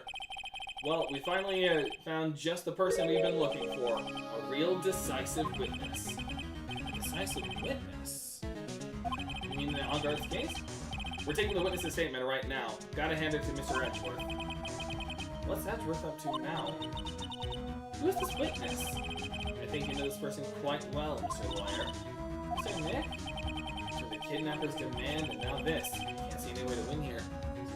I'm gonna say this because this just hits different. I haven't done the Path of Pain and finished it near the end, but gave up because my fingers are so sore. Yeah, that makes sense. Still pretty busy, but I finally found some time to watch the stream. Thanks. Oh, yeah. Mr. Edgeworth wanted me to tell you something. He did? Even though visiting hours are long over at the detention center, he wanted me to grant you special permission. So there you go. What? I've already called them so they know. Go on, go talk to your heart's content. Thank you very much. This is such good news, Mr. Nick. so top to your heart's content. Sounds like the police are pretty sure they have tomorrow's trial in the bag. Okay. I'm sure they must have transferred Miss Andrews here by now. So that means that both Mr. Ungard and Miss Andrews are in the detention center. Then whose story do I want to hear first? Let's start with Adrian so we can know more about the wedding. But I like this. We can like swap between them. Oh, it's you. I'm sorry to be visiting at such a late hour, but there are a few questions I absolutely have to ask you tonight. Me? I thought your client was Matt. Sure, Miss Andrews knows something. She can't be clueless about this secret Mr. Kurita had on Mr. Ungard. I'd like to ask you about Matt Ungard, if you don't mind. Mr. Wright, you still don't know, do you? The real him, I mean. You seem to bear a lot of resentment towards Mr. Ungard. If that's the case, then why did you become his manager? And why would you become intimate with his rival? That has nothing to do with this case. Nothing. Well, what can you tell me about Celeste? About Miss Celeste Impacts. I had finally put her death behind me. And now, thanks to you, it's all come back to the surface. I'm sorry.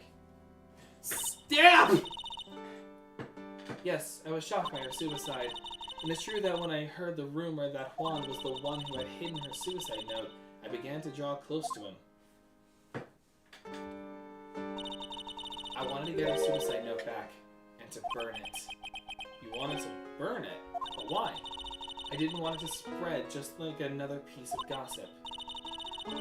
But I never held any murderous intent toward Juan. I would never do something so stupid. A suicide note, huh? I wonder what it said. Why did you try to frame Mr. Ungard? That's simple. Because he's the killer, that's why. Isn't it the duty of every good citizen to inform the police? But there had to be another way. The police are excellent at doing their job, so they did figure it out, right? Yes, they're so good that they couldn't figure out the real truth behind Celeste's death. Miss Andrews. Well, I know you're not the type of person to do something without a reason, so please, tell me why you did what you did. Revenge. Huh? Did you say something just now?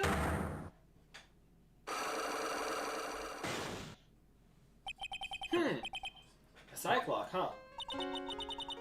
You don't understand yet. You're not my lawyer. To be honest, you're more like my enemy. But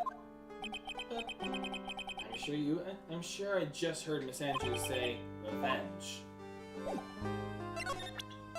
Magatama!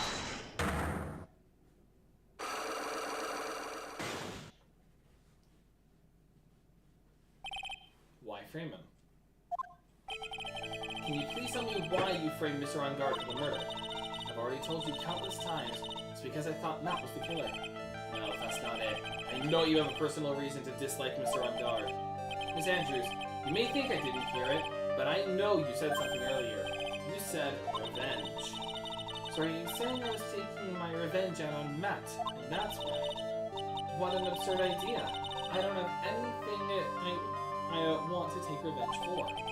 Miss Andrews, a woman who lives by being dependent on other people. There is something, or someone in her past that would make her take revenge. Yeah, Celeste. Also, for some reason, I get the feeling we've met before. I like that.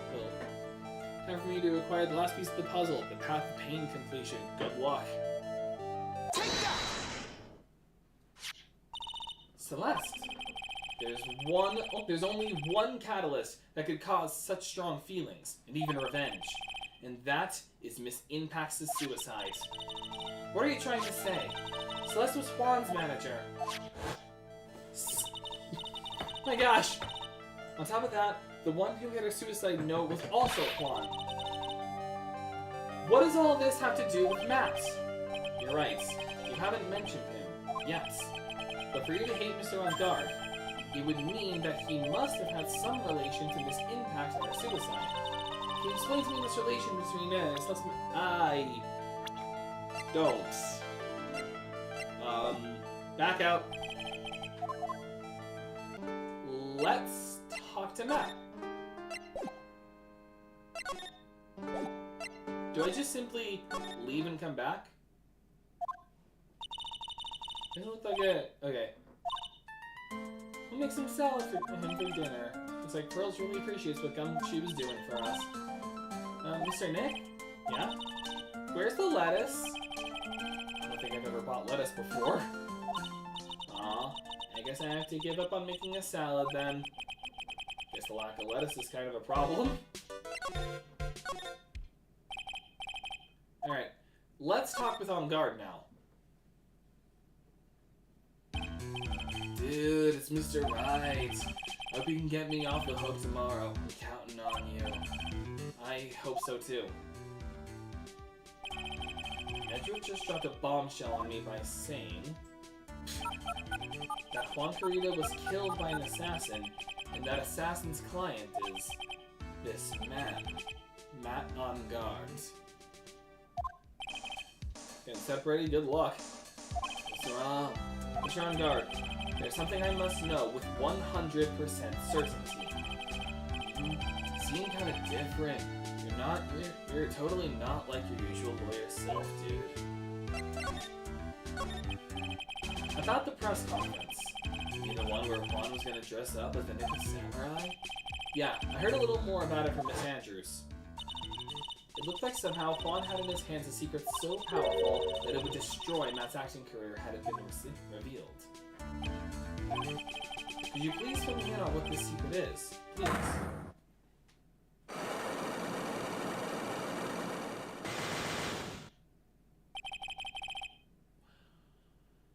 Huh! I knew this was coming.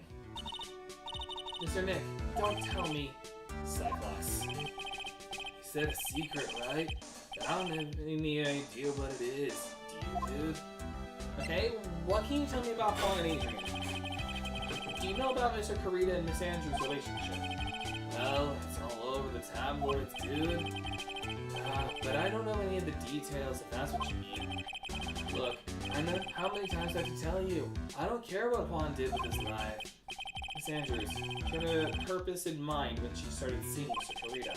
Her mentor was Mr. Carita's manager, and Miss Andrews was going to get Miss Celeste Impact's suicide rate. Celeste? Is that jogging any memories?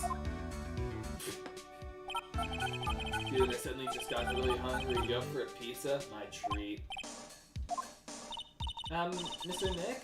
What's a pizza? Is it like a, is it a kind of pea, like green peas? Okay, Pearl, I'm taking you to Pizza Hut. Let's go. Like, forget Maya, I need to get you onto pizzas. Let's go eat one later, okay? I got caught up by the pizza dude at the shop. It's too bad. Well, how about we get our minds off this topic and talk about something else, okay? Mr. On Guard, are you connected to Miss Impact's suicide in some way? Okay. And unfortunately, we threw away the note, so we can't tell him.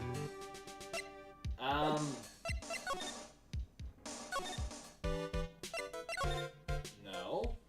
Alright, well, this is why I have the guide up, so we don't get lost.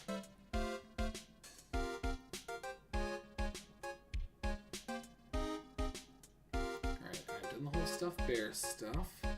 The bug sweeper.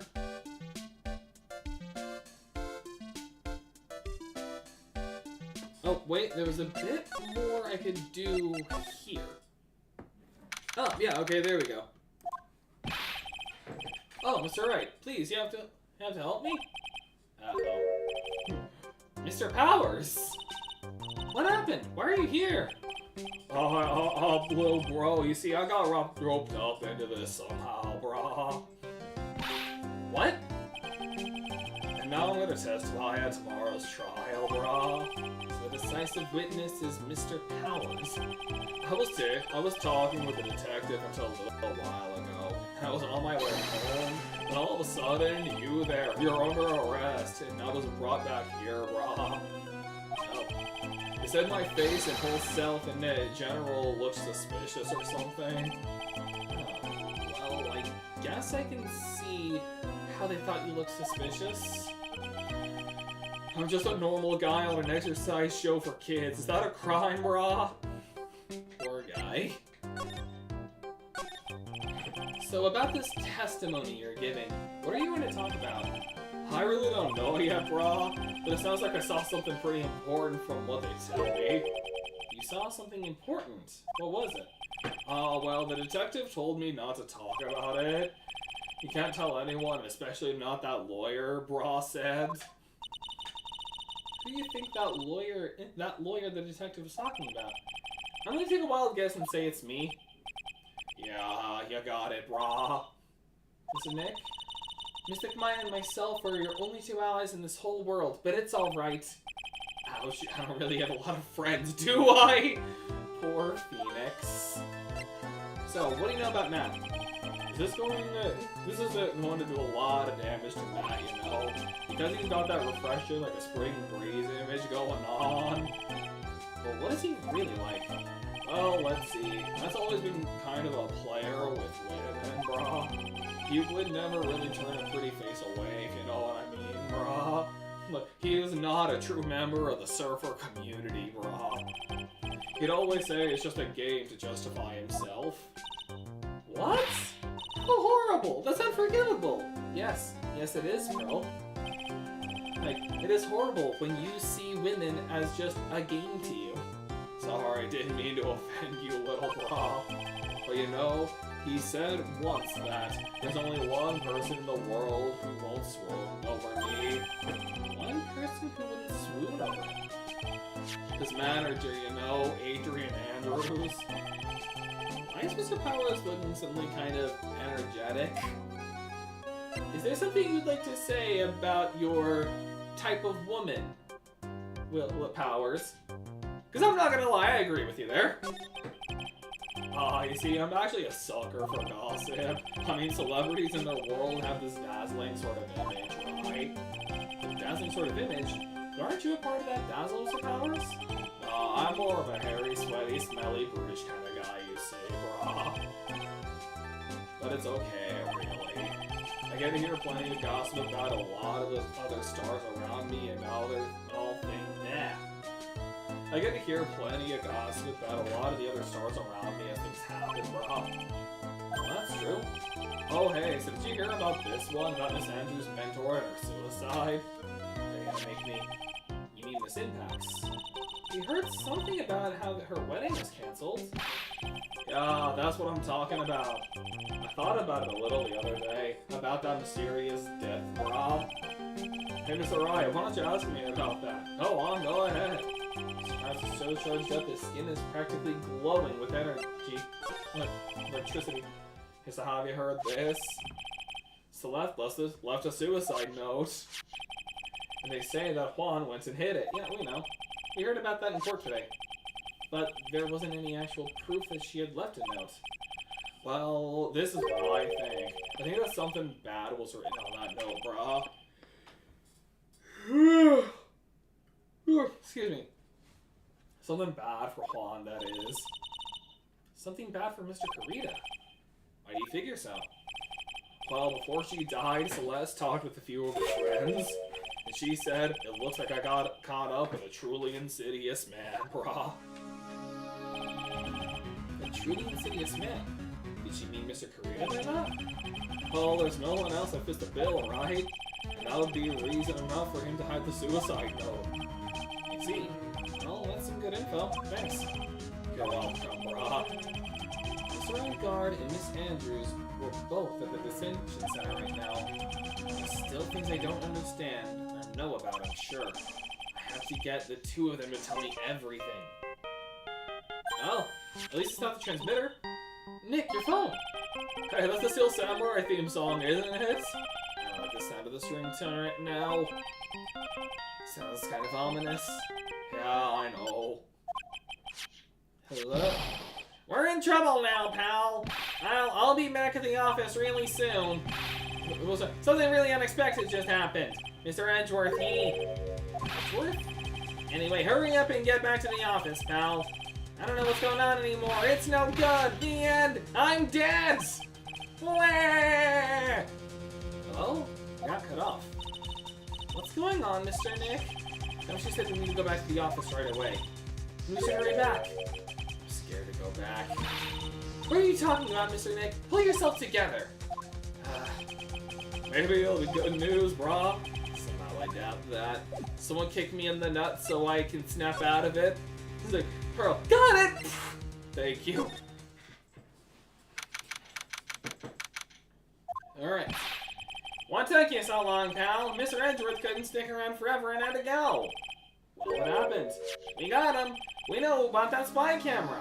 So it wasn't a dead end. Huh? This quickly? And this bear's what gave them away, pal. The bear? I figured it out, pal. I figured that we should have been looking into the bear instead of the camera. Yeah, that's what Edgeworth said. Wasn't it Mr. Edgeworth that figured? Shush, Pearls. And go on. Like he actually used his brain. Excuse me. There's only one person who bought one of those bears who's related to this crime. Who is it? Who would be so rude as to spy on another person in their room? Mad on guard. Uh-oh. Huh? Mad on guard, your client, that's who, pal. And here I thought things couldn't get any worse. Are you sure you heard that right? That the person who bought this bear was... I heard it from the department store clerk, pal. This is the credit card receipt for the purchase. It's for $3,800, pal. That's an exact match for the price of that stuffed bear. A receipt? That's all you have? Nah, it's not just a receipt, pal. The store clerk said so himself. He told me, I'm sure I sold the bear to Mr. Engard. I mean, the clerk even got Mr. Engard's autograph out of it, pal. So I'm sure the person that bought the stuffed bear was Mr. Engard himself. The sight is failing me. This can't be. Like, oh Lord, I have a case of the vapors. A receipt for $3,800. Proof on guard bought a stuffed bear identical to the one in evidence. Oh no. Oh, excuse me. So what about the spy camera we found? Ah, that was a dead end, pal. I mean, you can get this kind of thing from anywhere. But for now, I guess I can give these back to you for you to file away into evidence. Set to record the victim's room from 8 p.m. for 1 hour, was running at the time of murder. So we got all this stuff back. I know you don't want to give up, pal. Never thought. I didn't think it was possible. The person who put the spy camera in Juan Carita's room was Mad on Guard. Why? Why would Mr. On Guard do something like that? I bet it was to catch Miss Andrews and Mr. Carita in one of their rendezvous. I bet it's not good enough for me. I have to know the absolute truth behind this camera. Are you going to see him? Mr. On Guard, I mean? Yes. I'm scared, Mr. Nick. I wonder what we will find out next. I'm scared myself, but I have to put on a good face for Pearls. Mad on Guard, what in the world have you done? Thanks, Gumshoe. I'll take it from here. Oh, just here. Sweet. You're working really late, you know. It's already past 10 p.m., dude. I think it's time you told me the truth. Relax. Don't you know that ignorance is bliss? But if you really want to know, let's talk. Well, that's ominous. Magatama!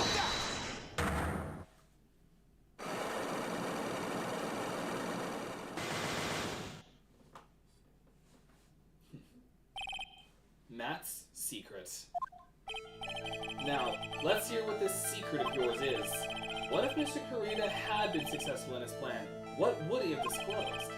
I told you before, dude, I don't know. I don't know anything about Juan, okay? Look, Mr. Wright, I can keep saying it all. I can keep on saying it until I'm blue in the face, but I totally didn't pay Juan any attention the whole time that night. I mean, come on, I was in the middle of a nap. Don't lie to me. I know you paid close attention to Mr. Carita, especially on that night. Take that! Someone used this camera to secretly film Mr. Carita's room the night of the murder. Secretly film? What? And then sent the images the camera took with this transmitter. Wow, but dude, where was this camera you were talking about hidden? Okay, there was a transmitter. I didn't see it before.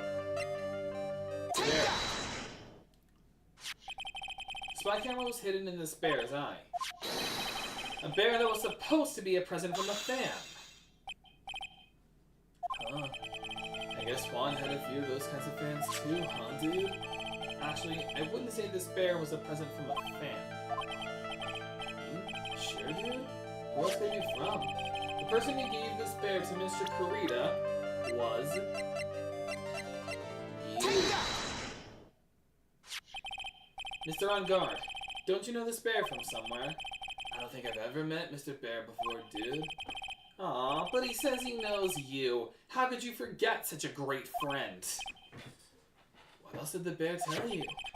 He says that the one who put the camera in his eye was you, Mr. On Guard.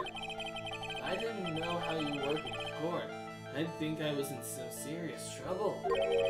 Come on, this is all a joke, right, dude? You're just pulling my leg. Looks like you're not ready to give up your secret yet. Well, do you have any proof you want to show me first? Here's proof that it was you who put the camera inside the bear. I have here one credit card receipt, Mr. On Guard. It's from when you bought that stuffed bear. Dude, all you can tell from that is that I spent $3,800. I had to go to the department store. I go to the department store all the time, okay? This $3,800. This could be the toothbrush I bought that one time. How would a toothbrush cost $3,800? A $3,800 toothbrush! It's ivory. It's got elephant hair for bristles. That sounds illegal. Ew. Elephant hair? Is that what rich people use nowadays? Anyway, the store clerk clearly remembers you and your purchase. After all, you even gave him an autograph, did you not? To think, Matt probably could have gotten away with this if it wasn't for the autograph. Dude, you should have said that earlier. What?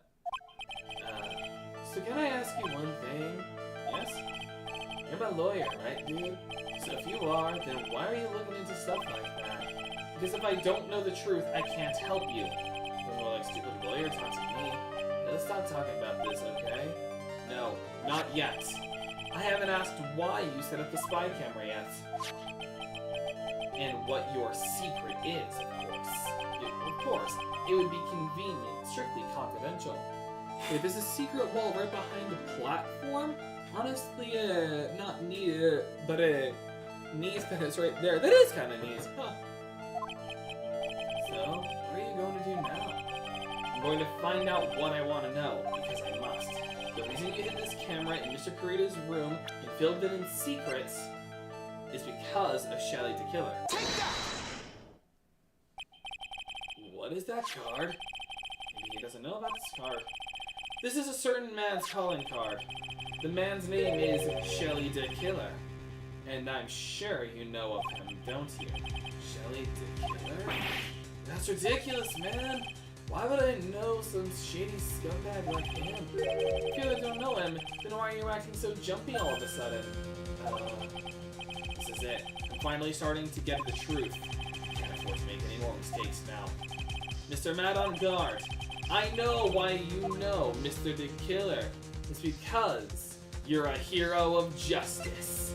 No, you're his client.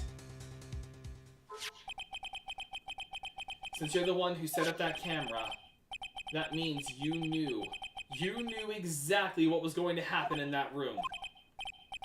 So how would you know something like that? It's because you're his client. That's why. You hired Shelly the Killer to assassinate Mr. Juan Kurita. The real mastermind behind this whole murder is... you! Not on guard! I wish I had some Danganronpa music playing, because that would have been perfect.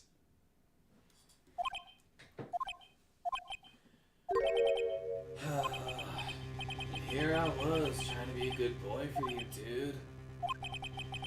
I thought if you didn't know, you'd be able to do your job without feeling bad. Well, I thought anyway. So guard, you really did hire... Hold on a sec. I'm gonna consult myself, okay?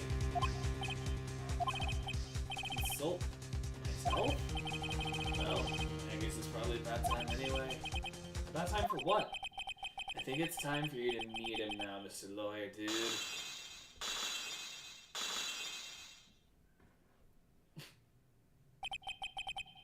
How do you do, Mr. Lawyer?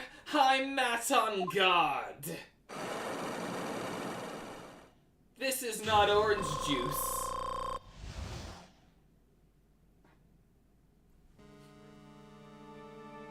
Again, this is one of the reasons why this is my favorite case of the original trilogy. You just get so many good plot twists in such a different narrative. I love it! Well done, Mr. Wright. I bet it wasn't easy to gather as much information as you have. You really... So you are Shelley the Killer's client? You didn't really think I would dirty my own hands in this, did you? What do you mean? And that woman, Adrian, was quite brave herself, trying to stick the crime on me. I didn't think she had it in her. But all I care about now is that Juan is dead. Isn't that right, Mr. Lawyer? It's not orange juice, it's beer. She did a little burp there.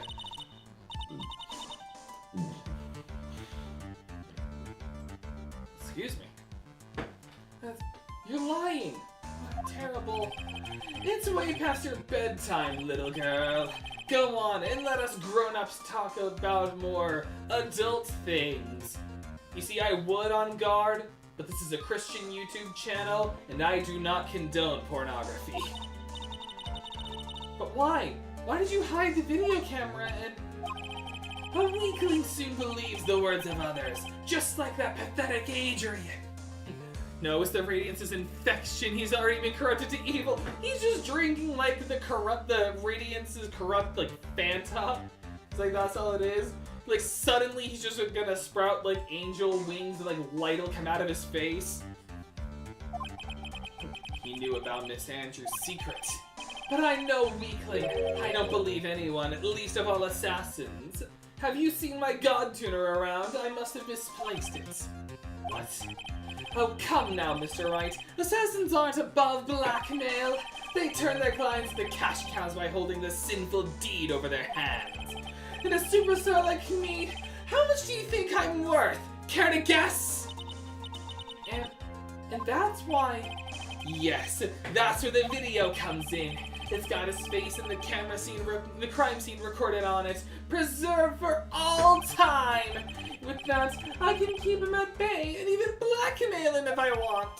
That's right, that video is my insurance. Isn't that what they call it, Mr. Wright?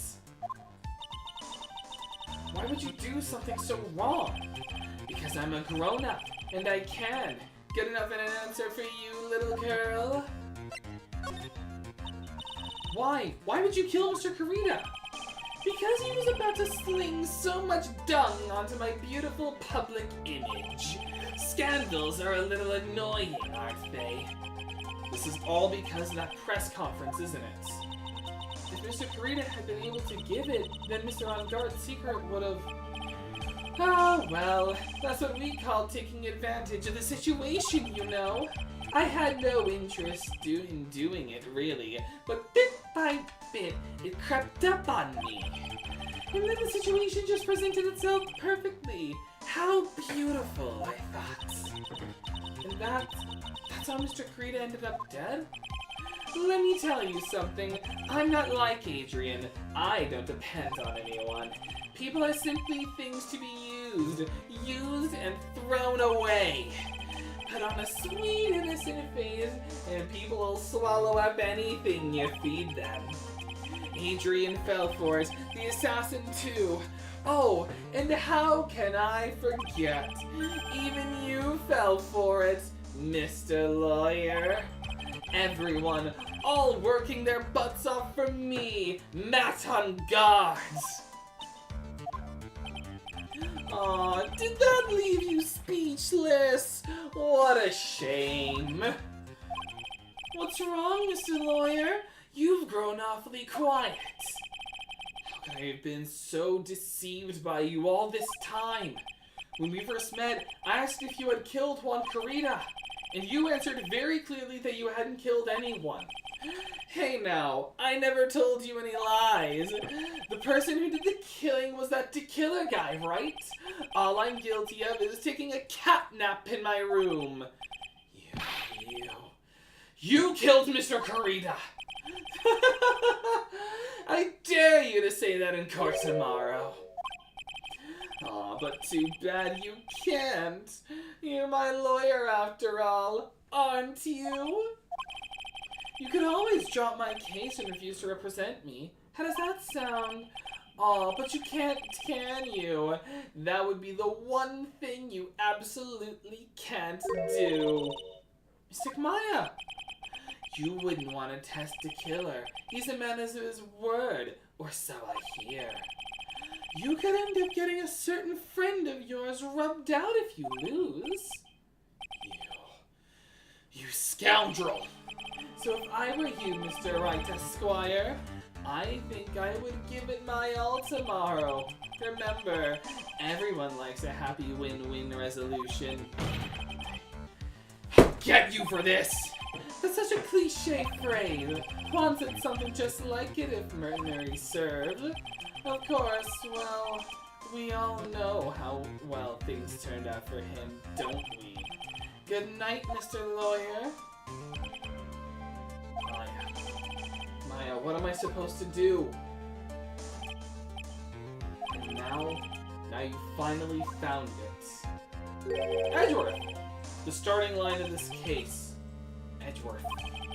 I don't care for the horrid atmosphere here. Let's return to the precinct. And we just apparate there, just like that. Well, Wright, what are you going to do? If you plan on changing your strategy. No! We can't do that! That's right. He's holding Maya hostage. What should I do?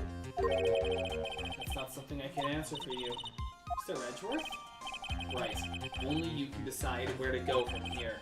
1 year ago, at that time, I didn't truly understand what a prosecutor was. And that is why I had to leave the prosecutor's office. I felt that I couldn't stand in a court of law until I knew what a prosecutor really was. And now, Wright, it's your turn. My turn? What is this thing called a lawyer? What can you do as one? You must find the answer, and you must find it on your own. I'm a lawyer. To fight for someone who is clearly a killer is still something you do as a lawyer. That's the whole point of being a defense attorney. Not on guard. That man is really... Ugh! It doesn't matter who. Every person deserves a proper defense and a fair trial. Isn't that the basis of our judicial system? Proper defense. But what exactly is that? Is it where a lawyer forcibly and blindly gets an acquittal through shouting and trickery? Ironic that you, of all people, should say such a thing. Isn't that exactly how you fought for your clients up until now? Yeah. Well, that may be true, but that's because I believe my clients to be innocent from the bottom of my heart. But if I were to get on guard and acquittal, that isn't a proper defense at all. I became a lawyer because I thought I could save people who were suffering and in pain. But when I look at this mess we're in, I can't even protect the person closest to me. Even if I win the case, I still lose in the end. I just don't know what to do! Right. Would you get a hold of yourself? You have it all wrong. Huh? We aren't some sort of heroes. We're only human, you and I. You want to save someone? That's something easier said than done, wouldn't you say? You're a defense attorney. You can't run away from that. You can only fight. That's all you can do. People like you and Franziska von Karma are always using all you have to pin me down. You fight to the very end, even when you know the truth is not with you. But I'm not like you. I can't fight for a false verdict, for a man I clearly know to be guilty. Franziska, She fights for herself. The only thing she fights for is her perfect win record. That's all. And isn't that the same as you? Isn't that why you ran away a year ago? Because your precious win record was destroyed? You're so petty. I see. Now I understand why you despise me so. However, you're mistaken. Thanks to you, when you sealed off my path to a perfect win record, I began to realize the error of my ways. I realized that things such as a perfect record were meaningless. What? I don't believe you. Are you saying that is why you left the prosecutor's office? Then why? Why are you here now? The answer to that is something you will find out on your own. I have faith you will see it before the verdict is read tomorrow. But if you can't, then you will be powerless to change the ending of this story. Oh, there's the killer! I'm sorry for what happened earlier. Now then, Mr. Attorney, do you wager you can obtain an acquittal tomorrow? My. What is the matter, Mr. Attorney? I don't sense your usual anger this time. Tell me, please. Why are you holding Maya hostage for Mr. On Guard's sake? Why are you doing this for that cold-blooded killer? Right. Please don't misunderstand things. He's my client. Don't toy with me! A man who hires an assassin is just as much a killer as himself. Blech, I messed that up. I believe you're asking me for a reason as to why I am doing what I am. That is what I like to call my aftercare. What the heck is aftercare? My name carries a certain amount of honor and dignity, Mr. Wright. Mr. Attorney. I take great care to ensure that no suspicion falls upon my clients for my handiwork. That is what is called client relations, and it is a part of my assassin's duty. Assassin's duty? We were unlucky this time, and my client was arrested as a suspect. As a result, I did what I had to do to enlist your expert help, Mr. Attorney, and to ensure that you would do everything in your power to the very end. What is your name? I believe I told you once before. However, you did, but my name is DeKiller. Shelly DeKiller. You're Shelly DeKiller? Please keep in mind you do not have much space to maneuver with me. As a DeKiller, I always finish what I set out to do. If you fail to keep up your end of the bargain, Maya! It would be my duty as an assassin to see to it she receives a nice long nap. Poor Pearl. Now then, if you'll excuse me, if someone were to trace this signal back to me, it would be quite troublesome. Cat! Pearl! There was Cat! I don't know what to say. Edgeworth! Did you hear that? At the end of the transmission! Huh? Oh, that sounded like a cat. A cat? It can't be. That cat. Can it? What is it? I know where Shelly DeKiller is holding Maya hostage. Edgeworth, have all police units head for On Guard Mansion immediately. Alright, you hurry over as well then. Don't lose hope yet, Pearls. The fight has only just begun. Alright. For some reason, we had to keep going from here to here. Maya! Please answer us! Mystic Maya! We have this area completely surrounded. There's no way for him to escape, assuming he's still in the area. Can't believe it. That butler! All this time! He was the killer! He and On Guard were working together all this time. I'm sure they had worked out a contingency plan ahead of time. Also, real question, if On Guard had him as butler, why did he send us to feed the cat? Why didn't he just tell the killer to feed the cat? Why did he tell us? Oh, the bear! Oh, it's a figurine of a bear! But there are a lot of cuts in it for some reason. A wooden bear-shaped figurine covered in many thin cuts. There. Isn't that more of a thing for Mr. Karita? Why would something like this be here? Right. Look down. There's a little pet door installed here. Ah, I'm sure that's for Shu. Do you think that this came through that little door? This door. It's locked. Well, I'm pretty used to breaking down doors by now. Let's go, Edgeworth. Break it down. It's from FNAF. It's Freddy Fazbear. It's the bear from FNAF. Like, I see. We found we found Lonely Freddy. You said it's too small to be Freddy Fazbear, so this is just the Lonely Freddy. You know, from the books. There's no one here. From the looks of this room, I would say this is On Guard's private lounge. Look at this, Wright. I don't know why. Okay, that was Harley. My fault. My game froze for a millisecond near the moving subway. Near the very end, catching me off guard. That's annoying.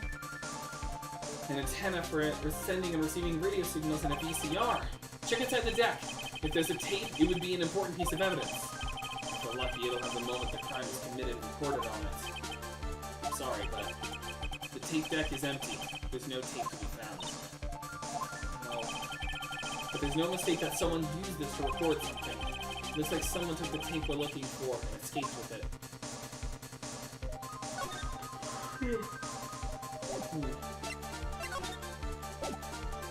Is there even anything else for me to... Oh, right, the wine cellar. With Celeste's photo. You've searched all over, but it looks like he got away. I'm sorry. It looks like he slipped out of our grasp this time. And now, we lost our only lead. Don't give up yet. That little girl is looking to you to be her pillar. Yeah, you're right. We're close, I can tell. We've already set up checkpoints along every route leading out of this district. Leave the rest to us. Maya. This looks like a picture of Miss Impax. With love, Celeste. Miss Impax? You mean... Yes, Mr. Karita's former manager. Why would a picture of Miss Impax be here in Mr. On Guard's mansion? And why does it say with love? This might be a clue. Found at On Guard Mansion with love, Celeste is written on it. Ah! What's wrong, Pearls? Please let me see that picture frame. Huh? What's so special about the frame? On the back! There's something written on the back of the frame! Maya! It's Mystic Maya! She left us a message! What? It's written in her own blood!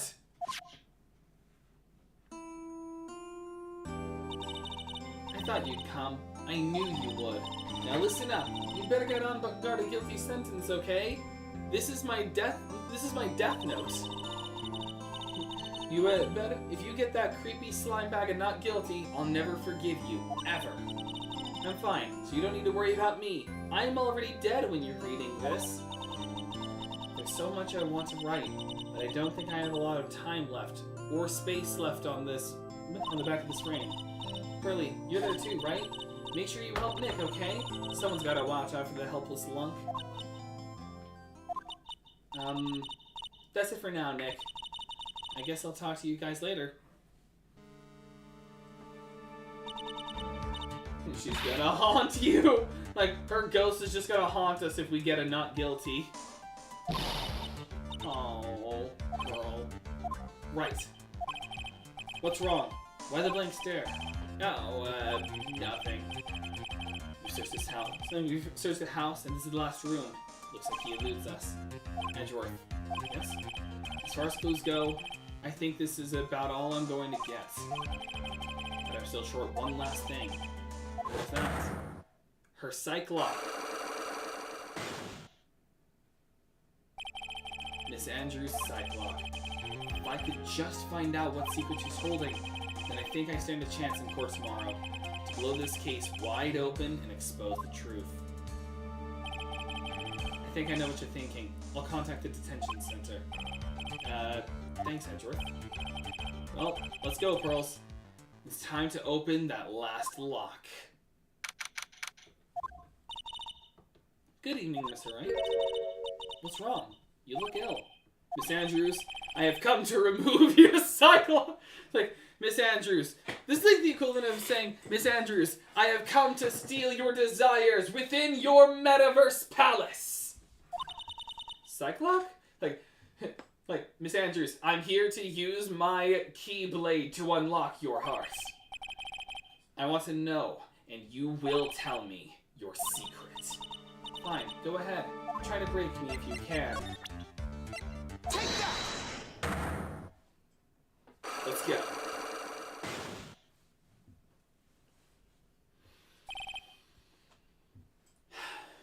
Why, Freeman? We already did this before. She wanted to get revenge for Impacts. And then we didn't have a connection between Stab. We do now have the relation. The photo. Look at this photograph! This is a photo of Miss Impacts, correct? She looks younger than when she passed away, though. With love, Celeste. This is Miss Impacts' handwriting, isn't it? Where did you find this? No, that's alright. It was a rhetorical question. Yeah, it is. I found this at Mr. Ongard's mansion. And after all this time, my last remaining secret has been revealed.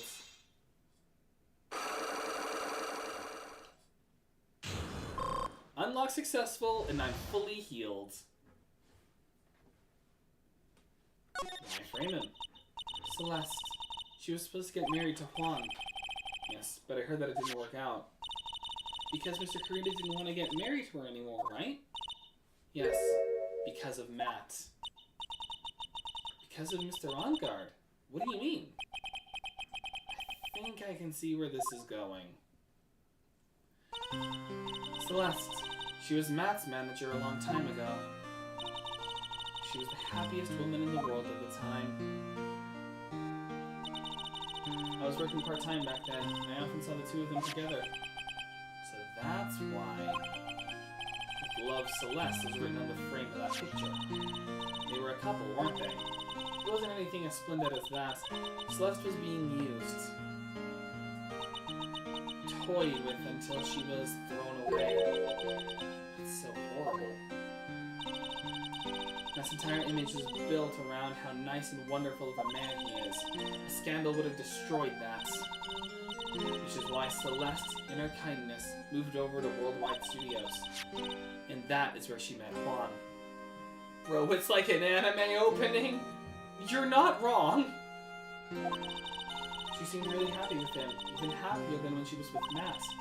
Apparently she preferred, you know, Jackie Chan over a random 20-year-old.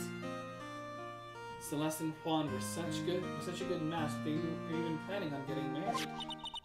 And then it was suddenly called off. On that night, on the night Juan called off their marriage, Celeste, she killed herself. That's why I framed Matt. It was revenge for Celeste and for myself. I'm sure even you can guess why Juan called off the wedding, right? Matt confessed to Juan about his relationship with Celeste. You see, so that's what happened. But why did Mr. Karita have to call off their wedding?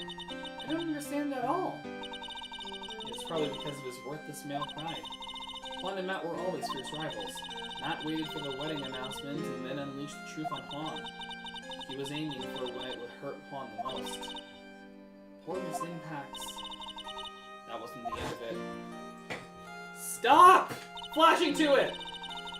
That day, I'm almost certain that Celeste left a suicide note behind.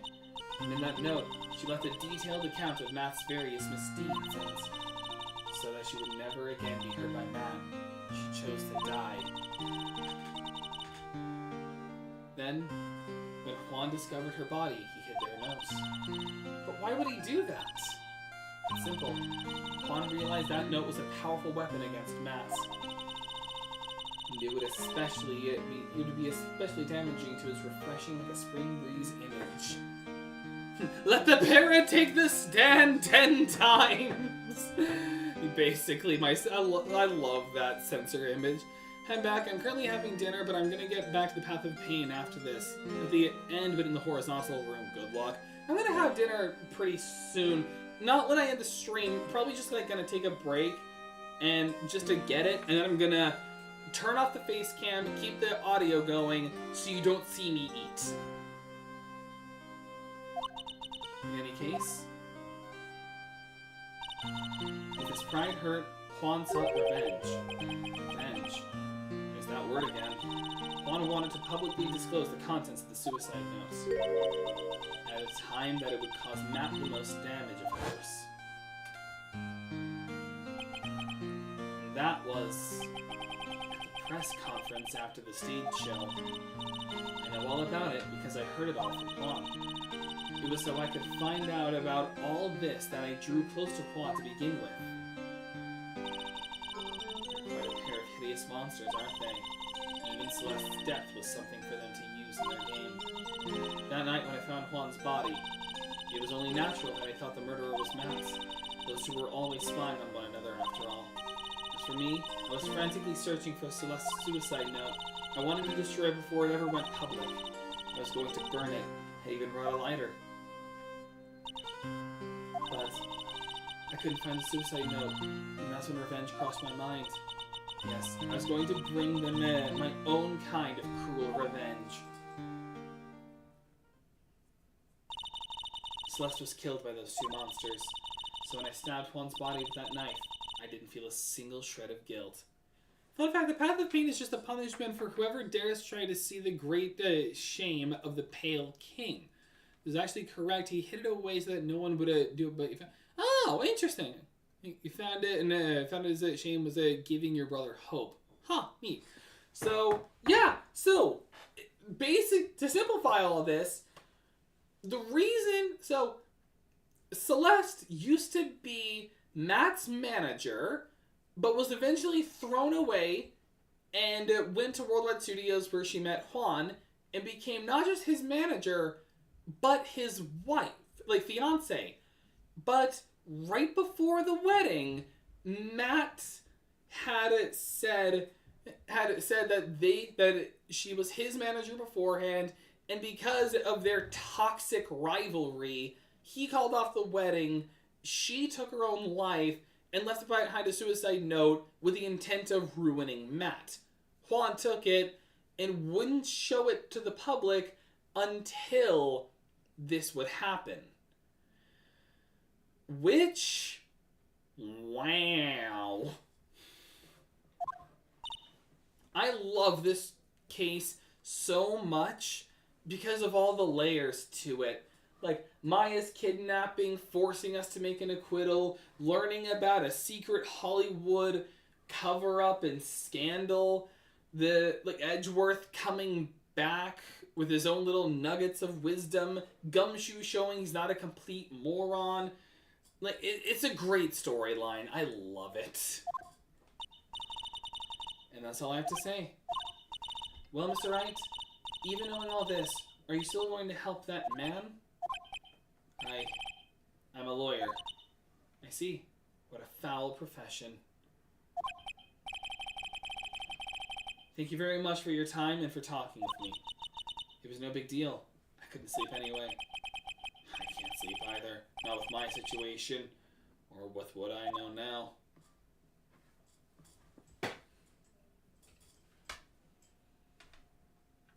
To be continued. All that's left now is the trial. And I am going to take a quick break so I can make myself some dinner and eat that while I finish. I will be right back.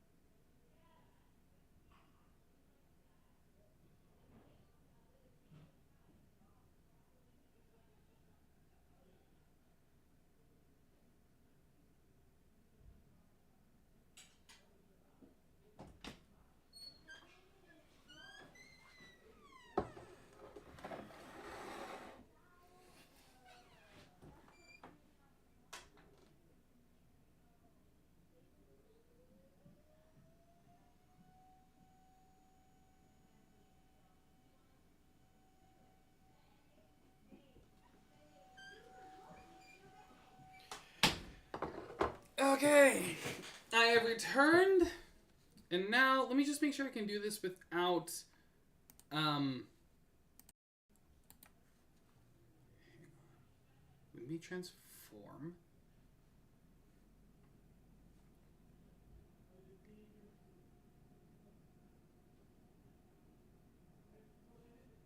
Oh wait, I think I had to do this.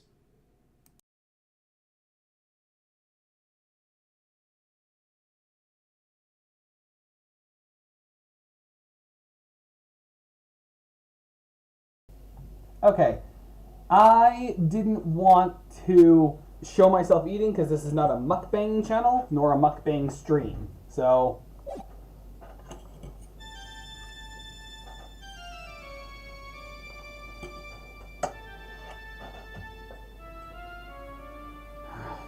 how did I get into this mess? That's far enough. You can't run forever, Mr. Phoenix Wright.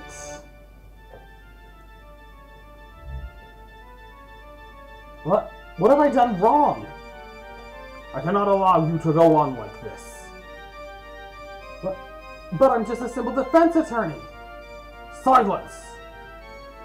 You are no longer worthy of your title.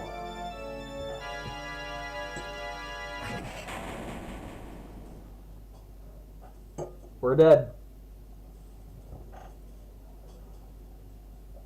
I've had this dream before, someplace, some time ago.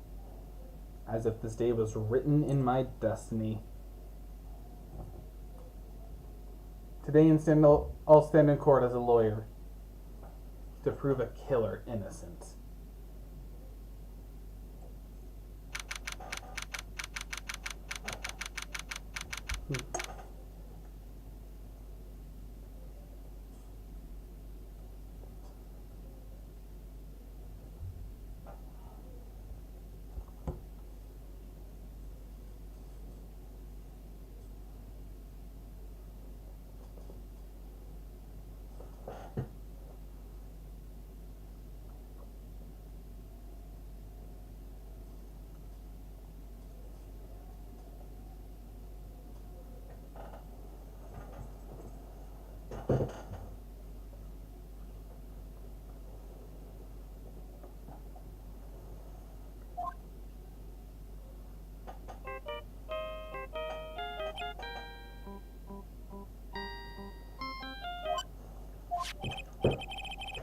Hello, this is Phoenix Wright.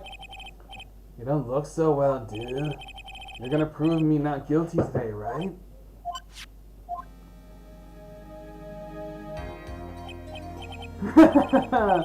If you please, Mr. Lawyer. Remember, it's not just me. Your precious friend's life is riding on today's verdict, too. Now listen up. You better get on guard a guilty sentence, alright? If you get that creepy slime bag and not guilty, I'll never forgive you, ever. Maya. Phoenix. Phoenix!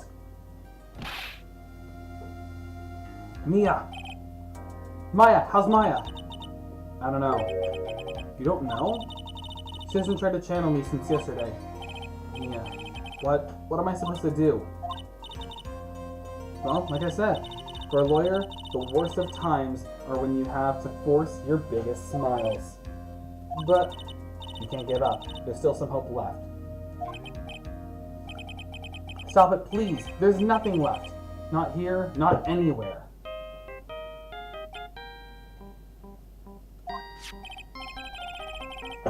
Is that a cursed on guard again? Will you leave me alone? Look, don't call me anymore. I mean it. Oh, Wallowly. You're really mean, pal. Wah. Yeah, Gumshoe, I'm really sorry. Where are you?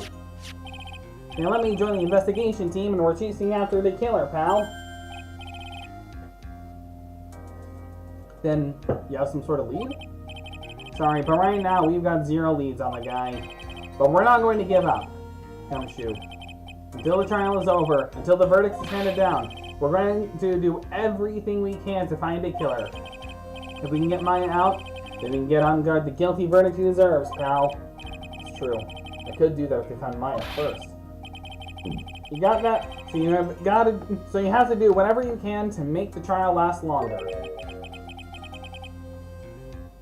Have to make the trial last longer. And if you go at Mr. Edgeworth with it, of everything you've got, then you two can draw it out. Now I get it. I believe in you, pal. You and Mr. Edgeworth can do it. So, believe in us. We're going to give it all we've got, just like you. Got it. Thanks, Gumshoe. Yeah. You understand now, don't you?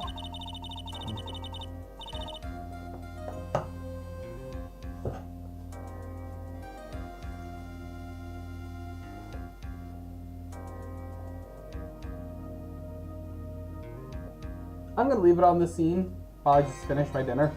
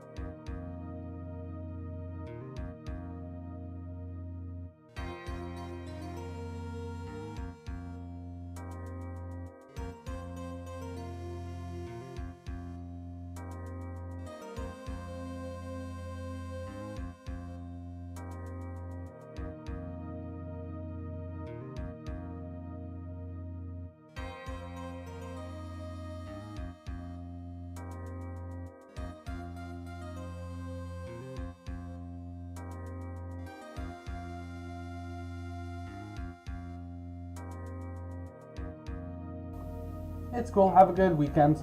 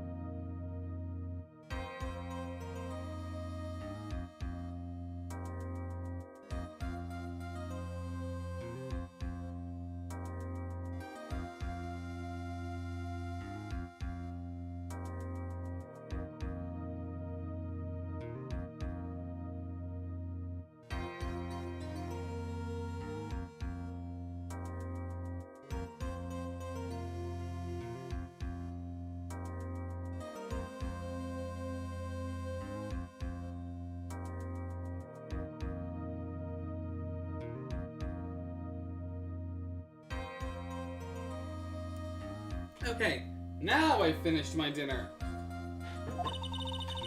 It's the strongest weapon in the world, and you have it in abundance. The power of friendship.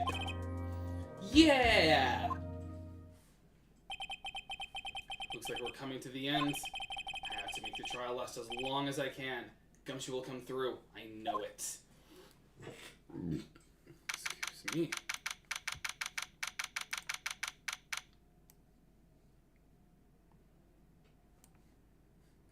The power of friendship will save Maya from an assassin.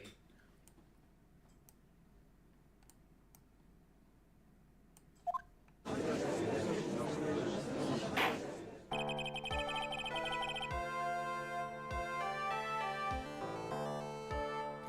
I'm just getting the guide ready just in case.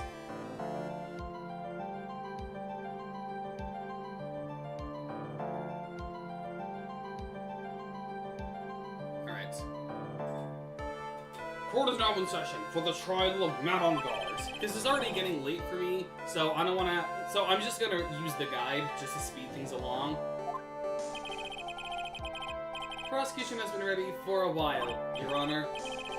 Now, as I recall, we concluded yesterday's session with a big mystery on our hands.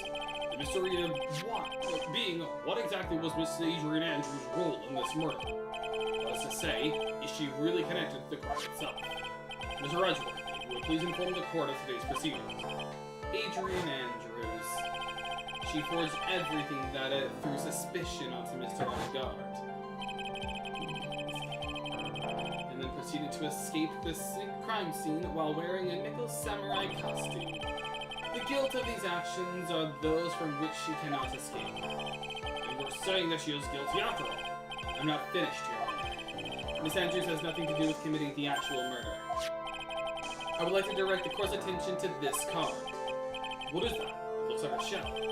This is the calling card of a certain assassin. Assassin, you say? You can probably hear my dishes as I slam the table. As I slam the desk. Yes, Juan Carita was killed by a professional assassin, and the person who hired the assassin, his client so to speak, is Matt on Guard. Well, what a surprising turn of events. I would think it's become commonplace by now, Your Honor. What's going on this time? So I know that everything Edgeworth has to say is true. We still have to hold out as long as we can. At least until Maya is safe and sound. I wonder how the trial will turn out today. Now then, please call your first witness, Mr. Edgeworth. The prosecution calls the defendant's mentor, Mr. Will Powers, to the stand. Here's Will. Here's Willie! Now then, witness, your name and occupation, please. Okay, brah. I'm Will Powers. I'm a poor, underpaid action star, brah. And what is your relation to the defendants? Well, I guess I'm sort of a lousy mentor to him in a way. Yeah, brah. Oh, Mr. Powers, please. You don't need to put yourself down so much. Oh, sorry. I'm just kind of a nothing sort of guy, brah. On the night of the murder, you visited the defendant's room. Is this correct? Yeah. I didn't know that. But you know. I didn't actually get to see Matt when he went in. All you need to do is answer what you're asked. Now then, I would like you to please testify about when you went to Mr. Unguard's room. Okay, sure, brah.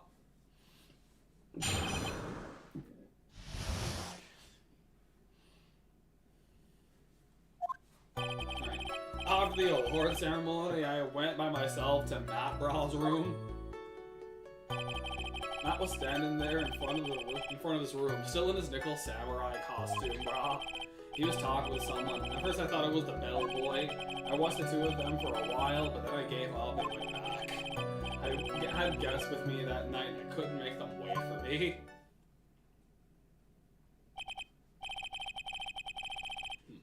Nothing sounds out of place in Mr. Power's testimony. Talking with the bellboy is no big deal. If one assumes that the person Mr. Ungard is speaking with is an ordinary bellboy. What are you implying? Well, Mr. Wright, let's have your cross-examination, shall we? Looks like we're in another sticky situation. Huh? A trap. Can't you smell it, Phoenix? But first, to find out more, we're just going to have to charge in head first, right?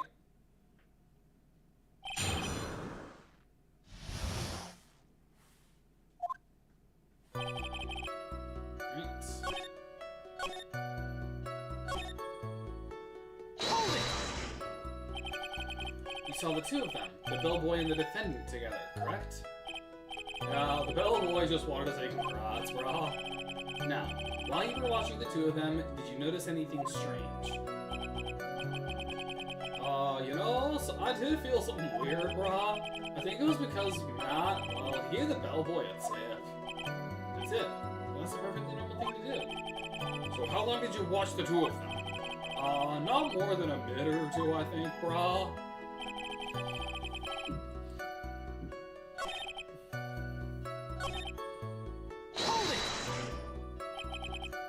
first. What do you mean by that? I didn't think it was a normal bellboy. What was that? Oh, why did I think that was a Wright, bro? How am I supposed to know? Hey, wait a second. Actually, Mr. Powers, only a few minutes ago you stated I felt something weird.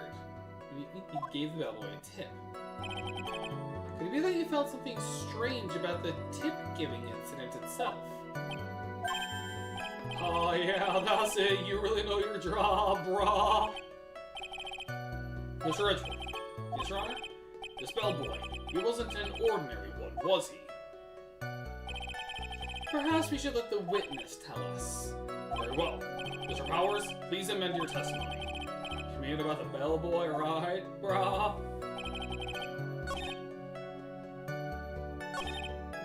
Hold it! So he gave the bellboy a tip. What's so strange about that?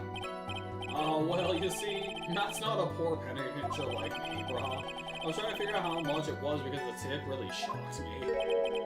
How much it was? That's when something even more surprising happened. The poor boy was putting the tip he got in his pocket. And that's when I got my first look at the guy's face. I was really shocked, brah. I'm afraid I don't follow it up. Sounds like Mr. Powers was surprised twice by this event. I wonder which of these shocking moments I should ask about.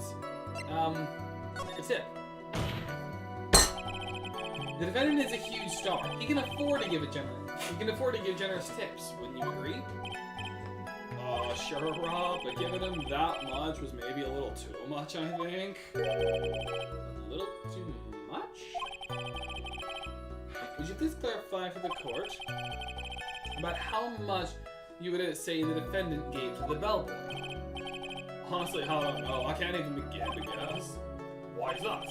Because he gave the bellboy a really fat roll of cash. Really? Out of all ways to pay your assassin? A roll of cash?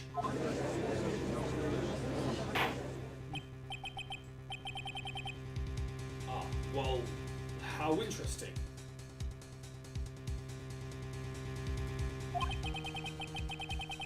That certainly was a very generous tip, wasn't it? A very fat roll of cash. That can hardly be called a tip, Your Honor. Just beginning to look awfully suspicious of us. Objection! The defendant is a superstar. That kind of tip is typically fair for people like me. Objection! I'm not gonna keep hitting my desk because I don't want to risk you guys hearing my dishes on the table. Are you saying that all superstars are super spenders? If I could receive large rolls of cash by simply bringing people things on trays, then why on earth would I stand around here prosecuting? Got a point. I don't even get paid, let alone rolls of cash for all my hard work. Then how do you keep the business afloat?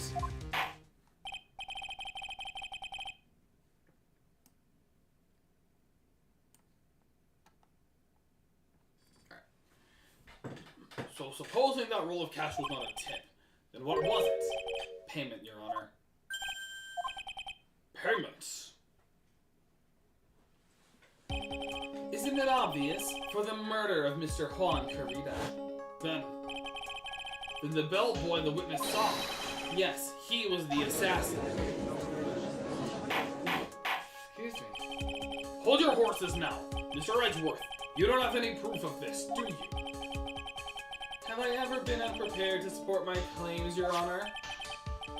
I have here the card Shelley the Killer left at the scene of the crime. Shelley the Killer? He's the person the police's special investigations team has been chasing for ages. I am certain that the person the witness saw was this very assassin, Shelley the Killer. Really, bro? What's wrong, Mr. Powers? Nah, nothing. Something just clicked in my head, and I think I just figured something out, bro. Oh. Actually, I saw the bellboy again later on that night. Wait.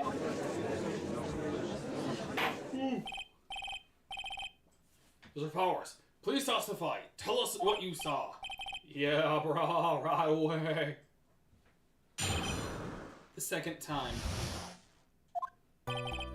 This time I was in that hallway because I had to go to the bathroom bad, brah. And that's when the bellboy I saw earlier came out of the room. Of course, when I said room, I mean Mom Corita's room. Now that I think about it, that bellboy did seem kind of out of place. So he had to be the assassin, I'm sure of it, brah. I mean... Thank you very much. That is all we need for now. Huh? But I'm not done. There's still more. Let us first establish that the bellboy was truly Mr. the Killer. Then we shall see. So the bellboy came out of the victim's room.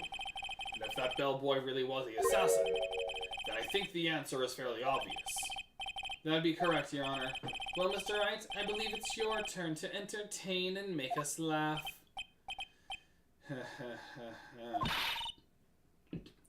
This is no laughing matter. Excuse me.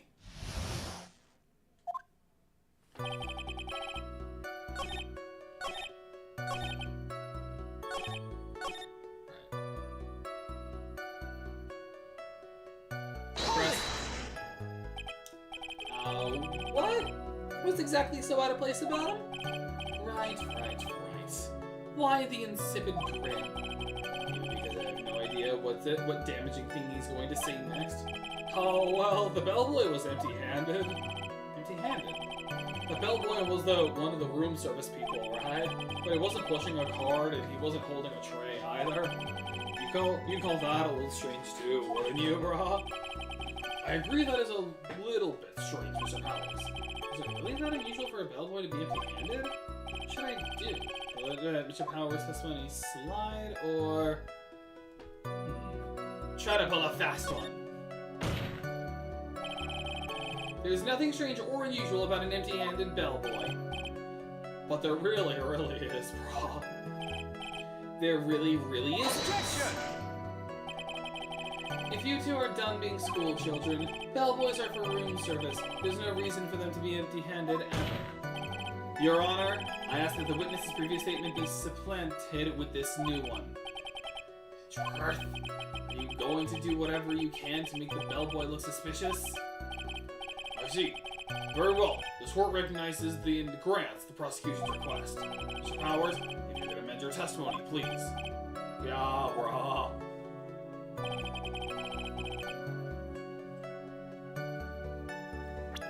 Well, the crime fatal. Objection! Mr. Powers. Yeah?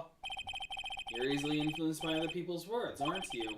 As soon as you heard that the bellboy might have been the killer, you got caught up in believing it must be true. Blah, isn't he really suspicious, bro?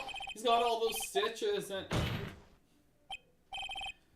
So, a baseball has stitches? Are you saying that all baseballs are suspicious because they have stitches?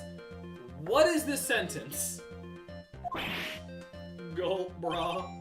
Well, there's also, what about him being empty-handed? I would like to ask the court to please look at this photograph. This is the crime scene. There's a wine glass sitting next to Mr. Corita's body. The liquid inside this glass is tomato juice. Now, if you would look at what is on top of the table in the lower right corner here, the tomato juice. And you can clearly see that is a tray with a bottle of tomato juice on it. The bellboy had just brought this to Mr. Corita's room.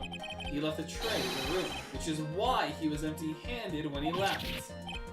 But that would mean that the bellboy had seen and left a dead body in the room. Ah, but can you prove that Mr. Corita was already dead at the time? Mr. Ridgeworth. Yes? I blame you for leading me down this route. I'm terribly sorry. What is with him? Why is he laughing? Witness, isn't there one more thing you would like to share with us? Is there? The bellboy was empty-handed. Or should I say empty-handed? I recall you had something interesting to say about his hands. Look at the hands. Don't watch the mouth, watch the hands. Oh yeah, I almost forgot, bro. Huh? What? That bellboy, he was wearing gloves. Gloves? Yeah, pitch black leather ones. All the other bellboys don't wear gloves like that, right? Black leather gloves. Why did you mention them earlier? Sorry, bro, it slipped my mind. What does this make the bellboy look really suspicious? Alright, gotta focus. I can't get lax here. So what if he had gloves? Lots of bellboys wear gloves. Come on, Mr. Wright. The bellboy was wearing black leather ones. So, a football is made of leather. Are you saying all footballs are suspicious because they are made of leather? Why, Phoenix? Why? Go, brah. But that man, he received a rather large roll of cash from the defendant. And he was even seen leaving the crime scene wearing black leather gloves. I don't think that even someone like myself can believe he was just another bellboy. It seems that we have finally come to an understanding. Now then, witness, please continue with the rest of your testimony. The rest? Oh yes, please tell us more. Okay, brah. Their second meeting. After leaving a pawn's room, the bell bra went and knocked on Matt's door just like that. He gave something to the person inside the room, and the old guy just left without even going to the room, brah. After that, I went to the bathroom and then back to my seat. So the bellboy, after leaving the crime scene, next went to the defendant's room. I kind of saw all that by accident, brah. Some accident, I'd say it's not too much. And all of it was suspicious to high heaven. I think it's safe to say that we can no longer consider this bellboy to be normal. Now then, let's get started, shall we? Mr. Wright, your cross-examination, please. Yes, Your Honor.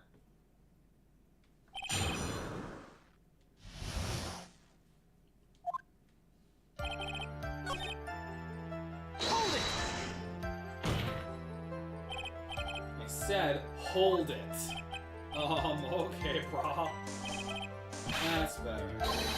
What kind of statement is that? Please elaborate and give us a few more details. Oh, okay, brah. I should probably ask him only one question at a time. What was the something? He gave something to this person. Yeah, brah. And what was this something?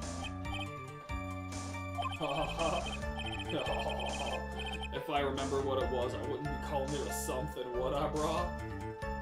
Truthfully, I probably should have used long nail instead of mark of pride. Well, something for next time. But this implies that something was removed from the scene of the crime. Are you sure you can't really remember, Mr. Powers? I think it was something kind of small. This is an incredibly crucial piece of information. Please try to remember what it was. I'll try, brah. In the meantime, let's talk about another point. Namely, what the bellboy did next. Also, after we gave the person inside the room the thing... Oh, nope. I'm not done. Hold it! Just a few more points. Person inside. Who took this something the bellboy handed off? Actually, I don't know, brah. What do you mean? I'm sorry, but I only saw the person's arm. Only an arm. You're saying you didn't see the person's face. Yeah. I would like to summarize the testimony up to this point, if you don't mind. When the bellboy left the crime scene, he immediately went to the defendant's room. There he handed a small item of sort to the person inside. As for the person who received the item, all you could see was the person's arm. Yeah, brah. It was just like that. Mr. Edgeworth, is all this really that important? Of course, Your Honor.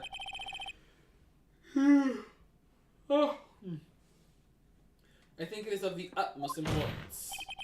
This is when whatever was removed from the crime scene was handed over to the client. Mr. Powers, please try to remember what it was the bellboy handed off. Oh, well, let's see. I think it was... If you remember, please add it to your testimony. Yeah, brah. If If I saw it again, I could say for sure, but I think it was some sort of wooden statue.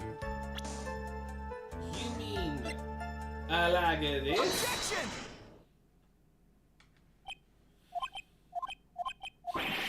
What was the point of that pregnant pause?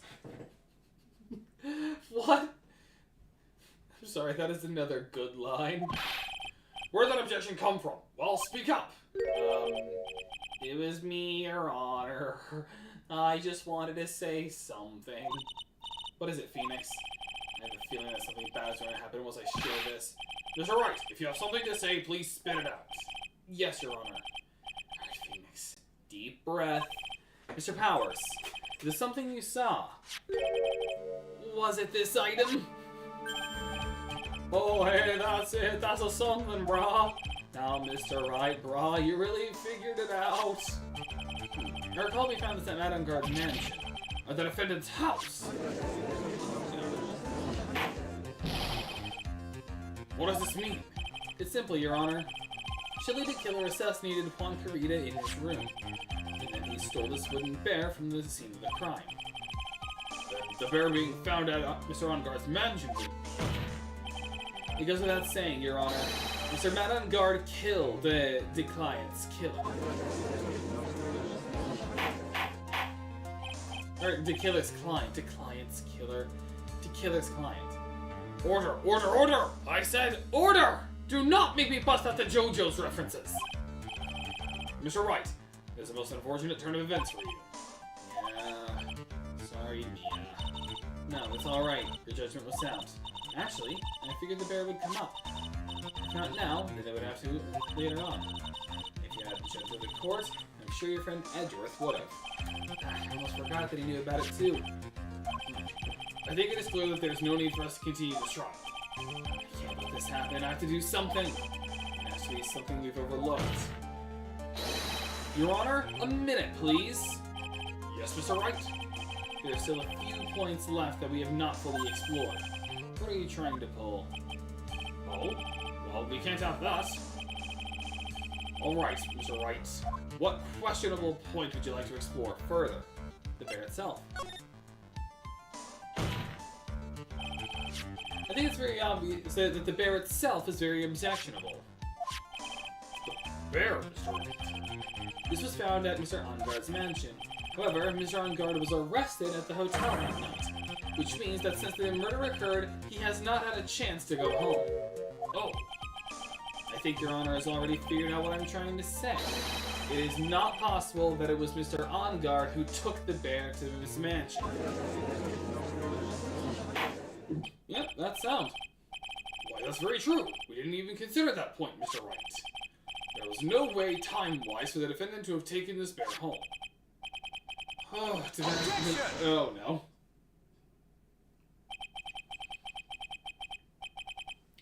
You haven't gotten the best of me yet, Mr. Wright. Huh? I remember it clear as day. I remember what you muttered to yourself at Onguard's mansion. Yeah, it's completely surrounded. No way from escape. The butler was the killer. The killer and Onguard were working together, so to speak, and the killer was hiding at Onguard mansion as its butler. What a bold move. The bear figurine was brought back to Onguard mansion by the killer himself. When it looked like he was about to be arrested, Onguard had him do so. I assume because it would have been bad for the police. It would have been bad had the police found it during their investigation.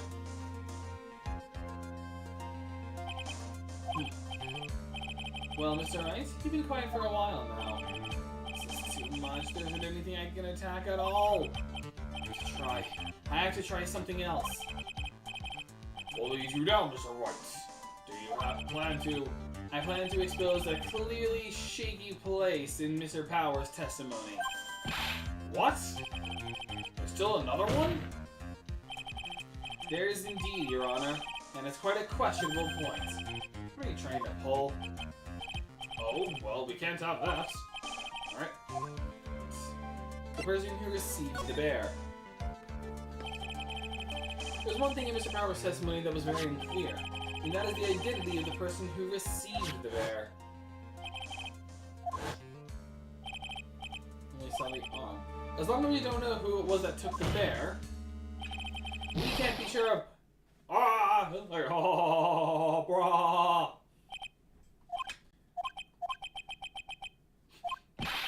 What is it, Mr. Powers?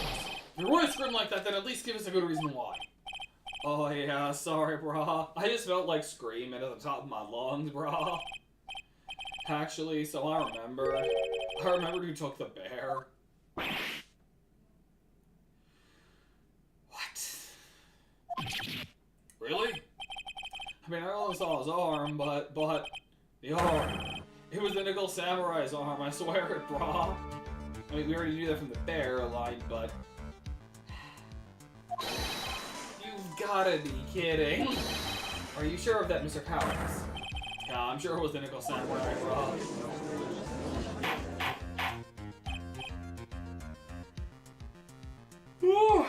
I'm working overtime tonight. Order! Order!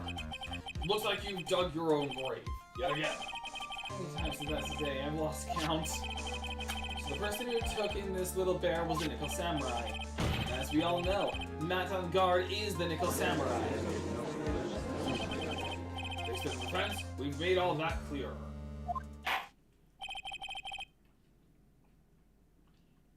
Or all the clearer. Whatever, it's getting late for me. I will never do a long stream like this ever again, so enjoy it. Now we know why this bear figurine was at the defendant's mansion, as well as who it was that received the bear from the assassin in his room. Everything has become very clear. The client, who hired the assassin to commit the murder, was Matt on guard. I see no reason for this trial to continue. Therefore, I will now hand down my verdict.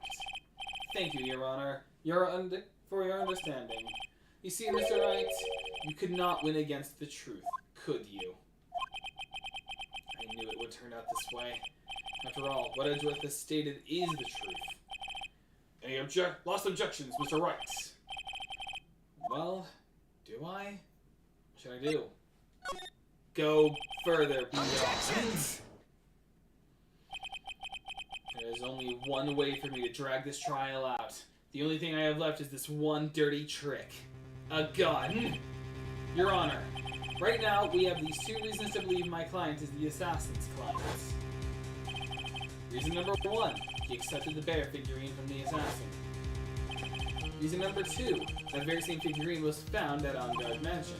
However, it's possible this is all the work of a certain other person. What are you saying? What I'm saying is, it's possible a different person is the killer's real client.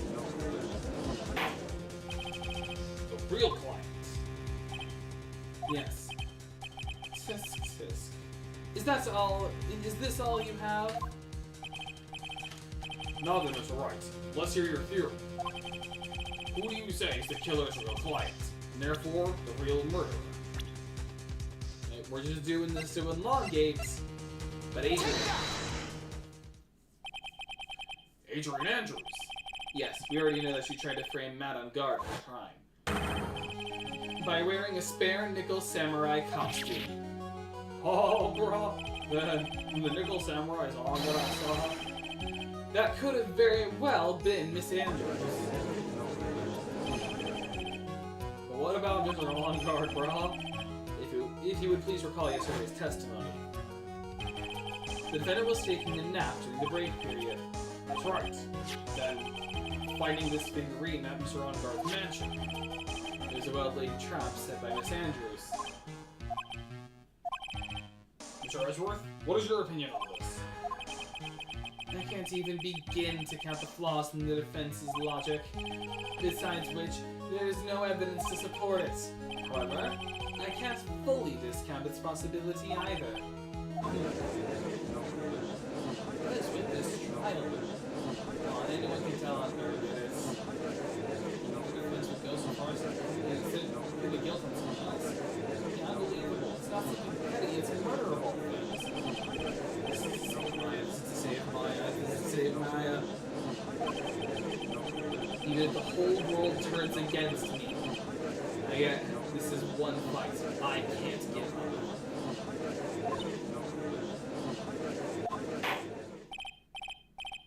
Order! Order! Order! All distracted parties will be forced to leave the courtroom. Your Honor, for the benefit of the defense, I'm willing to play along with his what-if game. His what-if game, Mr. Edgeworth. The prosecution is prepared to challenge the defense's theory. Mr. Wright, even you must have thought it strange and wondered, why would the criminal want this little wooden bear? He's right. The killer did specifically bring that bear to on guard right away. Why do you ask? Is there something special about it? Absolutely. And I'm sure that once the court knows its significance, the true killer's identity will become crystal clear. Your Honor, the prosecution calls upon a witness who will clear all doubts against Miss Andrews. Who would that be? It's quite simple, Your Honor. Miss Adrian Andrews herself. I see. Well then, the court will take a short 10-minute recess.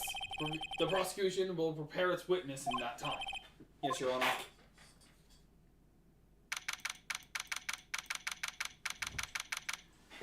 Okay. Oh, I knew it was a good idea to hold her hostage. Don't you agree, Mr. Lawyer? But I never thought in your desperation you tried to pin the guilt on Adrian. I swear this demon will pay. Mr. Nick, Pearls, where's Mia? I don't know. A really strong power suddenly called her away. A really strong power? Oh. Oh, Mr. Nick, your phone. It's from Gumshoe. How's it going? How's it going? Have you been hanging in there, pal? Yeah, sort of. We just barely found something to latch onto. Phew, that's good, pal. And what about you? Anything yet? Have you figured out where the killer and Maya are? We still don't have any leads, Maya. What? We don't have any more time! We just had one. Even a single clue would be really helpful. I was only able to come this far because I kept thinking to myself, gotta keep this trial going until Maya's been rescued. But I have just run out of it. But have I just run out of luck this time? Is all our hope for naught? A tent. A tent? I could see a circus tent. Mia! Looks like Maya was unconscious until just a few minutes ago. As soon as she woke up, she called for me. So it was Maya that called you away. She's locked in a dusty little room right now, but I could see a circus tent outside the window about 300 feet away. Does this also now mean that Maya is more powerful than Pearls? Gumshoe, is there a circus in town right now? There's only one, pal. The Berry Big Circus. Okay, cool. Burn it down once you've rescued Maya. Maya's somewhere within a 300-foot radius of the main tent. What? Okay, hold on a sec. Hey, draw a circle on that map. About 300-foot radius from the main tent. Hurry! And? I can see a mailbox over the window just outside. Don't you? There's also a mailbox. Okay, what else? What else, Mia? Sorry, but it was a very small window. Couldn't see anything else. It felt like it was in an old office. It was in an old office building. Maybe the 3rd floor or so? I heard her! An old office building! Good stuff, pal! Okay, just hang in there. Just a little longer, pal. Wish us luck. Good luck. I'll call you later, so don't let your battery die, okay, pal? Mia, Maya's not hurt, right? She's in a pretty bad state, Phoenix. She's being starved. Gumshoe, please hurry and get her some Chick-fil-A. Looks like we're out of time. Are you alright, Phoenix? It's only a matter of time before Maya's rescued. I can do this. I just have to make this trial last a little longer.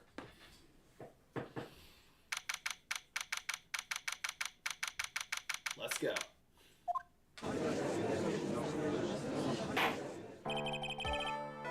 Court will now reconvene. The killer, the man who murdered the victim, handed this to his client. From this, one obvious question arises. Why this particular item?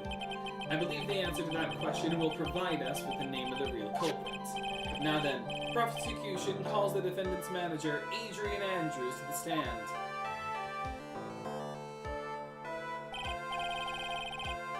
Currently, the witness is accused of tampering and obstruction of justice. However, you have been called to the witness stand today to ascertain who exactly is guilty of murder. I understand. Very good. Now, have you ever seen this bear before, Miss Andrews?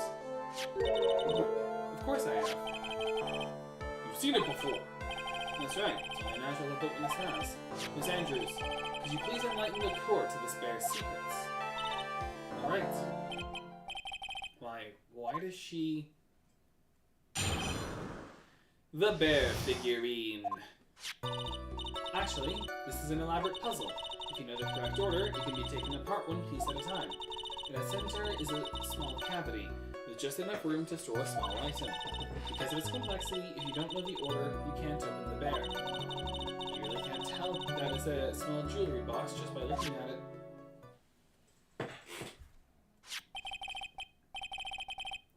So this figurine is a container of sorts, is it? Yes, looks can be deceiving, wouldn't you agree? Yes, this is superb craftsmanship. Oh yes, I nearly forgot. You may begin your cross-examination, Mr. Wright. Here, sorry, I'm busy with a Rubik's Cube. Looks like there really was something to that bear after all.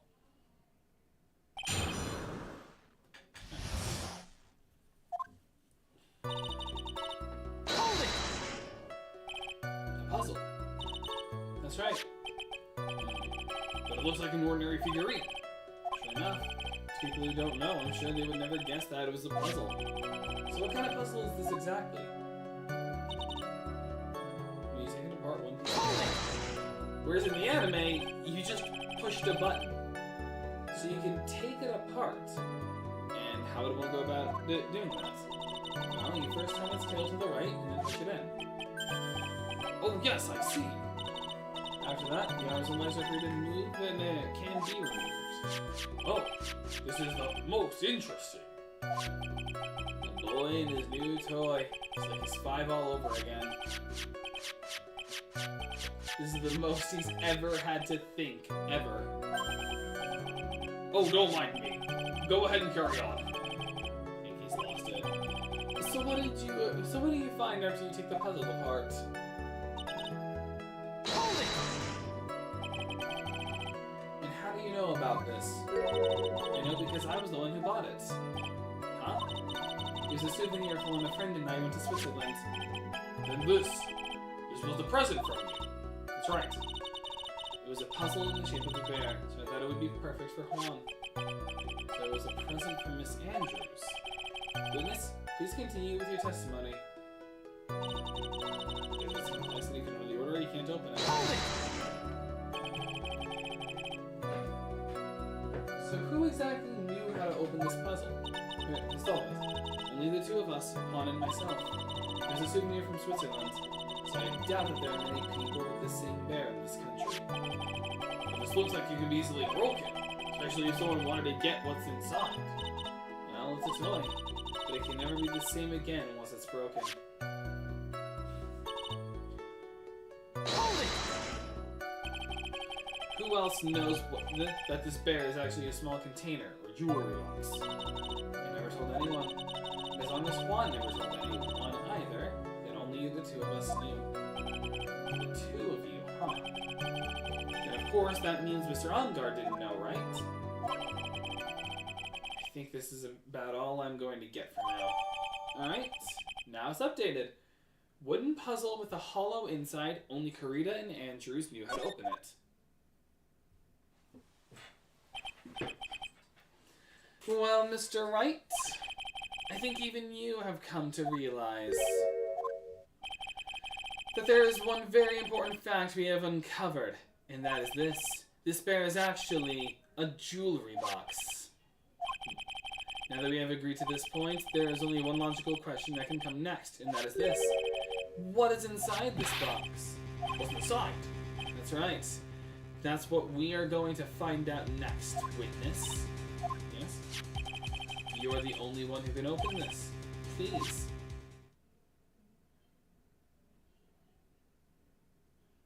I love from this angle, she does not look like a manager. She looks like a Disney sitcom teenager. Alright, taking the bear parts. I've opened it. Hang on, Maisie. Is this what you wanted? What is that? It looks like a note. I don't think we need to guess what that is. Do we, Mr. Wright? It's the suicide note. The suicide note. The suicide note left by Juan Carita's former manager, Celeste Impax. Stop! Until now, no one knew of its whereabouts, but just as we suspected, it was hidden. Hidden by the victim, Juan Carita himself.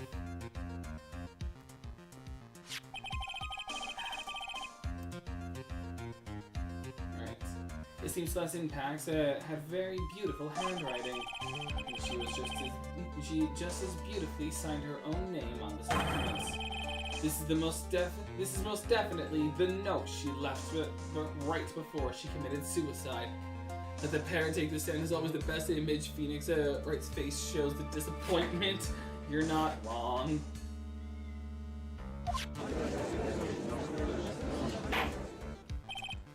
Order! Witness! Did you know about this? Yes, I did. I heard all about it from Juan. When I discovered his body, I looked for the bear. I wanted to destroy the note before it became public, but I couldn't find it anywhere. Because it had already been taken by the killer. Everything is going at a tumultuous pace. So now that the suicide note has been found, what's the next logical question? What is written on that note? That's right. At least that's what I would think. Now then, I believe it is only appropriate the contents of this note be made known. Can't stop you, can I? I went through so much just to get my hands on it. I was going to burn it for her sake. I'm deeply sorry, but I can't allow you to persuade me to stop. Your Honor, if you could please read the contents of the note aloud. Very well.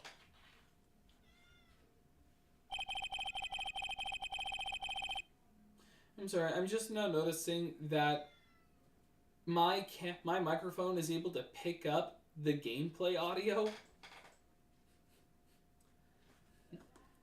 It's like, I down attacked, okay, I'll do it again, but that was supposed to be a down attack? Yeah. The judge's voice rang loud and clear through the deathly silent courtroom. In her note, Celeste Impax left to us a record of all that had happened to her, about being used and then thrown away by Enguarde, about being engaged to Carita and Enguarde's role in destroying that, and about how she decided in her despair to end it all.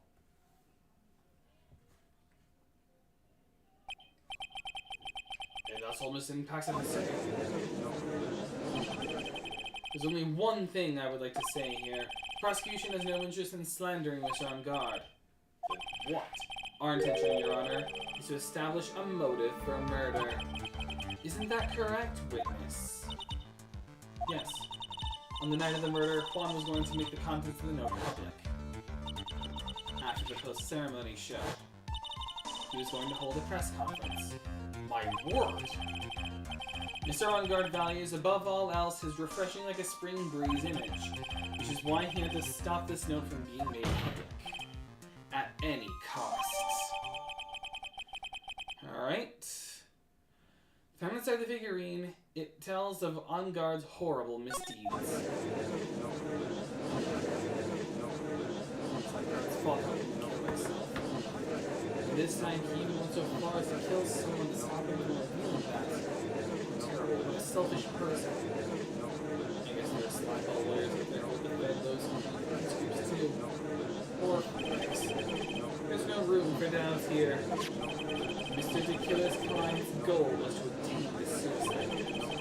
The only person who needed this note that badly was the defendant. Let's not forget that the bear with the note inside was found at the defendant's house. It seems that we have come to the truth at last. The defendant's motives were entirely selfish. He deserves no sympathy from anyone. How am I supposed to escape from this one? Why the hesitation, Phoenix? Gumshoe hasn't called you yet, so you know what you must do. No, I have to carry on and buy him some more time. Okay, there are 2 deadly pieces of evidence. The figurine and the suicide note. Maybe somehow I can find a way out of this situation through one of those. The gallows already in the judge's hand. Phoenix, hurry! Suicide note or the figurine? Which one of these should I pursue? Probably the notes. Objection! Please wait, Your Honor. Here. Still going at it. Apparently trying to get a killer off the hook. I think Your Honor believes that avant-garde killed in order to obtain the snows. Yes, that's correct. But that seems a little strange. In fact, I think there's a contradiction here. This note was hidden by Mr. Kurita until the night of the murder. If that is the case, I say that Madame Garde could not have known what was written on this note. Oh, I didn't think of it that way. Exactly. But I did think of it that way, and I thought it was rather strange. No one in their right mind would kill for a note without first knowing what it says. And I just had to fight the 2 knights mole, the 2 kings moles. Good luck. Order, order, order! You make a valid point, Mr. Wright. Mr. Edgeworth, what is your opinion? It's just a flash. I think I did rather well on this one. Unfortunately, I think he believes differently. Bow. I believe a show of appreciation is in order. Oh. The defense seems to be in love with wishing more despair upon itself. Again, another great line. I would like to direct the court's attention to this. What is that? It is a very small video camera, Your Honor. Yep, he's showing it. This type of camera is commonly used as a means of spying. Spying? What the? I thought the spy camera was in my possession. Madame Garde and the victim both thought of the other as their biggest rival. They even went so far as to use this type of item to find each other's weaknesses. The victim, Juan Kurita, was being spied on. His personal life was being watched by none other than Madame Garde. Order! Order! Mr. Wright. Yes, Your Honor? You. Don't tell me you knew about your client's spying activities. Well, sort of is not an acceptable answer, Mr. Wright. I see you are confused, Mr. Wright. You're probably thinking, but I have the camera that was in the stuffed bear's eye. But this camera that I have is not the same one. Last night I searched the victim's house on a hunch, using this. She's bug sweeper. By the way, Mr. Wright, the defendant's fingerprints were found on this camera. Madame Garde's fingerprints were on there! Well, Phoenix, it looks like those cameras were hidden all over the place, huh? What am I supposed to say to that evidence? I think this is the end. It's fairly obvious that Mr. Engarde learned the suicide note through this. He was watching the victim all along. You got me good this time. I don't have anything to counter that. Hey, now what's that one thinking? Is that man the bad killer guy? Stop, don't look at him. He's sweating just so ew, nasty. Meanwhile, Maya is dying. I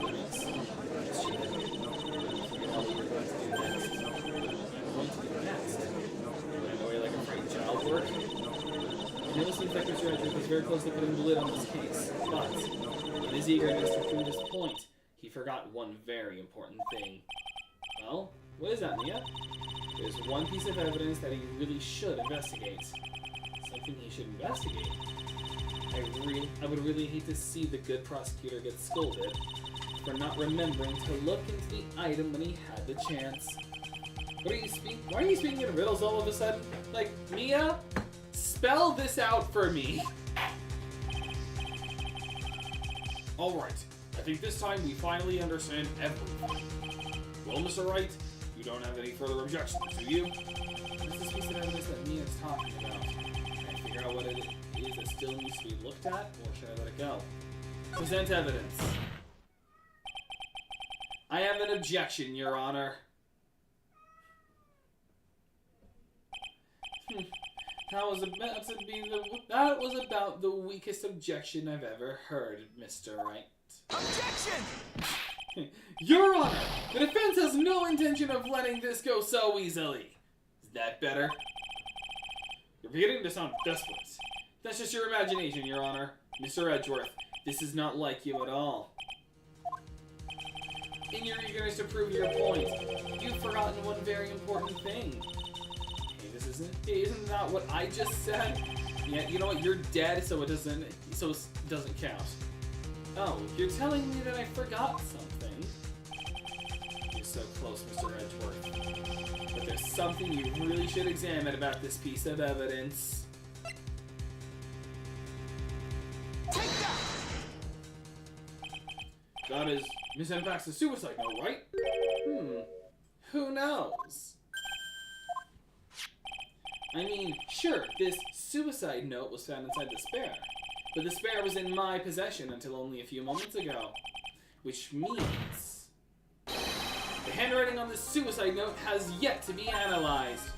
Oh, so, as to whether this pivotal piece of evidence was really written by Miss Impax or not, that has yet to be even remotely confirmed.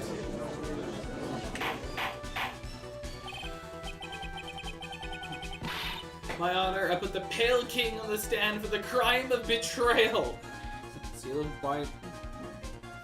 I didn't even see that till now, but that's funny. Like, Your Honor, the Pale King gave his son false hope. Seal of binding used to contain a powerful force or to preserve something of great importance. Nice. Mr. Wright, are you saying the suicide note is a fake? Miss Andrews, you were the one who tried to pin this murder on Mr. On Guard. Who's to say you didn't create a fake suicide note and put it into the spare? How dare you? Objection! Your Honor, the defense is indiscriminately accusing the witness again. There's no evidence linking the witness to the suicide note whatsoever. Objection! But if this is a fake, then the witness is the only person who could have made it. What? Recall the witness's testimony concerning this figurine. The only person other than the victim who could have solved the puzzle is the witness herself. And all of that is contained within the memory, and once you know of the secret, it never comes back. That's actually canon. The door will never reopen. Huh!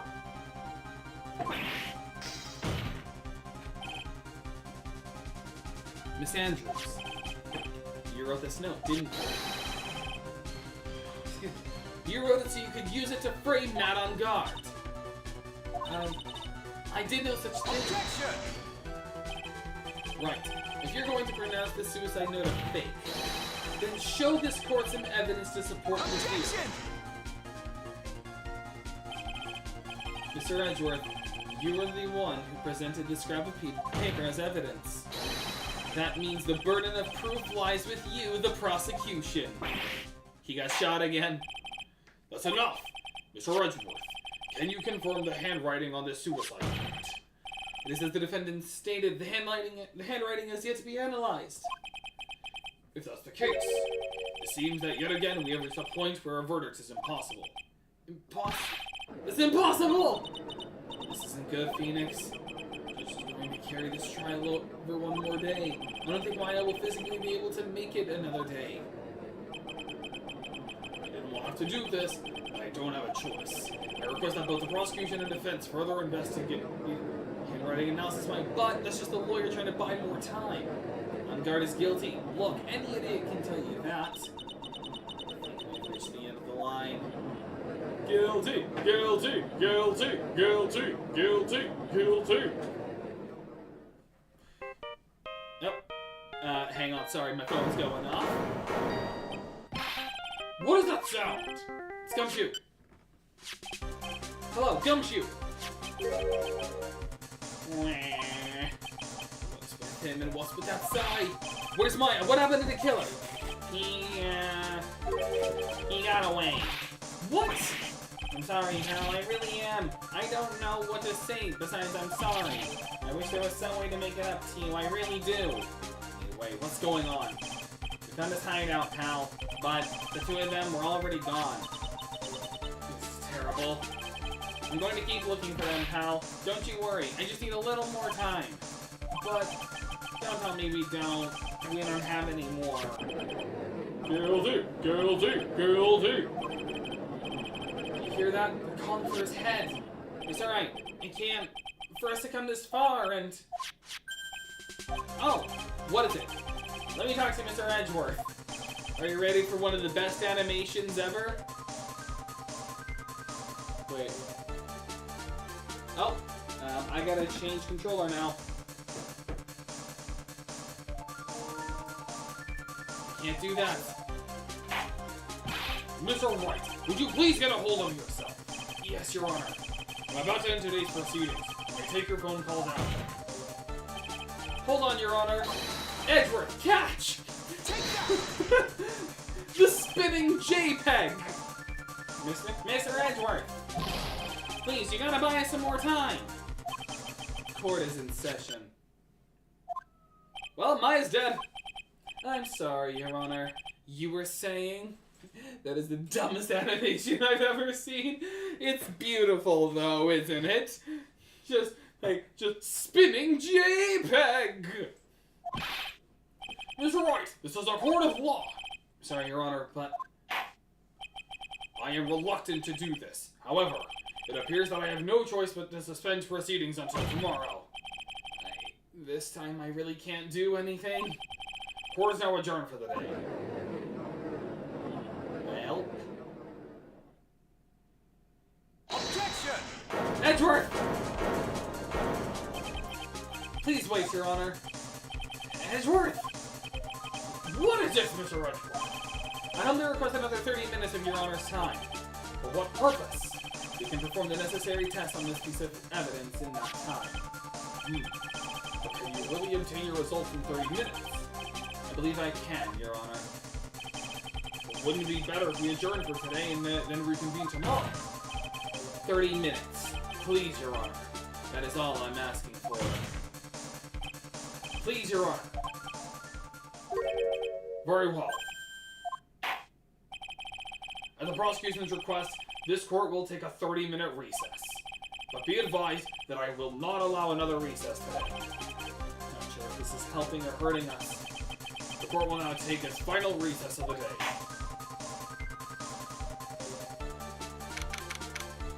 Alright. Right. Well, what's going on with my situation? Killer, looks like he got away again. 30 minutes? We can't find her in that time.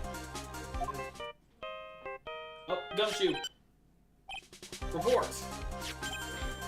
Ah, is that Mr. Edgeworth? We don't have time, just spit it out. Right. It looks like we just missed them, sir. But the killer left a few things behind by accident in his rush to get away. A few things? Can we use any of them as evidence? I thought you'd ask, pal. I've got the things he left with me right now, and I'm on my way over. Really? That's odd. Any items like that are usually sent to the crime lab. We don't have time to wait for those guys, sir. When those guys weren't looking, I swiped the stuff and ran. What? Well, I'm not a detective anymore, so I had to. I'm really sorry, sir, but I gotta put the law on hold for now. I like the fact you're back to doing the court session and over here just radiating the absolute radiance. Yeah, good luck. Since that, I hope he doesn't get in too much trouble over this. With my hunter junk car, I'd say I'd be there in about 20 minutes, sir. Don't worry, I'll be there. Wait for me. Alright, just get here in one piece. I'm on a mission and no one can stop me now, sir. No one! I'm pulling out all the stops and running every red light. Oh no, Gumshoe, no, don't do that! That's how people get T-boned! Items left by the murderer, huh? Maybe there's something among them that will be decisive enough to end this. You shouldn't have ran every red light, Gumshoe! What's wrong? Detective Waluigi! Gumshoe! Answer me! No one can stop Waluigi!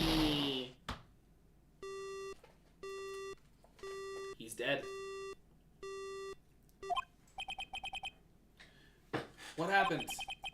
Sounded like he had an accident. I'm guessing his cell phone broke as well. What was he thinking? We've got to hurry and call for help. But we have no idea where he is. His cell phone is broken. Leo wasn't driving the patrol car, so no radio either. Also, if we don't get those items before they do, the police will take possession of them. No, we can't let that happen. Well, if there's a way we can find out where he is, then we stand a chance. Why did Gumshoe have to get into an accident now? Is there any way to find out exactly where he is at this moment? There is a way. That's right, there is a way. What? How? I'm sure we can find out where Detective Gumshoe is through this. Hey, go! Franziska von Kama! Why are you bringing up Franziska at a time like this? Oh, I see. Try to get in contact with her, because remember, she put a bug tracker on Gumshoe in his coat. The chances are slim, but she's all we have. Franziska, will she even want to help us? Edgeworth, what is it? I don't have any right to judge anyone ever again. I know my client is guilty, but what I'm doing now, I'm pinning the guilt onto someone totally innocent and using the evidence to do so. It might be my turn to say, defense attorney Phoenix Wright chooses death. Right. It doesn't suit someone like you to cry useless tears. Whether you do your job well or not, that can only be seen after the verdict has been decided. The verdict? Is Prosecutor Edgeworth here? Yes, bailiff? There's a phone call for you, sir. He said it was extremely urgent. They're probably finished with the handwriting analysis. Go take this call. In the meantime, think hard about what it is you must do. Let's wrap this up.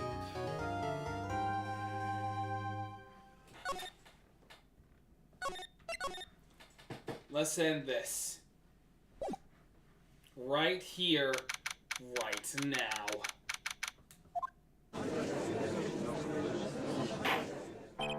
Court will now reconvene. I assume both sides are ready? Yes, Your Honor.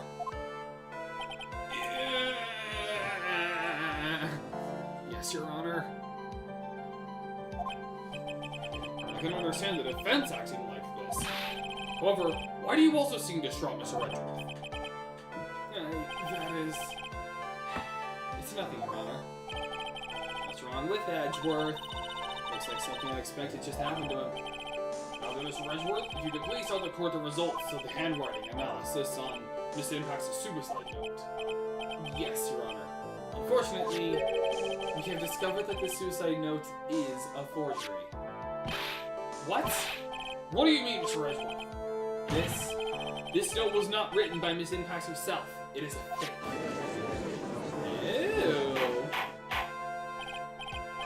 Ew. Order!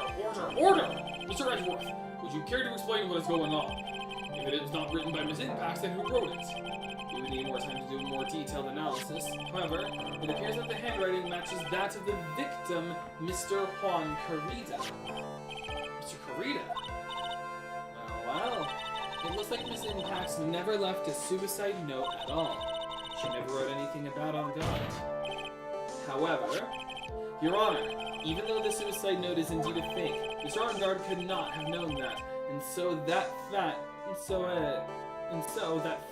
remained unchanged. Acting under the assumption that it was a real, he had plotted to possess it. I did not read that right either. It does sound very plausible. It's stated that On Guard had no idea that the suicide note was fake. Something seems a little wrong with it. The defense believes that the theory the prosecution has stated contradicts testimony. If everything the prosecution has said up to this point is true, then it's impossible for Mr. On Guard to have known that it was a fake. Take that! What is this little item called again? The video camera, Your Honor. Well, a very small one, but... Oh, that's right, a camera. You kids and your fancy toys nowadays. You're so old. Mr. Edgeworth, Earlier you claimed that Mr. Ongard knew of the existence of this note because he was spying on the victim. Isn't that right? If that were true, then this means Mr. Ongard would have known that the victim had forged the note. Ah! Got him. So then, the victim knew the suicide note was a fake. And if that's true, then the situation has suddenly changed in a very dramatic way. Exactly, Your Honor. Prosecution's theory is that to what Mr. Ongard's motive for murder was, it has suddenly disappeared into thin air. But Your Honor, it's not as if Mr. Ongard monitored Mr. Kurita's 24 hours a day. Perhaps the victim wrote this note in a place Mr. Ongard didn't know of. Well, right back at you, Mr. Edgeworth. Why don't you show us some proof that the victim made the forgery in an unknown place? Yeah. I'm watching the clock for when it's time to feed my cats. Order, order, order! Mr. Edgeworth! It looks like this time it is you who has dug his own grave. As I figured. Huh? As you figured. As I figured, it came down to this after all. Mr. Edgeworth, you're not making any sense. When I heard the results of the handwriting analysis, I thought this might happen. The question is, what next? What next? If the prosecution can't prove Mr. Ongard's motive through the evidence, we must prove it from another angle. Well, I agree with you there. Your Honor, the prosecution would like to call a witness to the stand at this time. Oh, well, that's fine. However, this witness is a little unusual. Even more than Richard Wellington, the drift virtuoso. Edgeworth stuttering? This is not like him at all. Unusual. Well, what sort of witness is this person, Mr. Edgeworth? This witness is the one person who is perfectly fit to answer, once and for all, the question of who was it that hired Shelley the Killer to commit murder? It's impossible. No such person who can answer that question no such person exists who can answer that question with such certainty. Yes, Mr. Edgeworth. Who was this witness? It's Yes? Go on, who is it? the man himself, Mr. Shelley the Killer. Oh, Mr. the Killer. Wait, Shelley the Killer? You mean the killer? I mean the assassin. Yes, Your Honor. He's coming here, to the witness stand. Well, yes, in a manner of speaking. I recognize that this is a very unusual circumstance, so I ask for your permission. Well, Mr. Wright, Yes? is this all right with you? I have a choice here? Can't really do much else to drag this trial out. The defense has no objections, Your Honor. I wonder if it really is all right to do this. This is technically allowed, but it's a very muddy area to talk about. Very well then, the prosecution calls this witness to the stand. Edgeworth, there's no other way left to us. Now then, witness, your name and your occupation, please.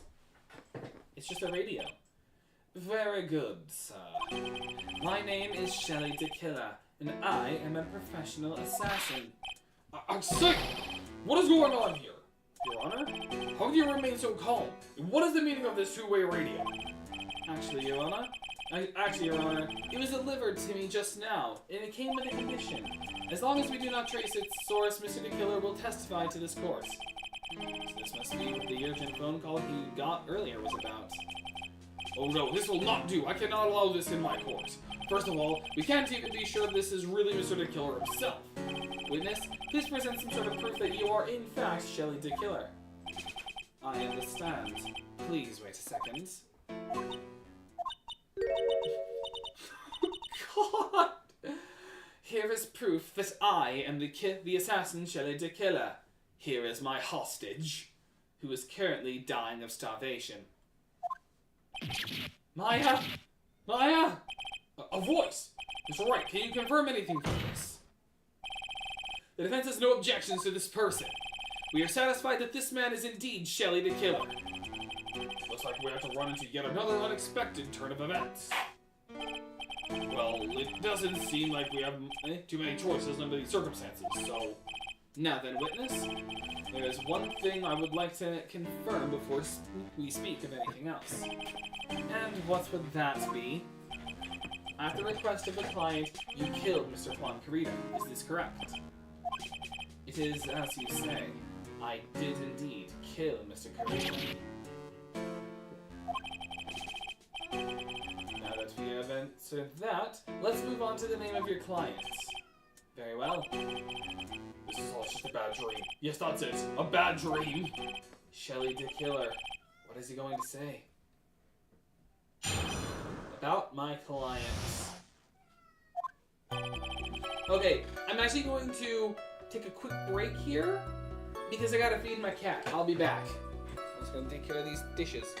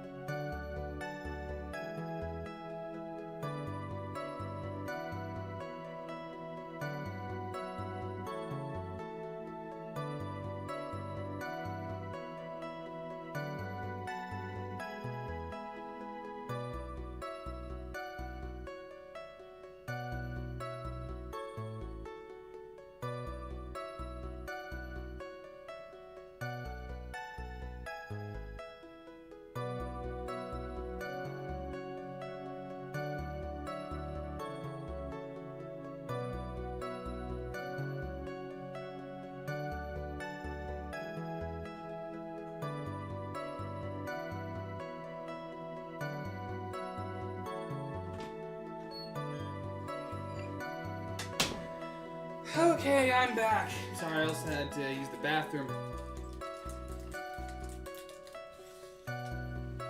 There's something I must There's something I must first state. To an assassin, nothing is more important than the trust between a client and himself. And that is the reason I am here today on this witness stand. It is my wish that you grasp this concept before I give the name of my clients. Well, Mr. the Killer seems to be a very clever man. And I will say he seems to be mocking us. While he may appear to be our enemy, Your Honor, Mr. the Killer is only stating the truth. He is no hypocrite. He has always stood by this one belief. You mean about the trust between his clients and himself thing? It seems to be a level of trust beyond what people like me can comprehend. Well, Mr. Wright, are you ready to cross-examine the witness? Yes, Your Honor. There's no way to know what's coming next, so stay cool and collected, Phoenix. About my client. There's some... Okay. Hold it! The trust between you and your clients. I provide my services in a fast and efficient manner.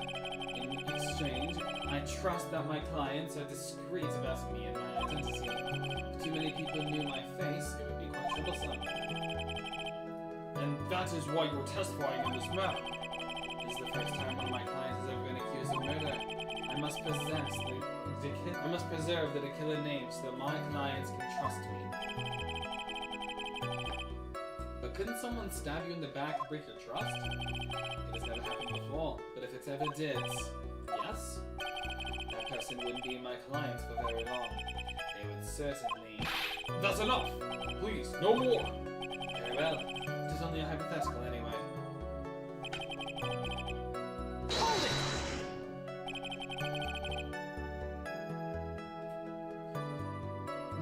That seems a little strange to me. I mean, you're about to tell us the name of your clients. I would think that this would be very bad for them. It doesn't matter to me. This client has already broken the rules and acted outside of their prescribed role. Their role? This person tried to implicate another of the crime in order to save themselves. And this is a trespass that cannot be forgiven. Who gave you the right to be so high and mighty? To the gentleman who spoke just now, excuse me, but would you care to die? Alright then. Ah, no, I didn't say anything. Just better watch himself.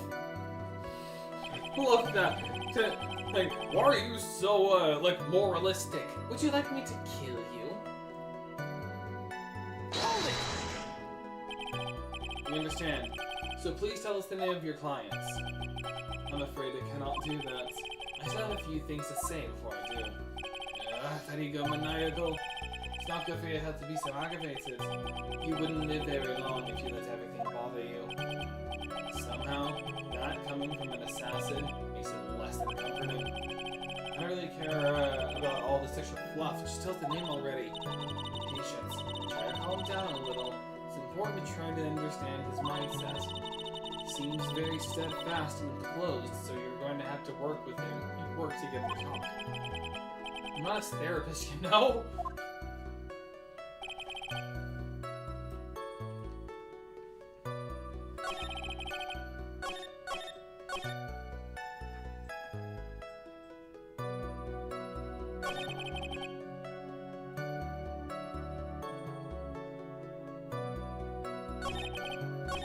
Hold it!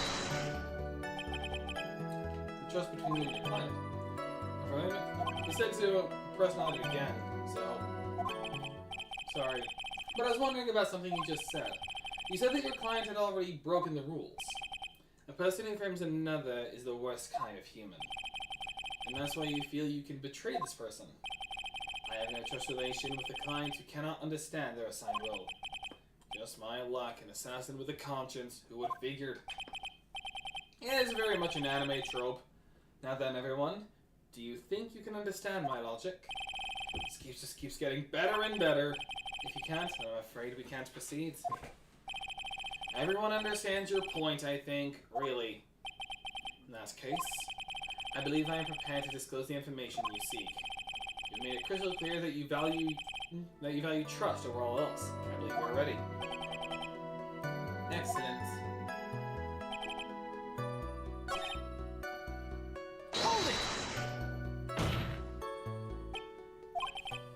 What is it? Now I can't bring myself to ask the client's name.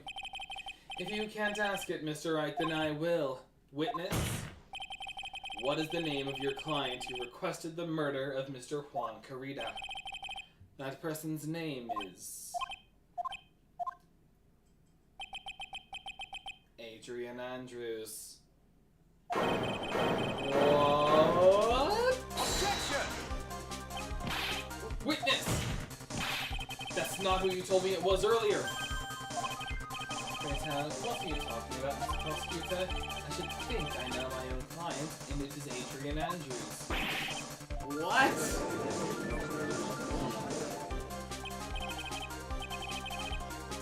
This can't be. On the phone earlier. What's going on here? My guess is that Mr. Killer just stabbed Mr. Edgeworth in the back. Stabbed Edgeworth in the back? I'm sure in order to get an audience with this, of course, Mr. Killer told him a different name. Mad on guard, perhaps. Objection! This is outrageous! I was deceived! This witness is telling a very serious lie, but you're the one who summoned this witness. Yeah. You Shelley the killer! My testimony is the truth. The defendant at the moment is not on guard, am I correct? All I should do is help procure his acquittal.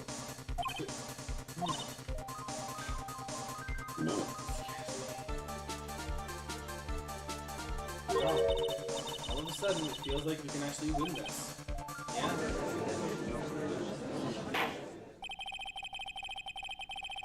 The prosecution has failed to provide a motive and has instead provided the suicide note, which is a forgery created by the victim.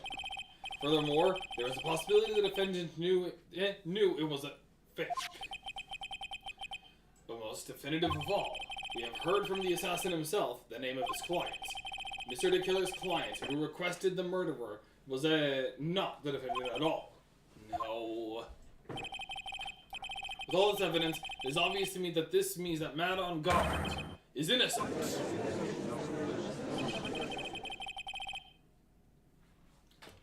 I seem to have caused you all a bit of confusion. Please, continue your discussion, and call me when you've reached a verdict. Bailiff, please bring Miss Adrian Andrews in immediately. Now, with the way this is going, Madam On Guard will be found innocent. This may be our last chance to save Maya. Yeah, but Edgeworth is right. The killer is lying. And On Guard, my client, I know he's guilty. Can I live with myself if I win this? I would have believed that the prosecution's own witness would absolve the defendant. Your Honor, the prosecution requests permission to further question the witness. Shelley the killer is certainly lying under oath. It wasn't me. Listen, everyone, please. That testimony just now. It was all one big lie. Miss Andrews. The suicide note may have been a fake, but that man, Matt, he's the reason Celeste died. Juan's death.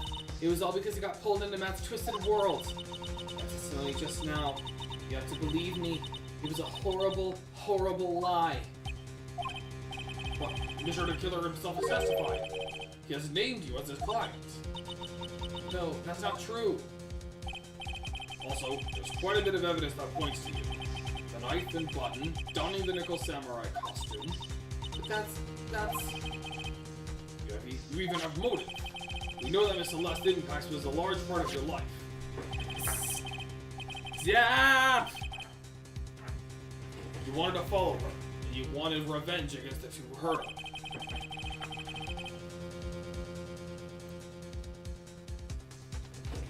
I would say you have plenty of reasons to want them both dead. No.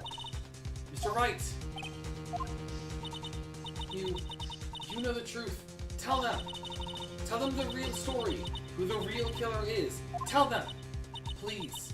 Help me.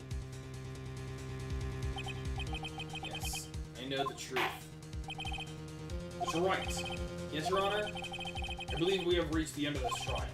Therefore, I ask the defendant for any final words, the defense for any final words or opinions.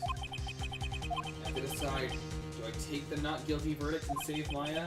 Do I throw this chance away and wait for Gumshoe's new evidence? What am I supposed to do? Continue the trial. Phoenix? I can't do it, Mia. I can't accept a not guilty. You are a lawyer. I know. But Matt on guard is a killer, a murderer. I can't let him get away with this. I can't let someone else take the fall. If I let Miss Andrews be convicted, then I know better than on guard. And even though I don't want to admit it, I have to face the fact that it is because of Edward that I now know the real truth. He could have gotten on guard convicted so many times over, but he never took a single one of those chances. If I take this verdict now, I'd be betraying his trust. His trust? I never thought about it until now. I trust him? Maybe the shipping was right. Yes, you do. Like, what is this feeling? This is more than just trust, isn't it? Mr. Wright, your opinion, please. The defense requests that we be allowed to continue to further question Mr. DeKiller. Am I hearing you correctly, Mr. Wright? Right.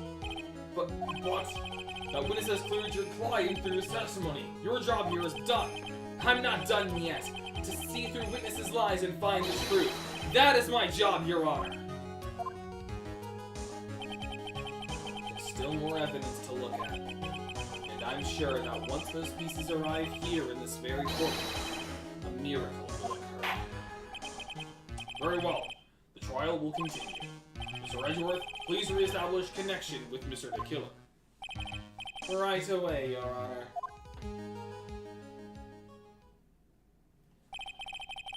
Has a verdict been reached? Before that, we would like to talk with you a little more. About? All you needed from me was the name of my clients. What else could you need from me? Well, actually, we would like to hear everything you know about this case. That is how things are usually done. What is he talking about, usually done? What shall we have them testify about now? Mr. DeKiller, if you don't mind, please testify about your client in more detail. You legal people and your procedures. Is it any wonder no one likes to go to court? About my client, Part 2. As I have already stated quite a few times, Adrian Andrews is my client. However, one thing I simply cannot overlook is tampering with the scene of the crime. My client did it to frame an event for the crime, while pretending to be the first person to discover the body and enter the scene. Adrian Andrews already knew from the very beginning that Mr. Juan Carrido was dead. But even more appalling is the creation and planting of the knife and button. That act is what I was referring to when I said my client had broken the rules.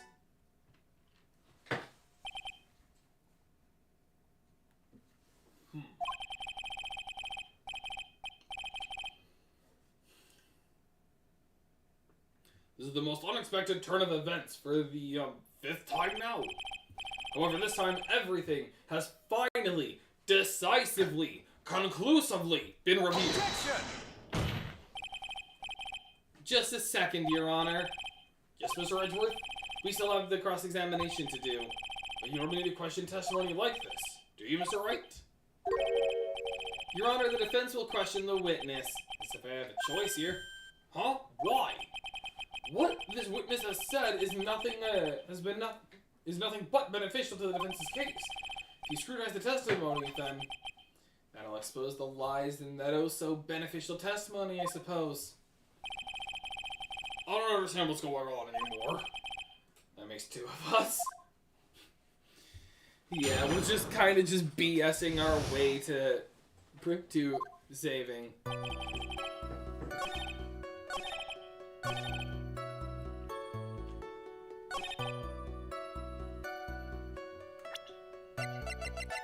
Even though they said that they did this for Objection! Thank you so much for taking the time to testify, Mr. DeKiller. What is the meaning of that attitude? When Adrian Andrews entered the victim's room, Your client had no idea that Juan Carita had been murdered. But how? How do you know that? From this wine glass, Your Honor. Glass. Mr. the Killer's supposed client thought Mr. Carita had only fainted, which is why this glass of tomato juice was poured for the victim. But isn't that just a part of Adrian Andrews' calculated plan? That is not possible, Your Honor. This glass bears the fingerprints of that person. Had this been planted, they never would have left their fingerprints behind. I see your point. Mr. Edgeworth, what is your opinion? Strangely enough, I had the exact same thought just now. Witness, how do you explain this strange phenomenon? Is it just a waste of time to ask about such a minor detail? It's also very important to point anyway, correct? I'm afraid you are mistaken. If Adrian Andrews really is your client as you claim, then your client should have knowledge of Mr. Carita's death. If not, then that can only mean that Adrian Andrews was never your client at all. How strange. Yes? Why is it that the attorney has yet to raise an objection at this absurd situation? Phoenix? If the killer figures out what we're up to, we're in real trouble. Yeah. Objection! Mr. Edgeworth, I'm surprised. You know you can't say things like that without any evidence? Ah, sorry. Well, that was an awfully weak objection for the two of you. Anyway, I am positive there was a contradiction in that testimony. Prosecution requests further testimony concerning when the request was taken. Very well. Right now, I have to buy some more time. While we wait for the items the killer left behind to get here, I just know that the very outcome of this trial lies with those items. You have to go? Okay, later. I'm still gonna wrap this up. This request came to me, about a week ago. It was a request for my services on the night of the award ceremony. We met at a certain bar to discuss and finalize a few matters. That is what occurred. I trust my memory, and I believe I have made no mistakes. So you physically met your client, huh? That is correct. Meeting one's client is the first step to building trust, in my opinion. I see. Well, Mr. Wright, your cross-examination, please.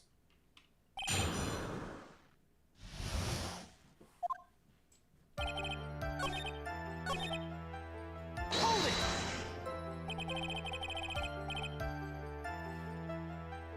So you physically met Adrian Andrews, right? Of course I did. What was that? What was with the brief pause? Witness, I would like for you to give us a few more details. I always meet my clients as a matter of principle. I've never taken a request by 10 pound on mail. And why is that? It's because I value the trust between the client and myself above all else. And the only way to establish that is to speak to the client while looking them in the eye. Well, Mr. Wright, was the testimony just now of any importance?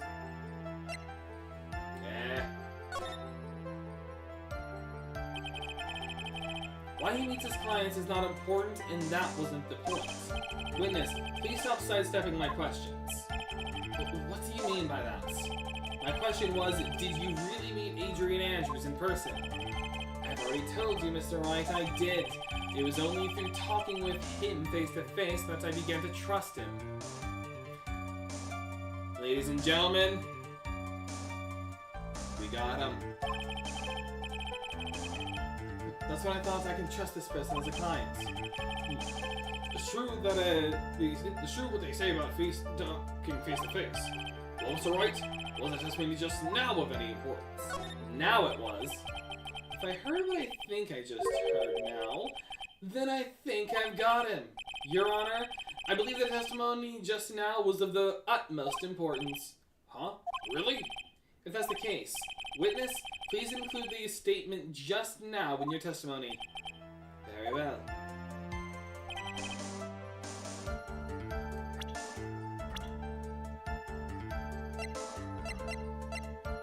got him. Oh, wait. You know, something tells me I think they're the same person. Did we also have the bellboy? No. Okay. Objection! I would like to go over this one more time. You met Adrian Andrews at a bar and took the request at that time. Yes, that is correct. And that's when you thought he was trustworthy. How many times must I repeat myself? Yes, that is correct. I'm sorry, but that is an impossible tale. What? Shelley the Killer. You have never met the real Adrian Andrews. Why would you say that? Because you made one very big slip-up about her. So what is the issue? What did you say just now? About her? If you had ever met Adrian Andrews in person, one look would have told you that she is a woman. Oh, we lost communication. The radio's destroyed. Order! Order in the court! Mr. Wright, what is the meaning of this? The witness testified to the following. That he always meets face-to-face with his clients when taking their request. But he has never met Adrian Andrews in person. Yes, Your Honor. That is exactly the point. That means that Mr. the Killer's client could not have been Miss Adrian Andrews. Okay, they put the radio back together, but it's now sweating. Edgeworth, where did you get this radio? Mr. Edgeworth, I understand your logic on this one. However, why would the assassin make such a basic mistake? Also, why is the radio sweating? I believe it has to do with her name, Your Honor. Her name? Yes, Adrian Andrews is, without a doubt, a very androgynous name. Yes, I see. Unluckily for Mr. the Killer, the entire time he was on the stand, no one had stated Mr. Adrian Andrews' gender, outside of me misspeaking. And so, he simply picked the wrong gender to go with. What? What is going on? Shelley the Killer, this court demands an explanation. I think somehow I must have mixed up this client with another. So does that mean you remember something different now? Yes, of course. Please, if you allow me to testify once more. No, he's just going to spit out more lies. Very well, but this time, please give us the truth and nothing but the truth. Quest taking, part 2.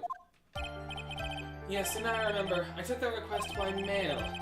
There have been times when I took a job without having met my clients. The request was for the murder of one Corrida and 2 or 3 other small things. When I saw the name at the end of the letter, I thought my client to be a man.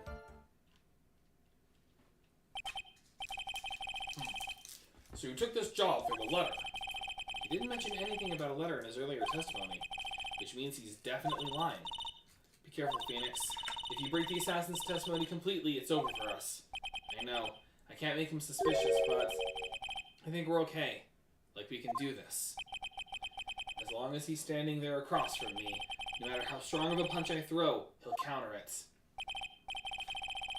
Without that bit, it's like, so long as he's standing across from me, I know I can handle this. Now then, let's begin the cross-examination.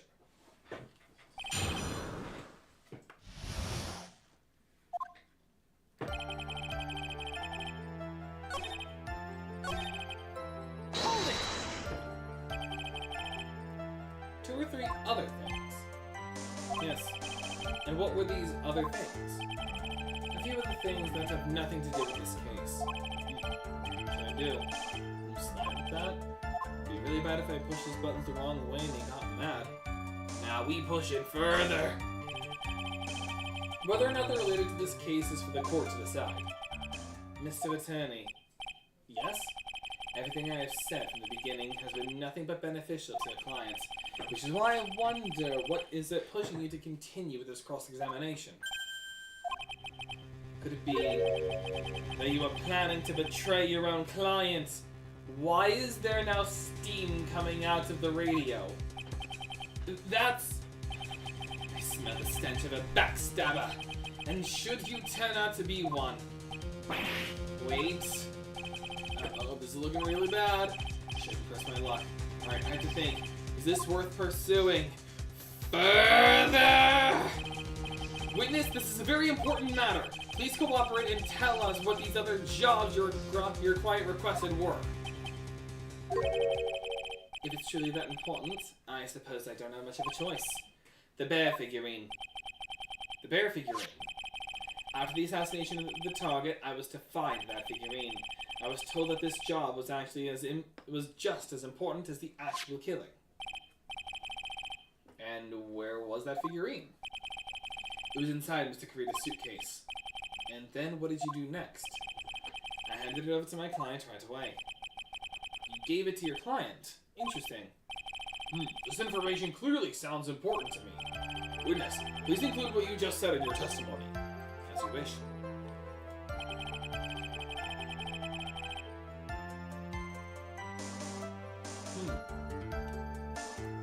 Is he...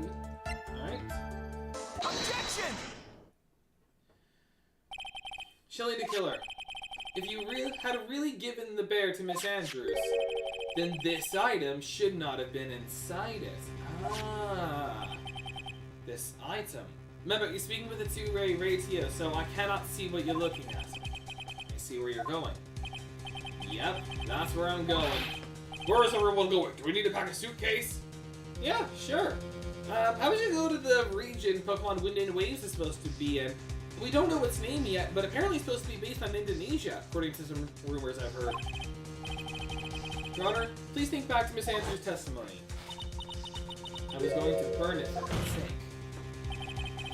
If even for a single minute this bear had actually been in Miss Andrews' hands, I'm sure she would have taken the suicide note out and burned it. Order! Order! Order! So that's where you two were going.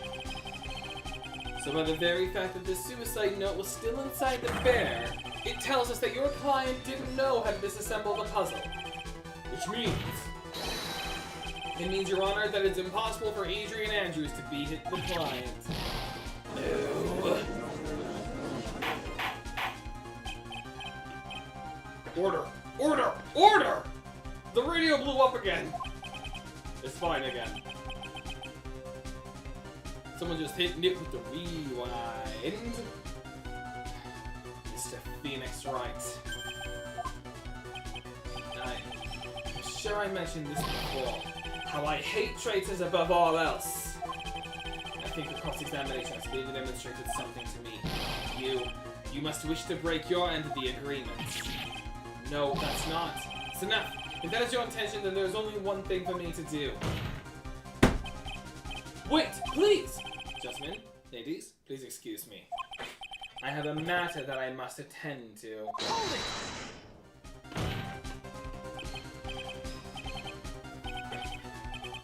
No, please, not that. Please wait.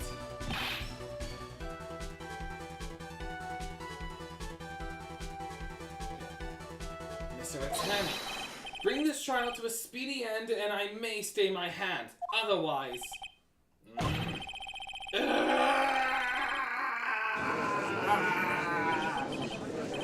What in the... Mr. Wright, are you? Mr. Reginald.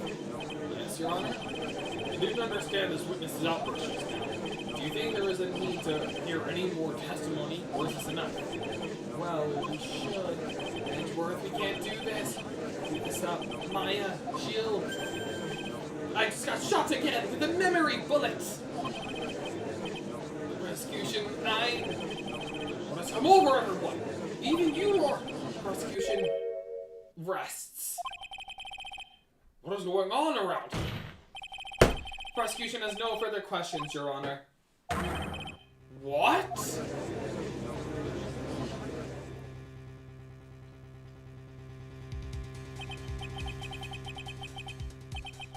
Well, I never thought I'd see the day. This is a most unusual situation. If the prosecution rests with no further questions, then the prosecution has failed to uphold its stance. If that is the case, then even though I am reluctant, I must believe that Mr. the Killer's testimony is accurate. Now, That would mean that Shelly the Killer's client is Adrian Andrews. Mr. Wright. Yes, Your Honor? If I end the trial here, right now, then your client, not on guard, would be declared innocent. But in his place, Adrian Andrews would be charged with murder. Miss Andrews Would be charged with murder.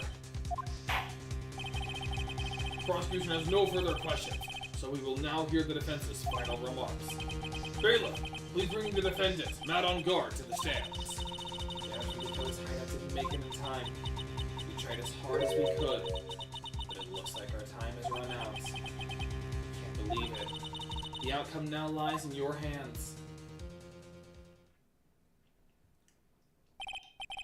Dude, did the old guy finally decide? To be honest, I can't think of you as truly innocent and good person. You have done enough evil to drive a woman to suicide. But, at least on the charge of murder, it would appear you're innocent. And now, just like, cat's out of the bag. So I guess even the old fuddy-duddy figured me out. Mr. Allgars! What an atrocious lawyer I have, giving his own clients up like this, and that refreshing like a spring breeze crap, it's just as atrocious, don't you think?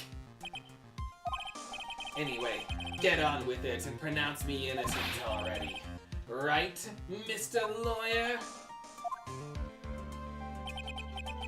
Should I side with justice? Or should I save Maya's life? You better get on guard a guilty sentence, okay? But if I did that, Maya will die. But if I say he's innocent, then Miss Andrews will be charged as a murderer. Do I say he's guilty or not guilty? Either choice I make, someone's life is going to end. It all hinges on what I choose. Now then, Mr. Wright, let's hear the defense's final statements on the matter. If the person who hired the assassin was Adrian Andrews, then your client, Mr. Matt on Guard, is innocent. There's no need to ask, old man. After all, my lawyer is going to say what I want, aren't you? Right. I can't do this, but I have to decide something. I can't count on the evidence to help me anymore. I have to listen to my heart. My client, Matt on Guard, is... It's what Maya would have wanted. She's going to die. But at least, Matt'll join her.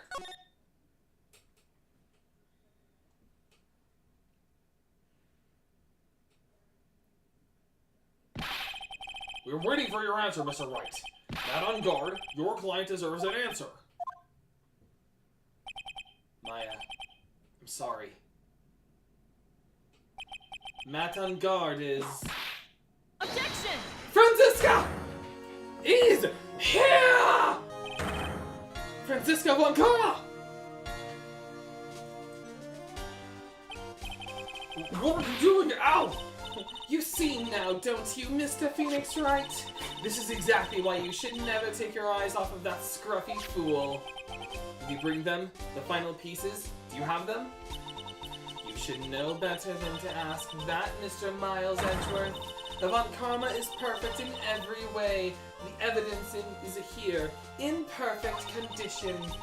Don't worry about Scruffy, he's fine, and his injuries are minor. He was just in a car accident, you know, it's not like you can die from one of those. All of the items are inside this, his coat.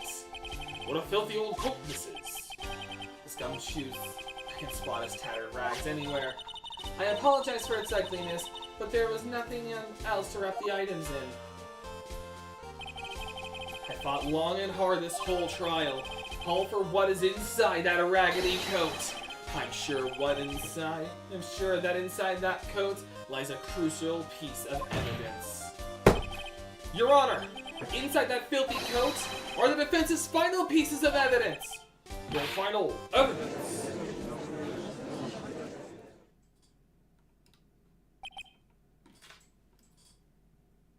Hang on. Just clearing some notifications real quick.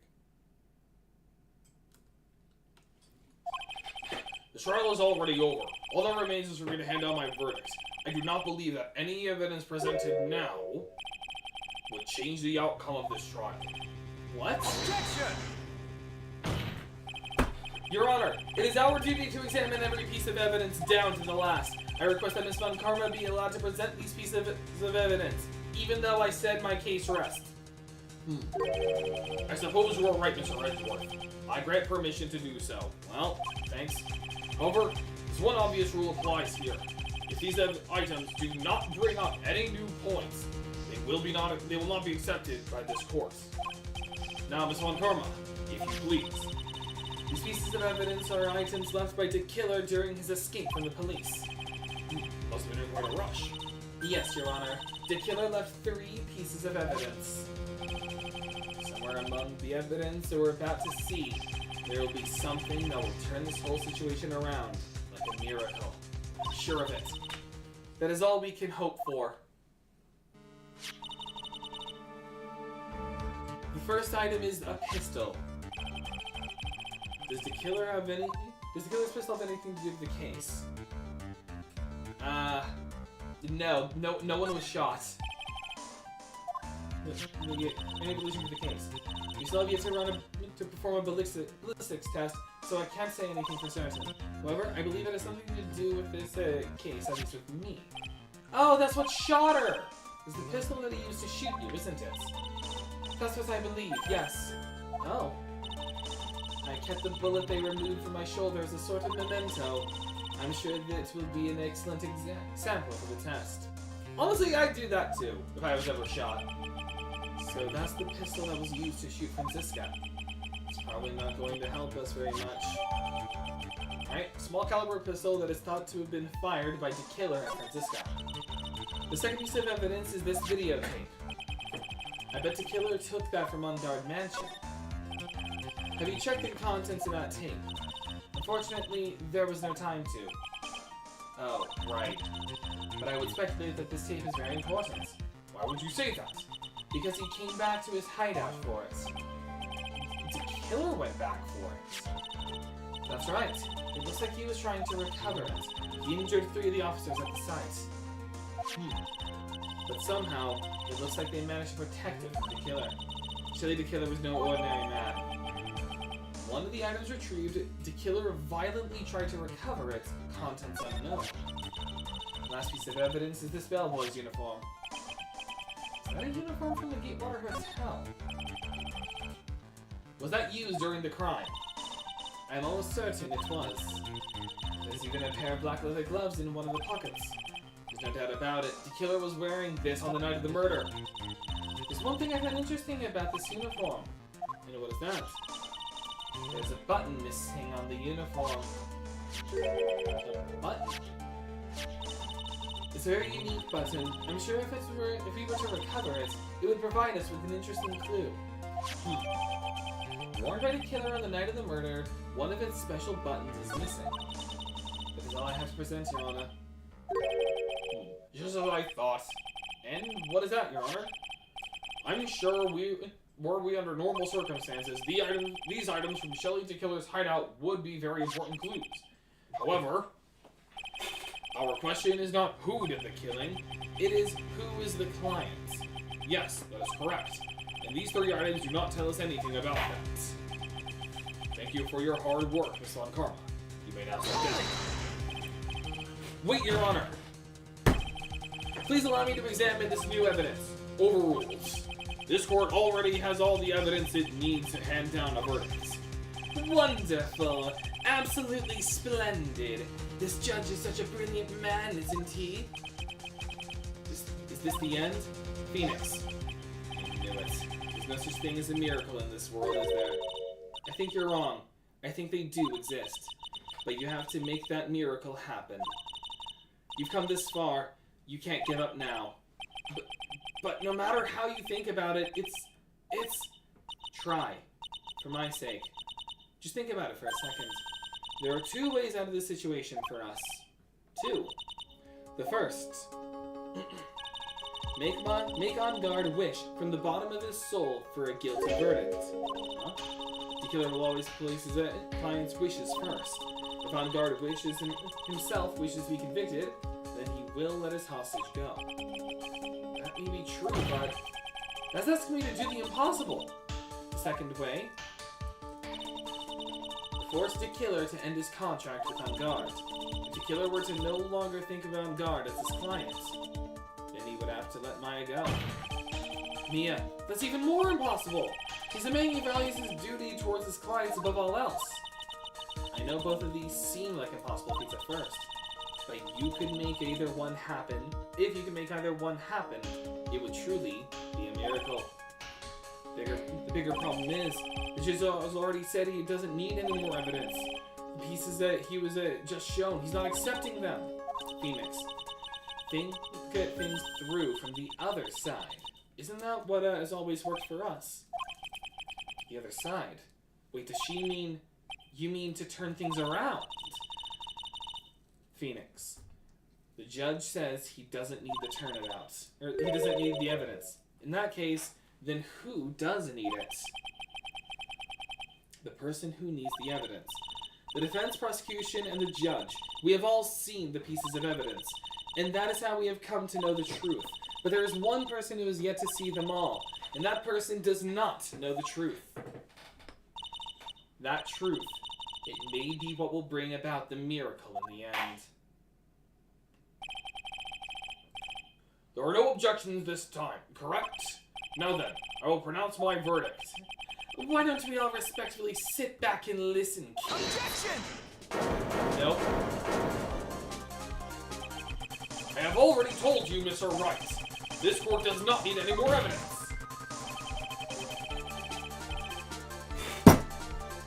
I am not saying it is us that needs the evidence, Your Honor.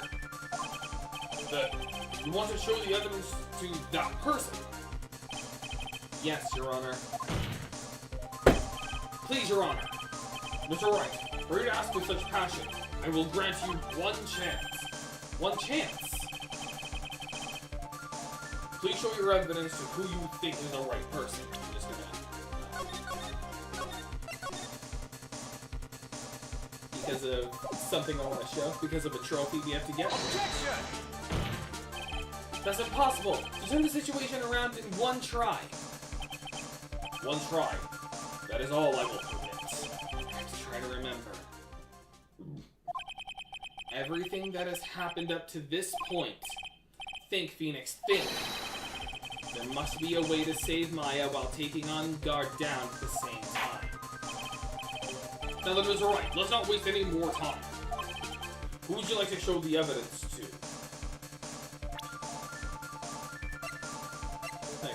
I will show this to John Doe. I see. And now, tell this court one piece of evidence you would like to show this person.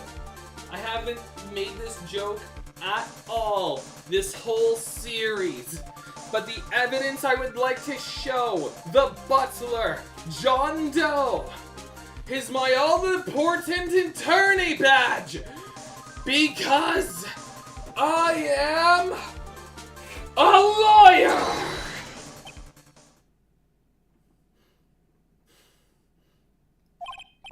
Well, what do you think, Mr. Archworth? I don't have anything to say about this. How about you, Miss Von Karma? Well, I was just shot, so... I'm afraid I cannot allow the defense to continue. What? No one understands what you're talking about anymore. Wait, please, one more That is enough, Mr. Wright. I will now state my verdict. The court finds the defendant, Matt On Guard, not guilty.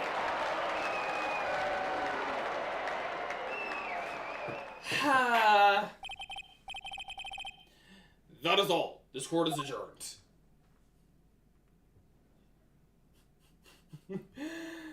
And just like that, the case came to an end. I ran away from the courtroom and wandered the streets alone. I never saw Maya again.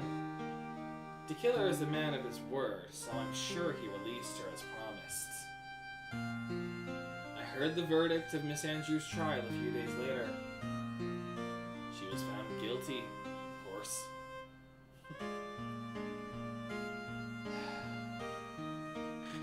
The miracle never happened. Maybe it was never meant to. Because a miracle is something that does not exist.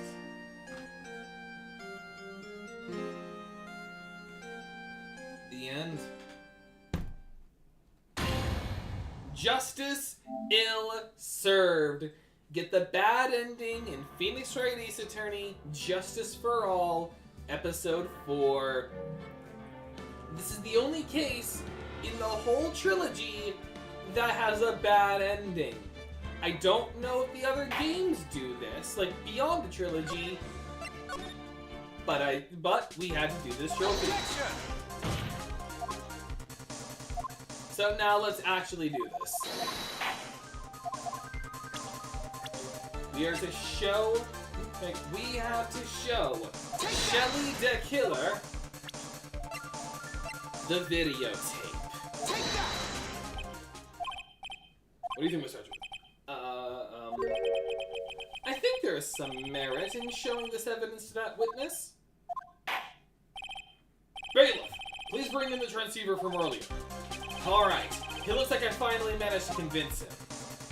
All it took was a bad ending.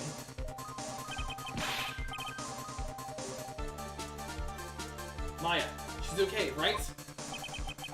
Didn't I tell you to concern yourself with bringing about a speedy end to this trial? Now, if I understand correctly, you wish to show me one piece of evidence? Yes, one is all I need. I have here a videotape. It was found at your hideouts. I heard you injured 3 officers in your attempt to get it back. That was most regrettable. However, it was an order from my clients. I was told to protect that videotape. I thought so. I'm afraid I seem to have failed in that regard. Do you know the contents of this tape? I was certainly told by my client to not watch it. So I have absolutely no idea. Actually, you are on this tape. Me? There was a video camera hidden at the crime scene. Your actions were being recorded. What? Is that true, Mr. Wright? Who was it that planted a camera? Well, the only person who could have placed a camera at the scene of the crime would be your client, naturally.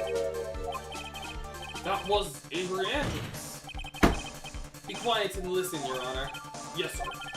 Your client specified a place and a time for you, isn't that right? Yes. Yes. That was so they could film you.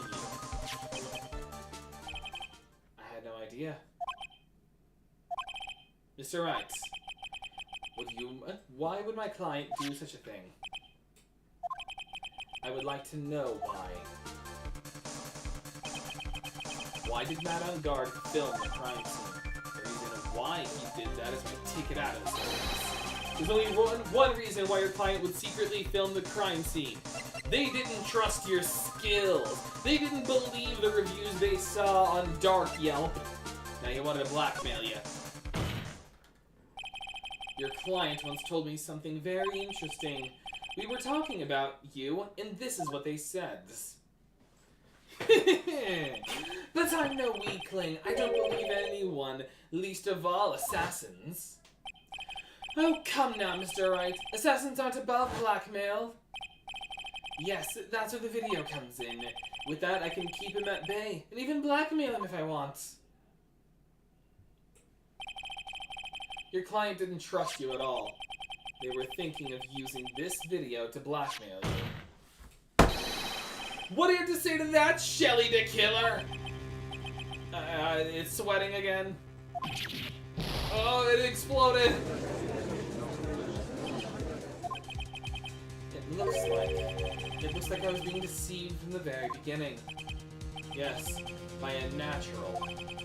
That is the kind of person they are. Your client is a person who only thinks and plots of how to use the people around them to protect themselves from any and all dangers that may arise. That is the true nature of your client. I have one question for the witness. Yes. You told us one thing numerous times during your testimony. You said that you detest traitors most of all. Yes, that's right. But what if that traitor was your own client? What would you do then? That's obvious. I would break our contract in that case.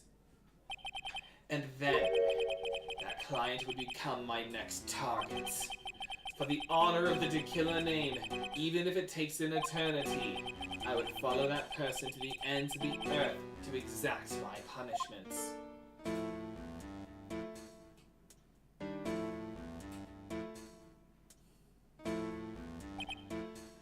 I see. That's all I wanted to know. So the traitor becomes the killer's next target. I get it. This is how we'll turn this case around. Mr. Wright. Yes? My contract with my clients is over as of now. It seems I have a new job on my hands. I will now return to you your precious item. What the? I'm not an item! I thought I'd never see you again. And then Phoenix lets out the largest fart in existence as he relaxes his body and bowels to the point of voiding them completely. Phoenix is now dead. Oh, thank goodness.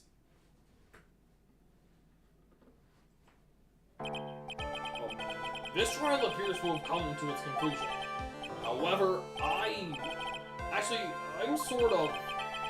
I don't quite know what just happened there with the client, the witness, and Mr. Karma, where did that... She always has you in her sights. Now, I do believe it's time to finally hand down a verdict.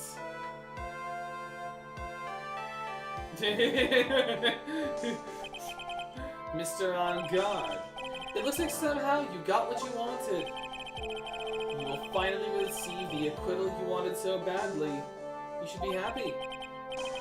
But before that, I would like to make one final statement. Sometime in the near future, one very betrayed assassin may appear before you. Needless to say, that man is very good at what he does. I'm sure you would understand what I mean if you watched this video. Oh no, jeez. Help me. Now then, Your Honor, the verdict, if you please. Is all right with you, Mr. Wright? We have finally reached the end of a very long battle. Whether he's convicted or acquitted, there's no escape for him now. Go on, Phoenix. Plead whichever way your heart tells you. Right, Chief. You know, he did always want his not guilty, so let's be kind. Congratulations, Mr. Mad on Guard. Please make sure to savor every moment of what little time you have left. Your Honor, as always, the defense pleads not guilty. Very well. This court finds the defendant Mad on Guard. Because if we give him not guilty, he's just gonna get killed. Please wait. What's the matter?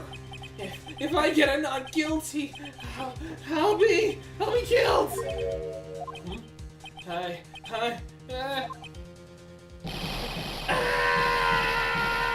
Guilty!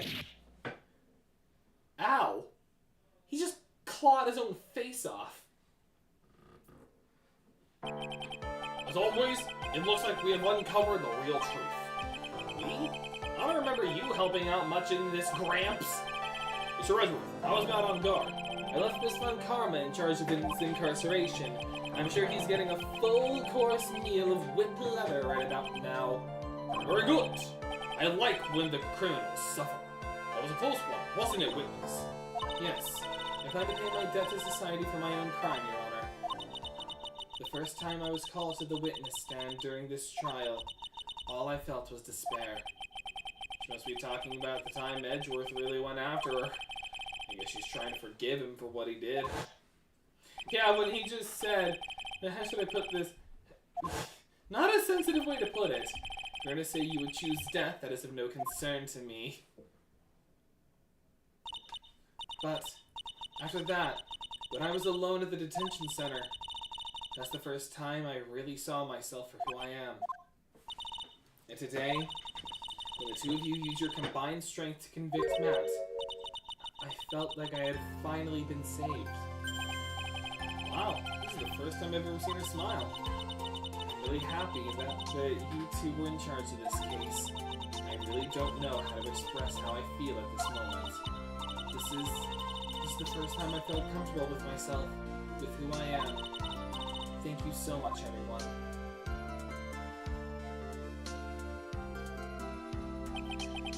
It looks like we have resolved everything at last. As for myself, there are still a few things I'm confused about. But everyone seems to be in good spirits. That is good enough for me. That is all. This court is adjourned. So, we got our first ever loss, technically. Because this is the first guilty we get. You were great out there, Phoenix. What I did out there was right, wasn't it? This is the first time you've not gotten your client off. You got him a guilty verdict this time. But you have to look past all of that to what's really important. You now realize that there's something more than just getting a not guilty, right? Yes, I understand now. Phoenix, think back for a second. Think to the moments before Miss Von Karma arrived with the final pieces of evidence. Think about the incredible decision you had to make. Now then, Mr. Wright, let's hear the defense's final statements on this matter. Right. And he said this. I can't count on the evidence to help me anymore. I have to listen to my heart. Should I side with justice, or should I save Maya's life? My client is... Matt on guard is he guilty, or is he not guilty? Those were your choices then. And your answer? Your answer spoke to what being a lawyer means to you. Right. Edgeworth! I have good news. Maya is now safe in police custody. Really? Pearl, you're telling us the truth, right, Mr. Edgeworth? Like, she's just back to Mia. She's just now back to Pearl. Yes, she's quite safe. She's on her way here as we speak in the patrol car. Yay, Mystic Maya's safe! You did it! You really did it, Mr. Nick! Ow, she punches deceptively hard for a kid. I believed in you. I kept saying to myself, Mr. Nick will save her. Mr. Nick will save her. Thanks. Oh, what's wrong? Miss Von Karma. Bowed earlier, thanks. Ow. Why are you so smiling, Mr. Phoenix Wright? You lost. Your perfect win record has now been crushed. And yet, you're still happy? I don't think you'll ever understand, Miss Von Karma. How dare you? Don't worry. She may in time. After all, I was like that myself until a year ago. Edgeworth? For my own personal victories and for guilty verdicts. I used every dirty trick in the book, and so my win record remained spotless. But a man appeared and stood fast against that selfish man, and I fought him in my usual manner, and tasted my first defeat. I felt like I had lost everything because of that. Then, it was my turn to sit in the defendant's chair. And I was saved by that person I called my enemy. I couldn't forgive myself for all that had happened, so I left the prosecutor's office. And I left that note. Prosecutor Miles Edgeworth chooses death. Apparently that was the wrong wording. Everyone actually thinks I died. Well, you should have. A prosecutor who has shamed himself at the feet should crawl into a hole and die. But that was not what happened. After I left the prosecutor's office, I finally came to realize something. It was in that moment of clarity that everything began to change. What foolish nonsense! We prosecutors use anything we can to attack the defendant, but every time we did so, no matter how desperate the situation, instead of giving up like most people, that man would hold strong with his undying faith. And then, before I knew it, I began to trust in that man as well. What? You trusted your enemy? It doesn't matter how many underhanded tricks a person uses, the truth will always find a way to make itself known.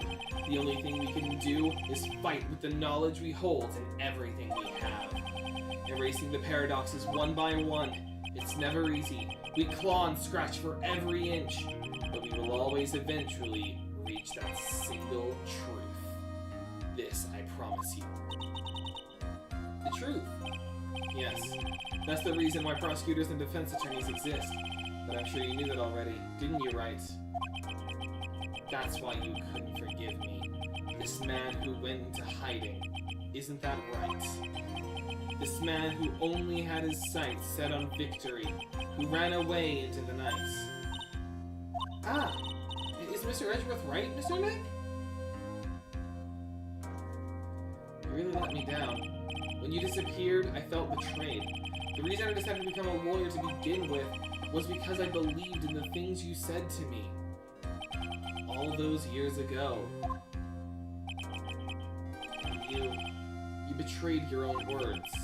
That's why, 1 year ago, I made up my mind. I decided that the Miles Edgeworth I knew had died. At least, that's what I told myself. You pathetic fool! Miss Von Karma! I don't want to hear the wretched whimpering of a disgraced loser. Von Karma is someone who is destined to be perfect. Miles Edgeworth, you are no longer worthy. You are no longer worthy of being a Von Karma. And neither am I. It's over. It's all over. Let's just get through something on the ground just now. It's this, an electromagnetic receiver. Isn't that the thing she used to track Detective Gumshoe? I'll return this to the precinct later. There's something else. Ah, isn't that Miss Von Karma's whip? I'll never set foot in another courtroom again. I'm sure that's what she's saying by this action. You should keep this, right? Why would I keep a whip? Okay. It's a really weird thing. Nick! Maya's not dead! Aw, Maya! Mystic Maya! Mystic Maya! Aw, that's always sweet.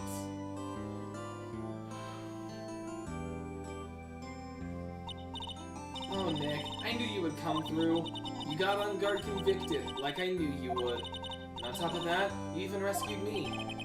Well, of course I did. I know I would never desert. You know I'd never desert you. We sure press our luck this trial. You're really lucky to be standing here. Yes, you are. Whatever. Look, it's over, okay? Besides, if I did croak, I would just come back and haunt you like a bad ghost through Pearly. Oh. Is it really that easy to do something like that? Thanks a lot, Nick. Don't mention it. Maya. Oh, Mr. Edgeworth. Right, because she still thought he died. I'm relieved you're alright. Hey, it looks like you've made some real progress, Mr. Edgeworth. Well, I suppose I'm a little different from who I was a year ago.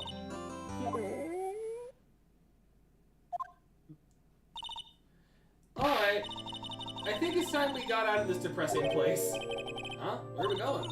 Food, Nick! Food! Grub! Chow! I'm starved! I'm literally starving! I'm on the brink of death! I'm so hungry, even you look like a nice juicy burger on a bun to me, Nick. You think I look like a burger? I'm a prime rib at least! Come with us, Mr. Edgeworth, please. Oh, if you insist. Alright, So how about we hit up our usual burger joint? Don't be silly, Nick. Huh? This case messed up that awesome evening and got in the way of our gourmet food. So I decided that we have to make it up by having another feast. Another feast?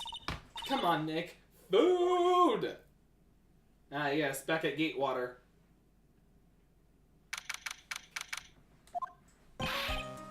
Gumshoe! You're not dead! Hey, pal. Sorry to keep you guys waiting. Gumshoe, are you alright? Yeah, but I'm really embarrassed. I didn't think I would hit a telephone pole of all things. That's how he got into his accident? He didn't get T-boned? A telephone pole? Then it wasn't a red light that got him? You did great again, Cedar Boy. I felt like my dear old heart was gonna give out on me, and I ain't joking.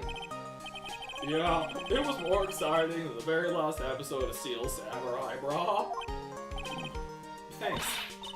Now look at here, Mr. Studio Prosecutor. Don't you reckon you bully Mr. Wright too hard? If you don't start being a lot nice to him, he might just kick it tonight even. I'll keep that in mind. Well, come on now, everyone gather around. Y'all are gonna get your picture taken by a genuine professional photographer. Looks like Wada bought herself a new camera. Well, pal, at least we can put this messy case behind us now. Come on, tonight's all about eating, so let's go chow down. Amen to that, pal. Amen. You know, when you think about it, you were the one who saved the day, Detective Rob. Huh? Me? You really think so? He's right. If it wasn't for the 3 items you took, I think this trial would have had a very different ending. And we've seen it. Oh, well, you know, it's... Wait. That's odd. When I ran off with the things from the killer's hideout, I was sure I took 4 things in total, sir. What? 4? Yeah, I'm sure I put one of the items in my coat pocket. There was a 4th item? Aw, come on, y'all, it's over now. But whoo, boy, I tell ya, you really are something else. Between getting accused of murder and getting kidnapped, never a dull moment with you, huh? You think? I'm severely traumatized. Why does she look so happy about that? But being shut away for 2 whole days, weren't you scared? Yeah, it was really scary. I felt so hopeless. So to keep my mind off of things, I drew a picture. Sounds like you had it rough, gal. So where's this picture of yours? Yeah, I want to see it. I want to see Mystic Maya's picture. You know, I don't know where it went. Aw, that's too bad. Well, it's alright. It wasn't anything important anyway. Ah. It sure is nice to finally see them both smiling again. What? What is it, Edgeworth? This thing is picking up something. That's Miss Von Karma's receiver. Thanks to her, I had the most awful experience of my life, sir. Waluigi is traumatized. I can't believe she stuck a tracking device on me. That's odd. Even though you're standing right here, the tracking device seems to be in a different location. Oh, it's probably busted or something, sir. Well, it doesn't matter. I'm afraid it's about time for me to excuse myself. I still have some work to do. Huh? Mr. Edgeworth, you haven't even eaten anything yet. You've eaten way too much, you glutton. Like, she hadn't eaten in 2 days, Nick. I had fun tonight. Now, if you'll excuse me. Wait. What? I just want to say, thanks, Edgeworth. You really saved me out there. If anyone should be saying thanks, it should be me, right? I feel like words alone aren't enough here. I wonder if there's anything I can give him to express how I feel. Like, I don't want to own a whip. I don't want people to come over and assume something. Take that! What's this? Thank you. It's all thanks to you. You and her. You don't need to thank me. I was only doing my job. It looks like Mr. Edgeworth is left, Mr. Nick. Hey, Mr. Maya. Yes, Pearly? I guess you two can go back to being lovey-dovey, right? You and Mr. Nick, I mean. Pearly, would you cut it all already? You're embarrassing me. Oh, anyway, little bro. Who's paying for this lovely dinner party? As if you need to ask. Everyone say thank you to Nick. Huh? Yeah, I'm kind of at a point where I can't even buy instant noodles, pal. So I kind of already put your name on the bill. Uh-huh. Yeah, I got me a situation just like that myself. There's this camera shop in this hotel, you see, and I just bought myself this good old beauty here. It better be anyhow for $3,000. Oh, what? Actually, I reckon you bought it for me since it's on your tab and all. What? Isn't this great, Mr. Nick? Yeah, Nick. It's like, do you think I am made of money? Why do I suddenly feel like screaming? Aw, you don't need to hold yourself back now, you hear? Yeah, pal, time to let it all out. This is going to be the first time I hear the real you. Go on. It's been a while since I heard you say it. I've been busy being a hostage and all. Alright, then. If you say so. Objection! I'm not paying for all of that! And that is justice for all. And now for the sign-offs. Really came through for me, Nick. I had to hide that letter, but I knew you'd find it. I really feel like I've been living on the edge lately. I mean, I've escaped death 3 times now. Pretty cool, huh? I feel like a pro. Obviously Shitakumi and art designer Tatsuro Iwamoto. I'm so happy that you could save Mystic Maya, Mr. Nick. And I'm so happy for the 2 of you. Speaking of which, I think this hotel is a popular place for honeymooners. So I sort of made the reservations for the 2 of you just in case. How? You're 8 years old! Background graphics, Suichi Muramoto and Koichiro Yamamoto. We also have to hear from Big Top again. Well, pal, it looks like I'm back on the force again. Mr. Edgeworth had a long talk with the chief, and he got me reinstated for my sake. I heard he said things like letting that one go is bad for all of society. I knew it! Crashing headlong into everything is the only way to live, pal. Wah! Character graphics, Seiko Takeda and Shigeo Endo. Oh, Maggie, from the tutorial. I, Maggie Bird, am retiring this uniform as of today. Sir, I'm going to be a waitress from now on. Sir! And bring smiles and joy to the people who come by the restaurant. Sir! I hope you'll stop by sometime, Mr. Wright. Sir! Graphics assistants, Masashi Saito and Koji Nakano. Ah! Ah!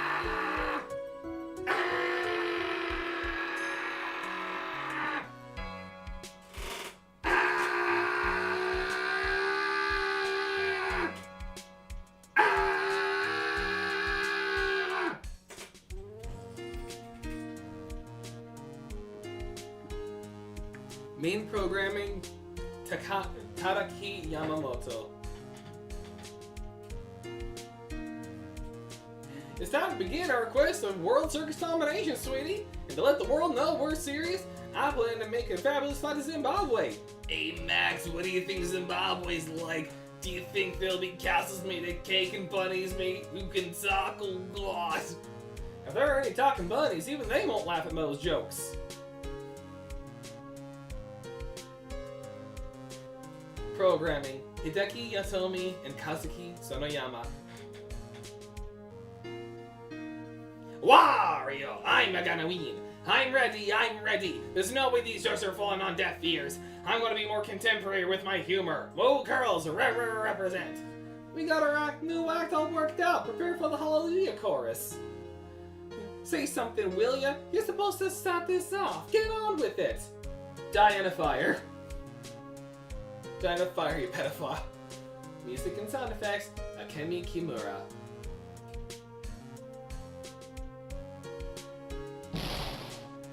What's this? Drone is just an ordinary electric razor recharging on its stand. I can't believe this, really. How long do they plan on making me do this?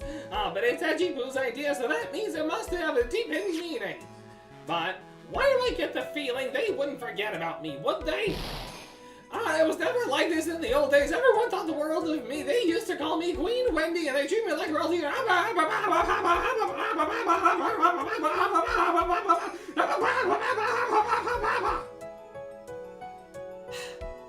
Special thanks to Katsumi Marunaga and Hiroyuku Gonda, and Himuka Suekana, and Yukari Suave. I appreciate everything you and Mr. Edgeworth did for me from the bottom of my heart. Oh, that's right, I received a letter from Miss Von Karma. She said that after I get out, I should feel free to consult her about anything at all. I'm really thankful to have met everyone. And producer, Atsushi Inaba.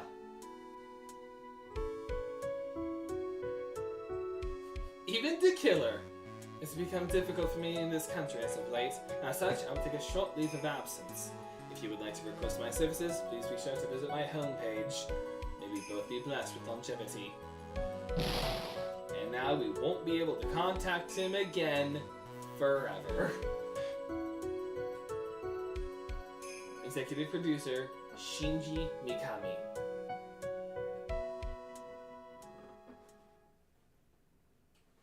One more thing! March 23rd, 9:42 p.m. International Departures, Gate 12. One more scene. Where are you going, Franziska? How did you know I was here? With this? That's... I heard you were planting things on a certain person. Things like tracking devices in his coat, for example. That's just like you. I only planted it there because he was always wearing it. This filthy drab coat of his. I don't know how it ended up in my luggage, but it's going in the trash, I promise you that. Oh, that's right.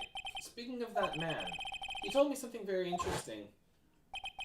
When I ran off with the things from the killer's hideout, I was sure that it took 4 things in total, sir. 4 things.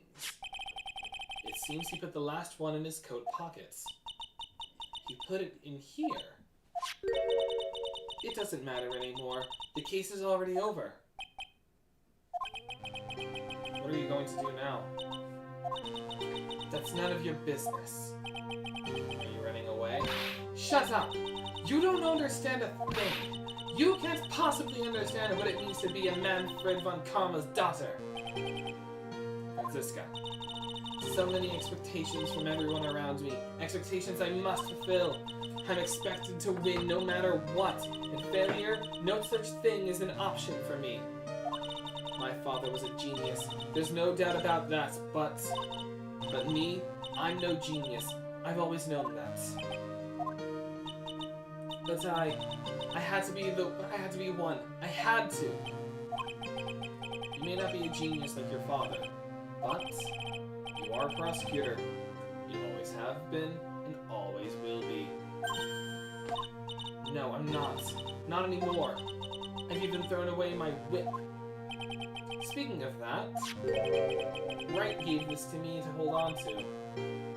Right. You knew something like this would happen, didn't you? I'm going to say this again. We prosecutors do not fight for personal honor or pride. I hope you will think deeply about what you should be striking down with that whip. You haven't changed a bit. You've always left me alone and walked on ahead without me. Miles Edgeworth, I've always hated you. And then, finally, my chance to take my revenge on you arrived. If I could win against that man, if I could make Phoenix Wright bow down in defeat, then this girl you left behind would have risen higher than you. That was supposed to be my revenge. see. You know, I can't do it. I can't change who I am. I can't throw away everything I've been until today. I believe you can. Just like how Adrian Andrews did. Adrian Andrews. You were going to use her during the trial, right? But you were dependent on your father by using his tactics. Isn't that right? Today, you chased after me, after I had left you behind all these years. And that's why we're standing here now, side by side. But I have no intention of stopping you. If you say you're going to quit your walk down the prosecutor's path, then this is where we part ways, Franziska von Karma. And then she softens up a little. I am Franziska von Karma. Don't think I'm going to walk in your shadow forever. Our battle begins now, so you'd better prepare yourself, Miles Edgeworth.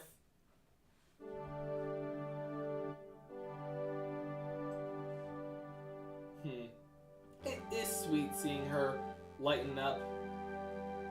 Look at the frame per second. Phoenix Wright, one day, someday, I'm sure we'll meet again in battle. Until then, this last piece of evidence that never made it to you, I'll take good care of this fourth piece, so I can give it to you when at last we meet again. And what was that last piece of evidence? She drew Nick with the seashell. That's cute.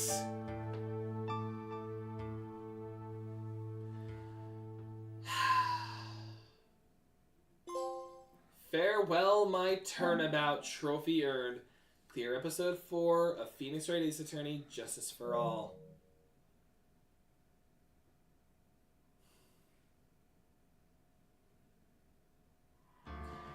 And that is the end of Phoenix Wright Ace Attorney, Justice for All.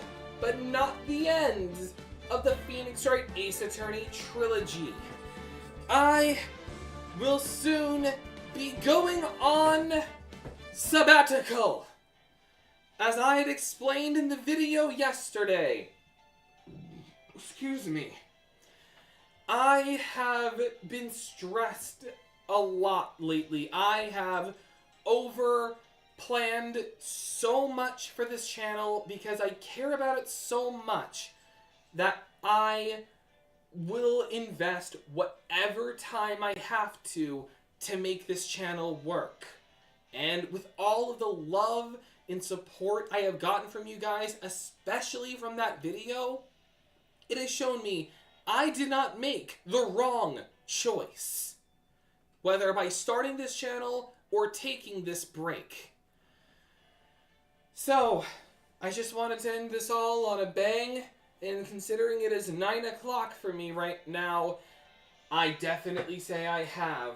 So, without my hat on, and by taking off this layer of glove, no one else may have been in the stream anymore, but this was my longest stream to date.